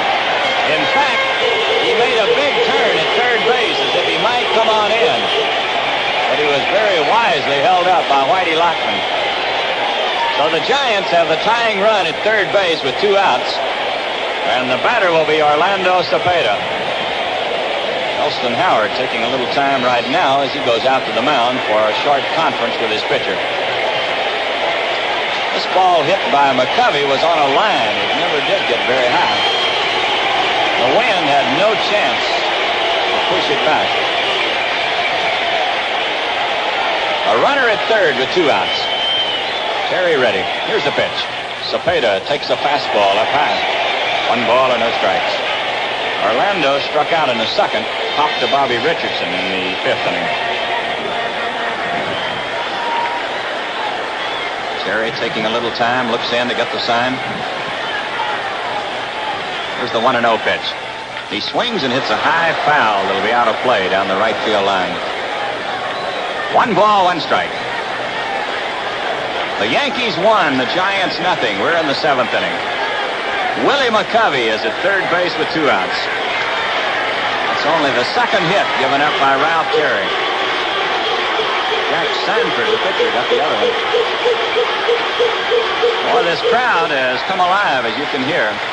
They are roaring, wanting Cepeda to come through. Here's the 1-1 pitch.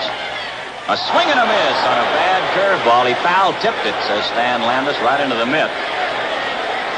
Terry delivering a low outside curve. Got Cepeda to bite.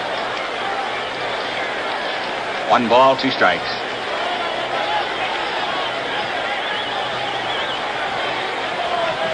Yankees straight away. Everybody back on the infield. Here's the 1-2 pitch. Foul ball. This will be out of play. Terry trying to get the fastball by him. Evidently figuring that Cepeda would be looking for a curve. But Orlando had a riffle at it. Still 1 ball, 2 strikes. Once again, Howard going out to the mound for a conference with Terry.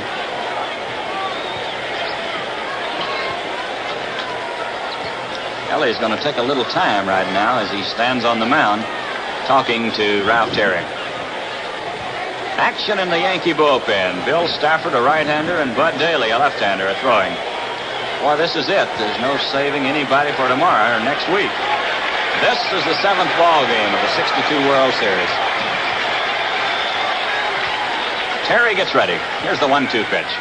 A swing and a miss. He struck him out. Cepeda going for a high fastball, strikes out. No runs on 1 hit. There were no errors. 1 man left. And the score at the end of 7, the Yankees won, the Giants nothing.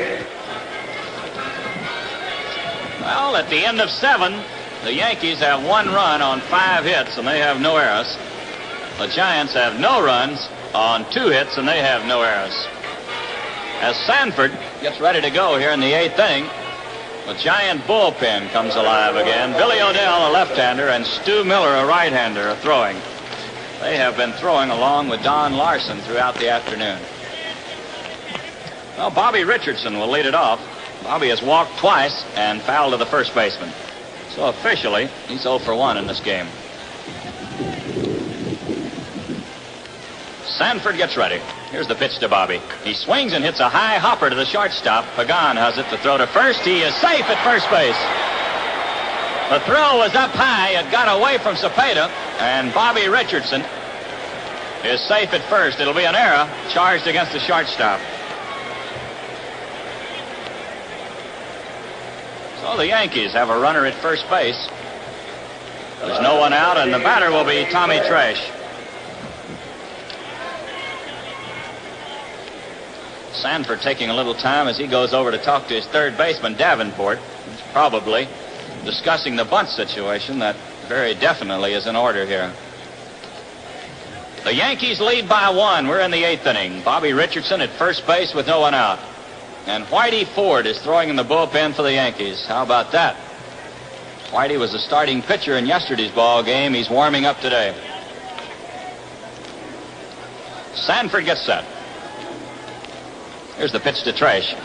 Strike. He got the fastball over the outside corner. Tommy squared around. He was ready to bunt. Pulled the bat back, and Stan Landis went up with the right hand. Well, with Mantle and Maris coming up, manager Ralph Houck wants to move Bobby Richardson down into scoring position. Sanford ready. Here's the pitch. Outside. Tresh was ready to bunt. 1 ball, 1 strike. Davenport is playing in close at third. Jimmy's about 5 steps in front of the bag and moves in as Sanford delivers. Cepeda holding against the runner, and he'll move in with the pitch. Tommy Tresh, batting left-handed, waiting on Sanford. Here's the 1-1 pitch. He bunts. It is foul. This one is rolling behind the plate. 1 ball, 2 strikes. Tommy is trying to get the bunt down the first base line as Davenport is racing in from third. It would almost be suicide to bunt the ball to him. Fouls it back. 1 ball and 2 strikes. Sanford working slowly here in the 8th inning. The Yankees with a 1-run lead have a runner at first base, no one out. Here's the pitch. Outside. Tresh checked his swing just in time on a fastball that was off the corner. That'll even the count at 2-2.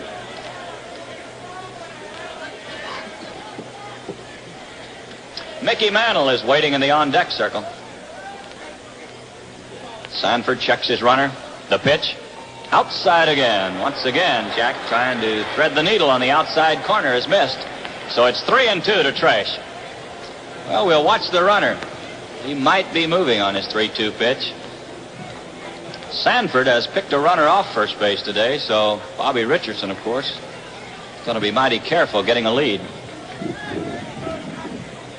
Sanford gets set, makes a quick throw to first. Bobby back in time. It's a full count to Tommy Tresh. A runner at first base, no one out. Here's the pitch. There goes the runner. Here's a liner. 1 hop to the shortstop. It gets away from him. Here's a throw to first. He's safe at first base. Tresh hit that one like a bullet. A low liner that hit right in front of Pagan. Bounced out of his glove over towards second base. He picked it up, made the throw to first, but it was not in time to get Tresh. It'll be an infield single for Tommy. Base hit number 6 for the Yankees puts runners at first and second with no one out. And the batter will be Mickey Mantle. Well, there's the value of moving on the 3-2 pitch. Had Richardson not been moving, he would have been an easy out at second base. But Pagan, realizing he had no chance to get Bobby, hurried his throw to first base, but it was too late to get Tresh. So 2 on, no one out, and Mickey Mantle the batter. Mickey's 0 for 2 in this game. He walked his last time. Sanford gets set. Here's the pitch to Mantle. Ball in tight. 1 ball and no strikes. Well, Davenport is playing in close at third. Jimmy's ready for the bunt in case Mickey bunts. Cepeda, Hiller, and Pagan are playing about halfway. They are not looking for the bunt. In fact, Cepeda is deeper than anybody else on the infield.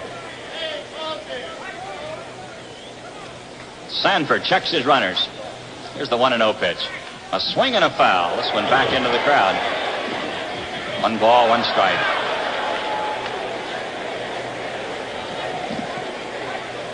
The good thing about having a batter like Mantle at the plate, in a bunt situation, you don't have to worry too much about a double play ball, as Mickey has such tremendous speed. That doesn't mean he cannot hit into a double play, but the chances are against it. So instead of a bunt play, as in this situation, manager Ralph Houck can let Mickey swing away, figuring that he'll still move at least 1 runner up. Here's the 1-1 pitch. Outside. Ball 2 and strike 1. Billy O'Dell, a left-hander, is still throwing in the bullpen, and Don Larson has replaced Stu Miller for the Giants. So it's Larson and O'Dell, a right-hander and a left-hander. Mickey Mantle right down on the end of the bat, waiting on Jack Sanford. There's 2 on with no one out here in the 8th inning. The Yankees lead the Giants by a score of 1-0. They've out-hit the Giants 6-2.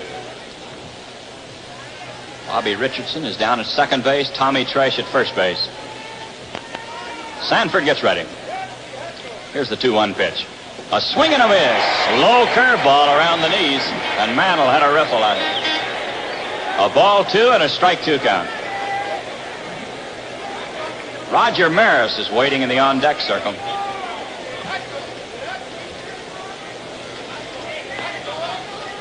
Sanford taking a lot of time, looks into Tom Haller to get the sign. Looks back to second to check his runner. Here's the pitch. Down low, he got the curve in the dirt. Nice pickup by Haller, who went down on both knees to block it. So it's 3-2 to Mantle. Will the runners be moving on this 3-2 pitch? We'll wait and see. It paid off for Ralph Houck when he had Richardson running on a 3-2 pitch to Tresh. Oh, we'll check him again.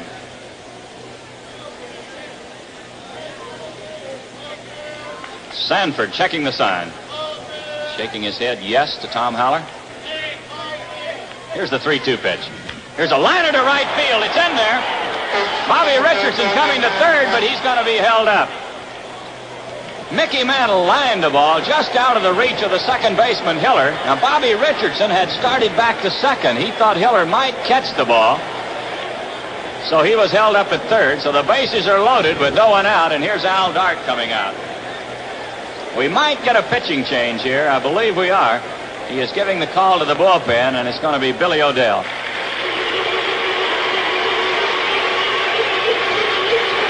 A big round of applause here at Candlestick Park in San Francisco as Jack Sanford leaves the mound. And he has been a tremendous pitcher for the San Francisco Giants this year, not only here in the World Series, but throughout the season. And they're giving him a standing applause as he leaves the mound. The Yankees have loaded the bases here in the 8th inning with no one out. An error and 2 singles have filled the sacks, and Billy O'Dell, a left-hander, will be coming on to pitch to Roger Maris. This will be O'Dell's 3rd appearance in the World Series. He started the first ball game. He has a record of no wins and 1 defeat. He was charged with a loss in the first game. He's pitched 10 1/3 innings, given up 12 hits. 6 runs, they've all been earned. He's walked 3 and struck out 8. Billy pitched in relief in the 4th game of the series and saved that ball game. Don Larson was the winning pitcher. So Billy completes his warm-up tosses. Roger Maris steps in. The base is loaded with no one out. The Yankees leading 1-0. The hit by Mantle was number 7 off Sanford. Yankees have out-hit the Giants 7-2. Well, Al Dart doesn't want to give up another run. He is playing his infield in close with the bases loaded and no one out. Maris is 0 for 3 in this game. Here's the first pitch. Strike. He got a fastball over. 1 strike to the Rods. He lined to third, bounced to third, and bounced to the first baseman.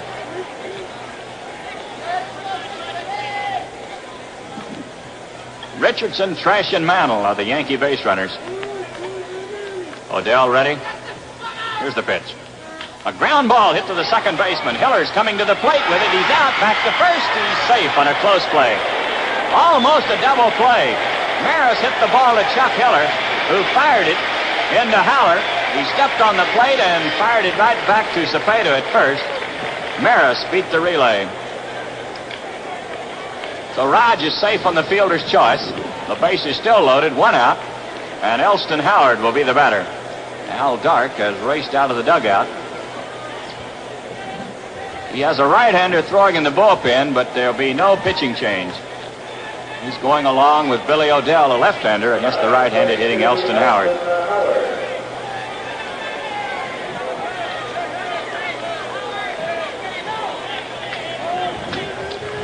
Ellie's 0 for 3 in this game.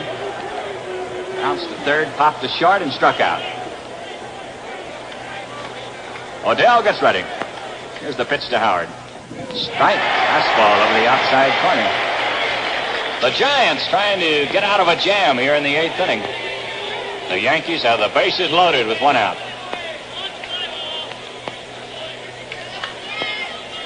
Odell into the windup.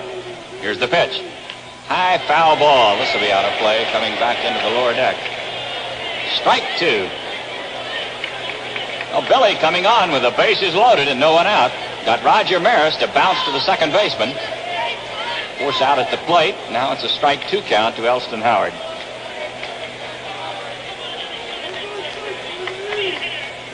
Odell checking the sign. Here's the 2-strike pitch. There's a ground ball at third. Might be a double play. Steps on the bag to throw. He's out. Elston Howard bounces into a fast double play. Davenport stepped on the bag and threw to first base. No runs on 2 hits, 1 error, 2 men left, and the score at the end of the first half of the 8th inning, the Yankees won, the Giants nothing. Billy Odell coming on in relief with the bases loaded and no one out. Turned in a sparkling job. Got out of it without a run. So it's still a 1-0 ball game. The Yankees leading as we go into the bottom of the 8th inning. Tom Haller will be the leadoff man. He'll be followed by Jimmy Davenport, then Jose Pagan.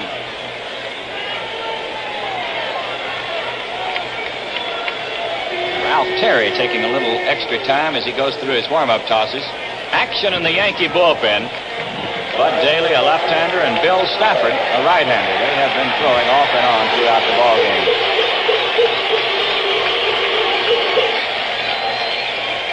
One to nothing, the Yankees lead. We're in the bottom of the 8th inning of the 7th game of the 1962 World Series. Tom Haller has popped to short and bounced to the pitcher in 2 trips. Here's Terry's first pitch. There's a fly ball into left center field. Trash is racing in. He's there, and he makes the catch. Tom Haller goes out on the first pitch to Trash in left center. That's 1 away, and the batter will be Jimmy Davenport. Jimmy just made a fine play on a hard-hit ground ball off the bat of Elston Howard. Stepped on third base, flipped it to first, turning it into a fast double play. Jimmy has popped to second and flied to left in 2 trips today.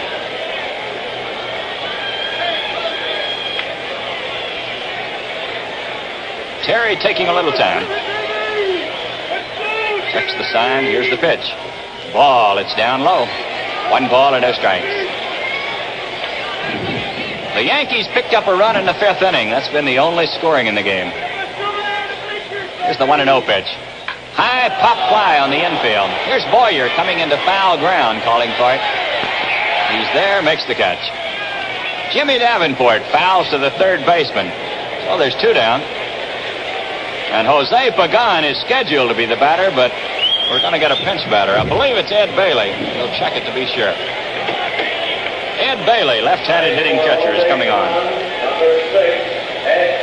Here's the announcement coming over the public address system.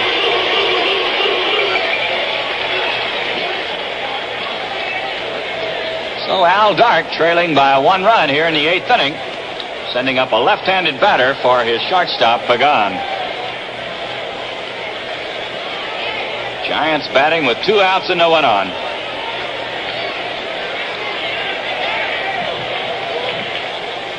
Ed taking a little time before he gets in.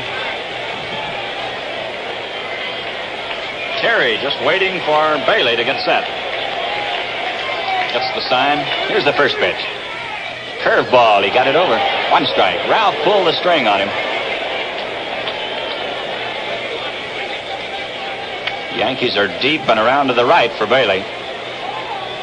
It is strictly a pull hitter. He's out of the box for just a moment. Gets back in. Bobby Richardson right on the edge of the outfield grass. Here's the 1-strike pitch. He checked his swing on a low curve, says Stan Landis. 1 ball, 1 strike. The Yankees have 1 run on 7 hits and no errors. The Giants have no runs on 2 hits. They've committed 1 error.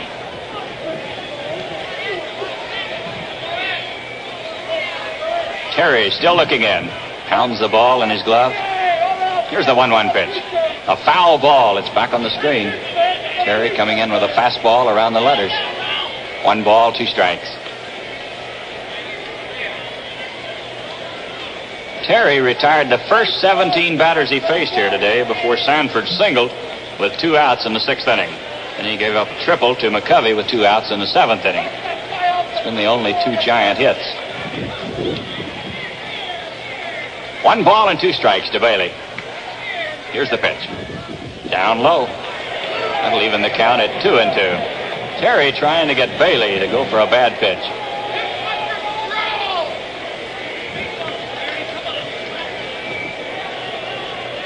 Ed Bailey batting for Jose Pagan here in the bottom of the 8th with 2 outs and no one on. Ed getting out just as Terry got ready. Now we're ready again. Here's the 2-2 pitch. Foul ball. This one back in the crowd. Still 2-2. In the 5th inning, the Yankees used 2 singles and a walk to load the bases. Then Kubek bounced to the shortstop Pagan, who made the double play. Skowron coming in to score the only run of this ball game. Yankees had the bases loaded in the 8th inning with no one out, but they failed to score. Here's the 2-2 pitch.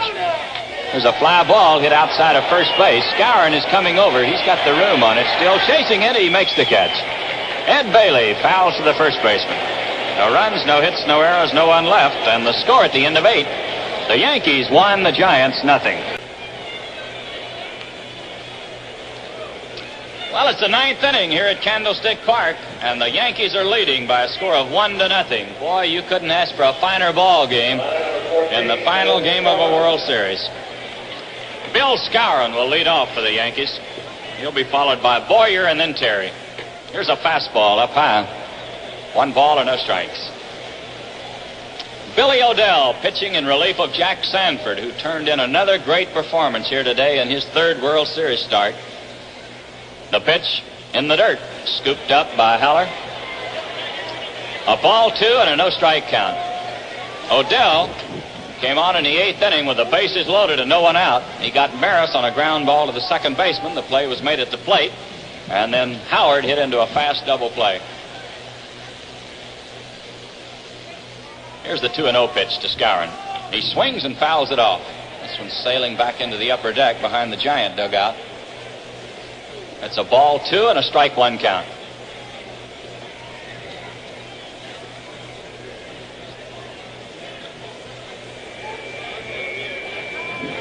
Billy O'Dell didn't like the baseball. He wants a new one. Tosses it in, and Stan Landis sends a new one out to the mound.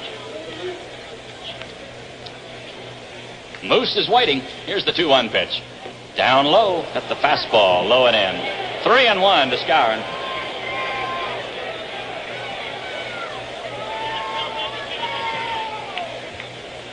O'Dell taking a little time as he looks into Haller.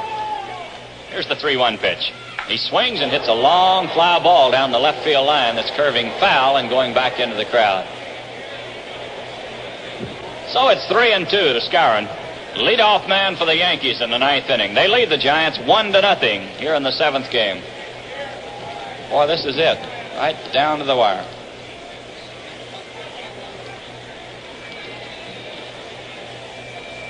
The new shortstop for the Giants here in the ninth inning is Ernie Bowman.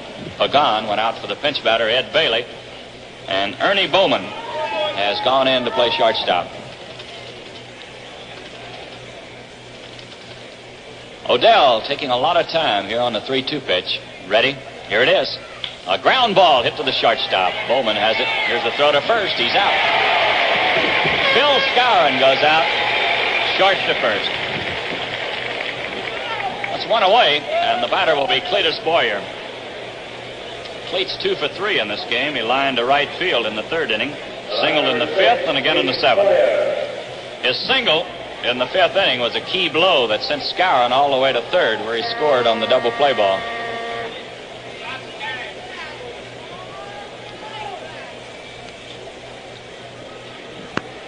Top of the ninth, there's one out with no one on. The Yankees won, the Giants nothing. The pitch to Boyer's hit hard to third. Davenport knocks it down. Here's the throw to first. He's out. Another good play by Jimmy Davenport as Boyer sent a screamer down the third baseline. Jimmy blocked it. The ball rolled out in front of him. He picked it up, made the throw to Cepeda. That's 2 down, and here's Ralph Terry.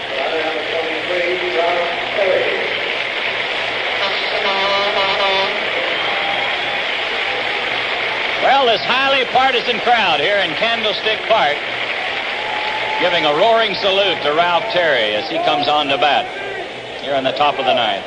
Ralph has been a tremendous pitcher for the Yankees. He's had one hit in the ball game. Odell delivers, he fouls it back. 1 strike.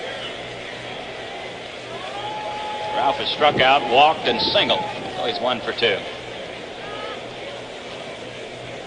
Right-handed batter facing the left-hander, Billy Odell. The pitch, he swings and misses on a curve. Strike 2. 2 outs with no one on. We're in the top of the ninth inning. The Yankees lead by 1.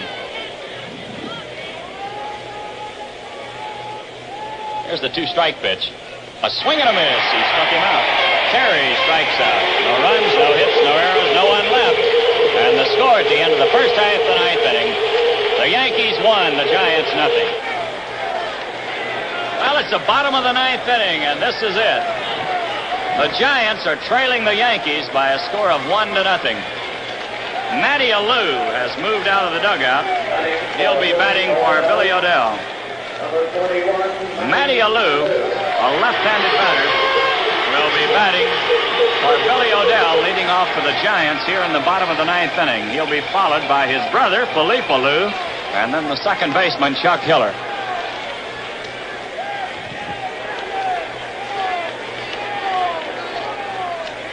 Ralph Terry completes his warm-up tosses.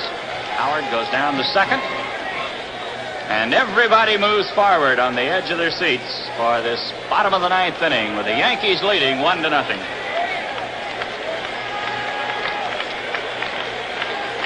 Matty Alou, a little left-handed batter, leading off. There's action in both bullpens.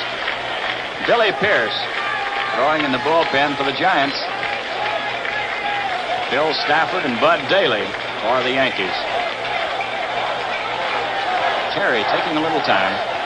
He wants to be sure his defensive alignment is the way he wants him to play Alou. Here's the pitch to Matty. Ball, it's outside. 1 ball and no strikes. A 1-0 ball game right down to the wire here in the bottom of the ninth inning. Here's the 1-0 pitch. A high pop fly outside of first base. This may blow into the seats. Howard is chasing it near the dugout. He can't make a play. He went right into the Giant dugout. Elston Howard, boy, was staying with it. He went right into the Giant dugout all the way. But he couldn't quite make the play, so it's 1 ball and 1 strike to Alou. That ball at one time was near the foul line, but the strong breeze blowing kept carrying it away from Howard and just out of his reach. Boyer at third base is playing in on the grass. Everybody else back on the infield. There's the 1-1 pitch. Curveball, it's too low. A ball 2 and a strike 1 count. Matty Alou, in a pinch hitting role in game number 4, had a key double down the left field line. Boyer, of course, has to play him in close. He's one of the fastest base runners in this series. Here's the pitch. He bunts down the first baseline. Terry chasing it. He can't get it.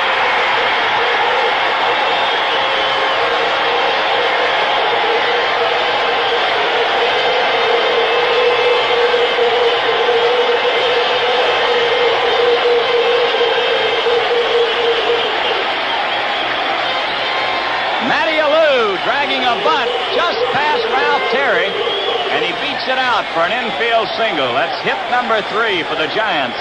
Puts a tying run at first base with no one out, and the batter will be Felipe Alou.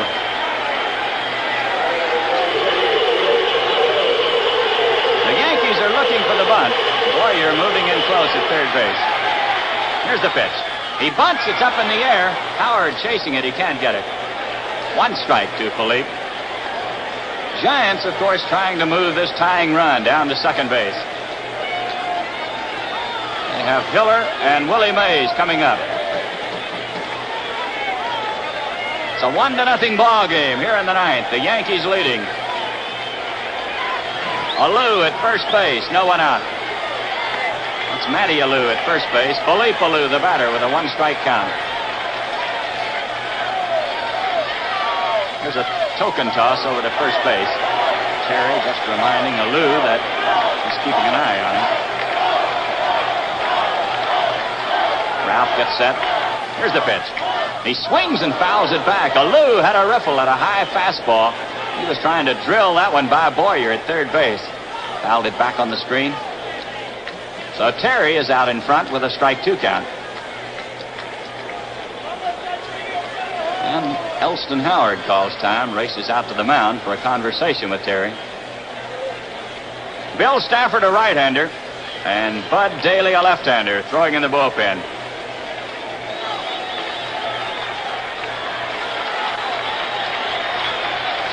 Howard coming back behind the plate. Terry gets set. Here's the pitch. A swing and a miss. He struck him out. Felipe Alou goes down swinging. That's 1 away, and the batter will be Chuck Hiller.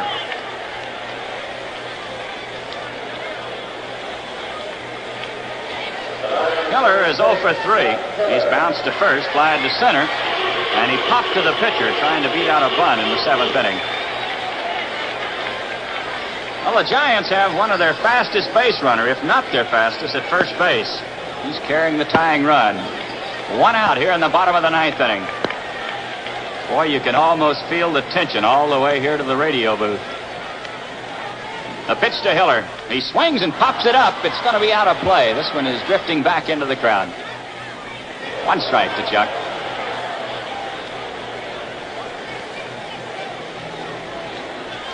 Ralph Terry all the way for the Yankees. Jack Sanford, the starting pitcher for the Giants today. Billy O'Dell relieved him in the 8th inning.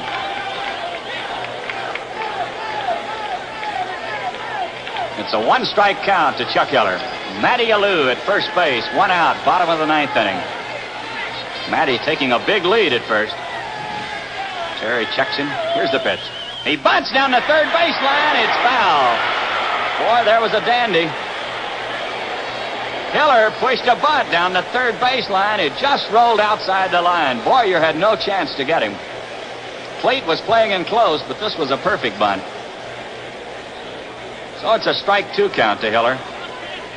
Once again, Howard out to the mound for a conference with Terry.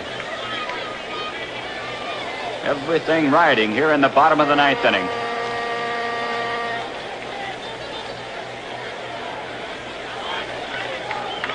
Howard coming back behind the plate.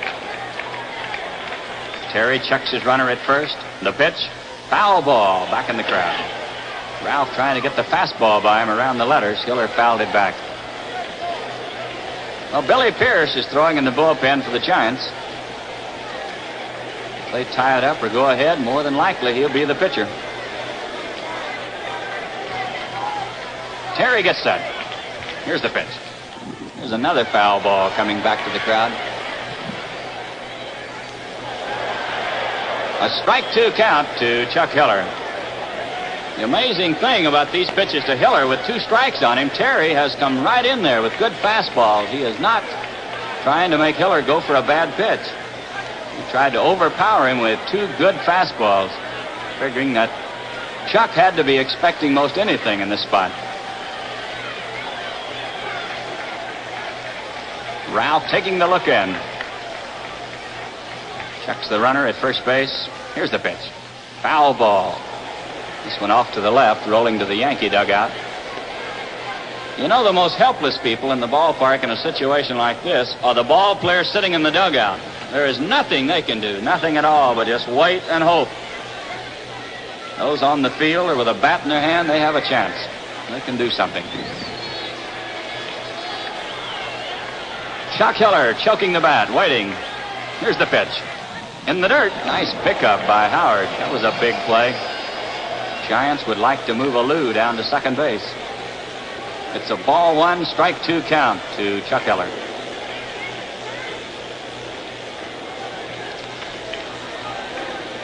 Matty Alou opened this inning with a bunt single down the first baseline. Matty was batting for Billy O'Dell.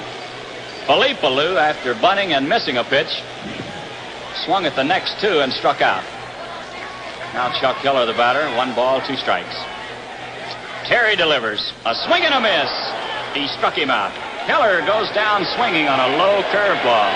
So there's 2 down, and it's all up to Willie Mays. And I would imagine if the Giant fans had their way in the ball club, this is the man they'd want at the plate. A runner at first base, 2 outs. And Willie Mays, the batter. He has been the big man for this ball club. Not only this year, but for 12 long years. So it'll be Terry against Mays. And that is matching strength against strength here in the bottom of the 9th inning. Willie has flied to left, flied to center, and lined deep to left. Tresh made a great play on him in the 7th inning to rob him of an extra base hit. Willie right down on the end of the bat. The pitch. Ball. It's inside. Fastball. 1-0 to Willie May. Matty Alou at first base with 2 outs. Boy, everybody has moved forward on the edge of their seats. Here's the pitch. Fastball in tight. Almost hit him with this one. A ball 2 and a no-strike count.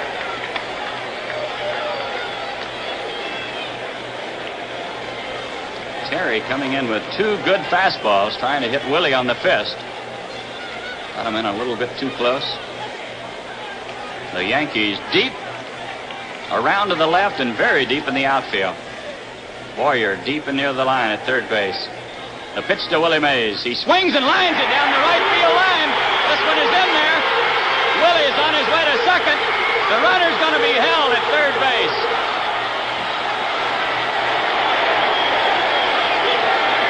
Willie Mays lined one into the corner in right field.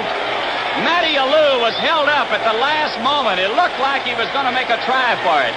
Bobby Richardson took the relay from Roger Maris and rifled a throw into Elston Howard. 1 hop, he would have had him at the plate. And Whitey Lockman very wisely held him up.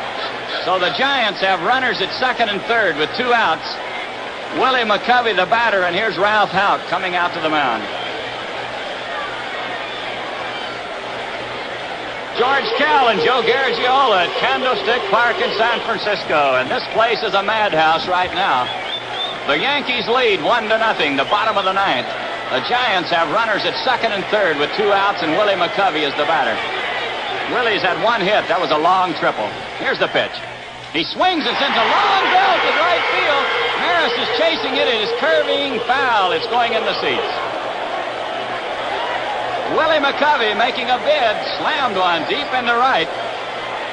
The ball did not have the distance to get out of the ballpark. Maris going over near the line, but it curved back into the crowd.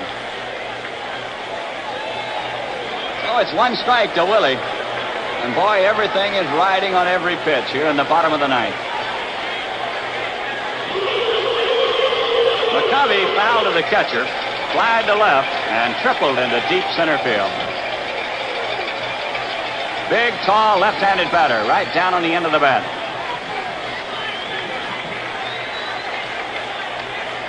Ralph Terry gets set. Here's the pitch to Willie. Here's a liner straight to Richardson. The ball game is over and the World Series is over. Willie McCovey hit it like a bullet. A line drive right straight to Bobby Richardson at second base. Had that ball got out of his reach, the Giants would have been the winner. Now it's the Yankees who have mobbed Ralph Terry in the center of the diamond, and well, they should. What a pitcher Ralph Terry was here today. He pitched a 4-hit shutout, going right down to the bottom of the ninth. A line drive off the bat of Willie McCovey going straight into the glove of Bobby Richardson at second base. So in the bottom of the ninth, it's no runs on 2 hits for the Giants. There were nowhere else, 2 men left. The final score of the ball game, the Yankees win it 1-0.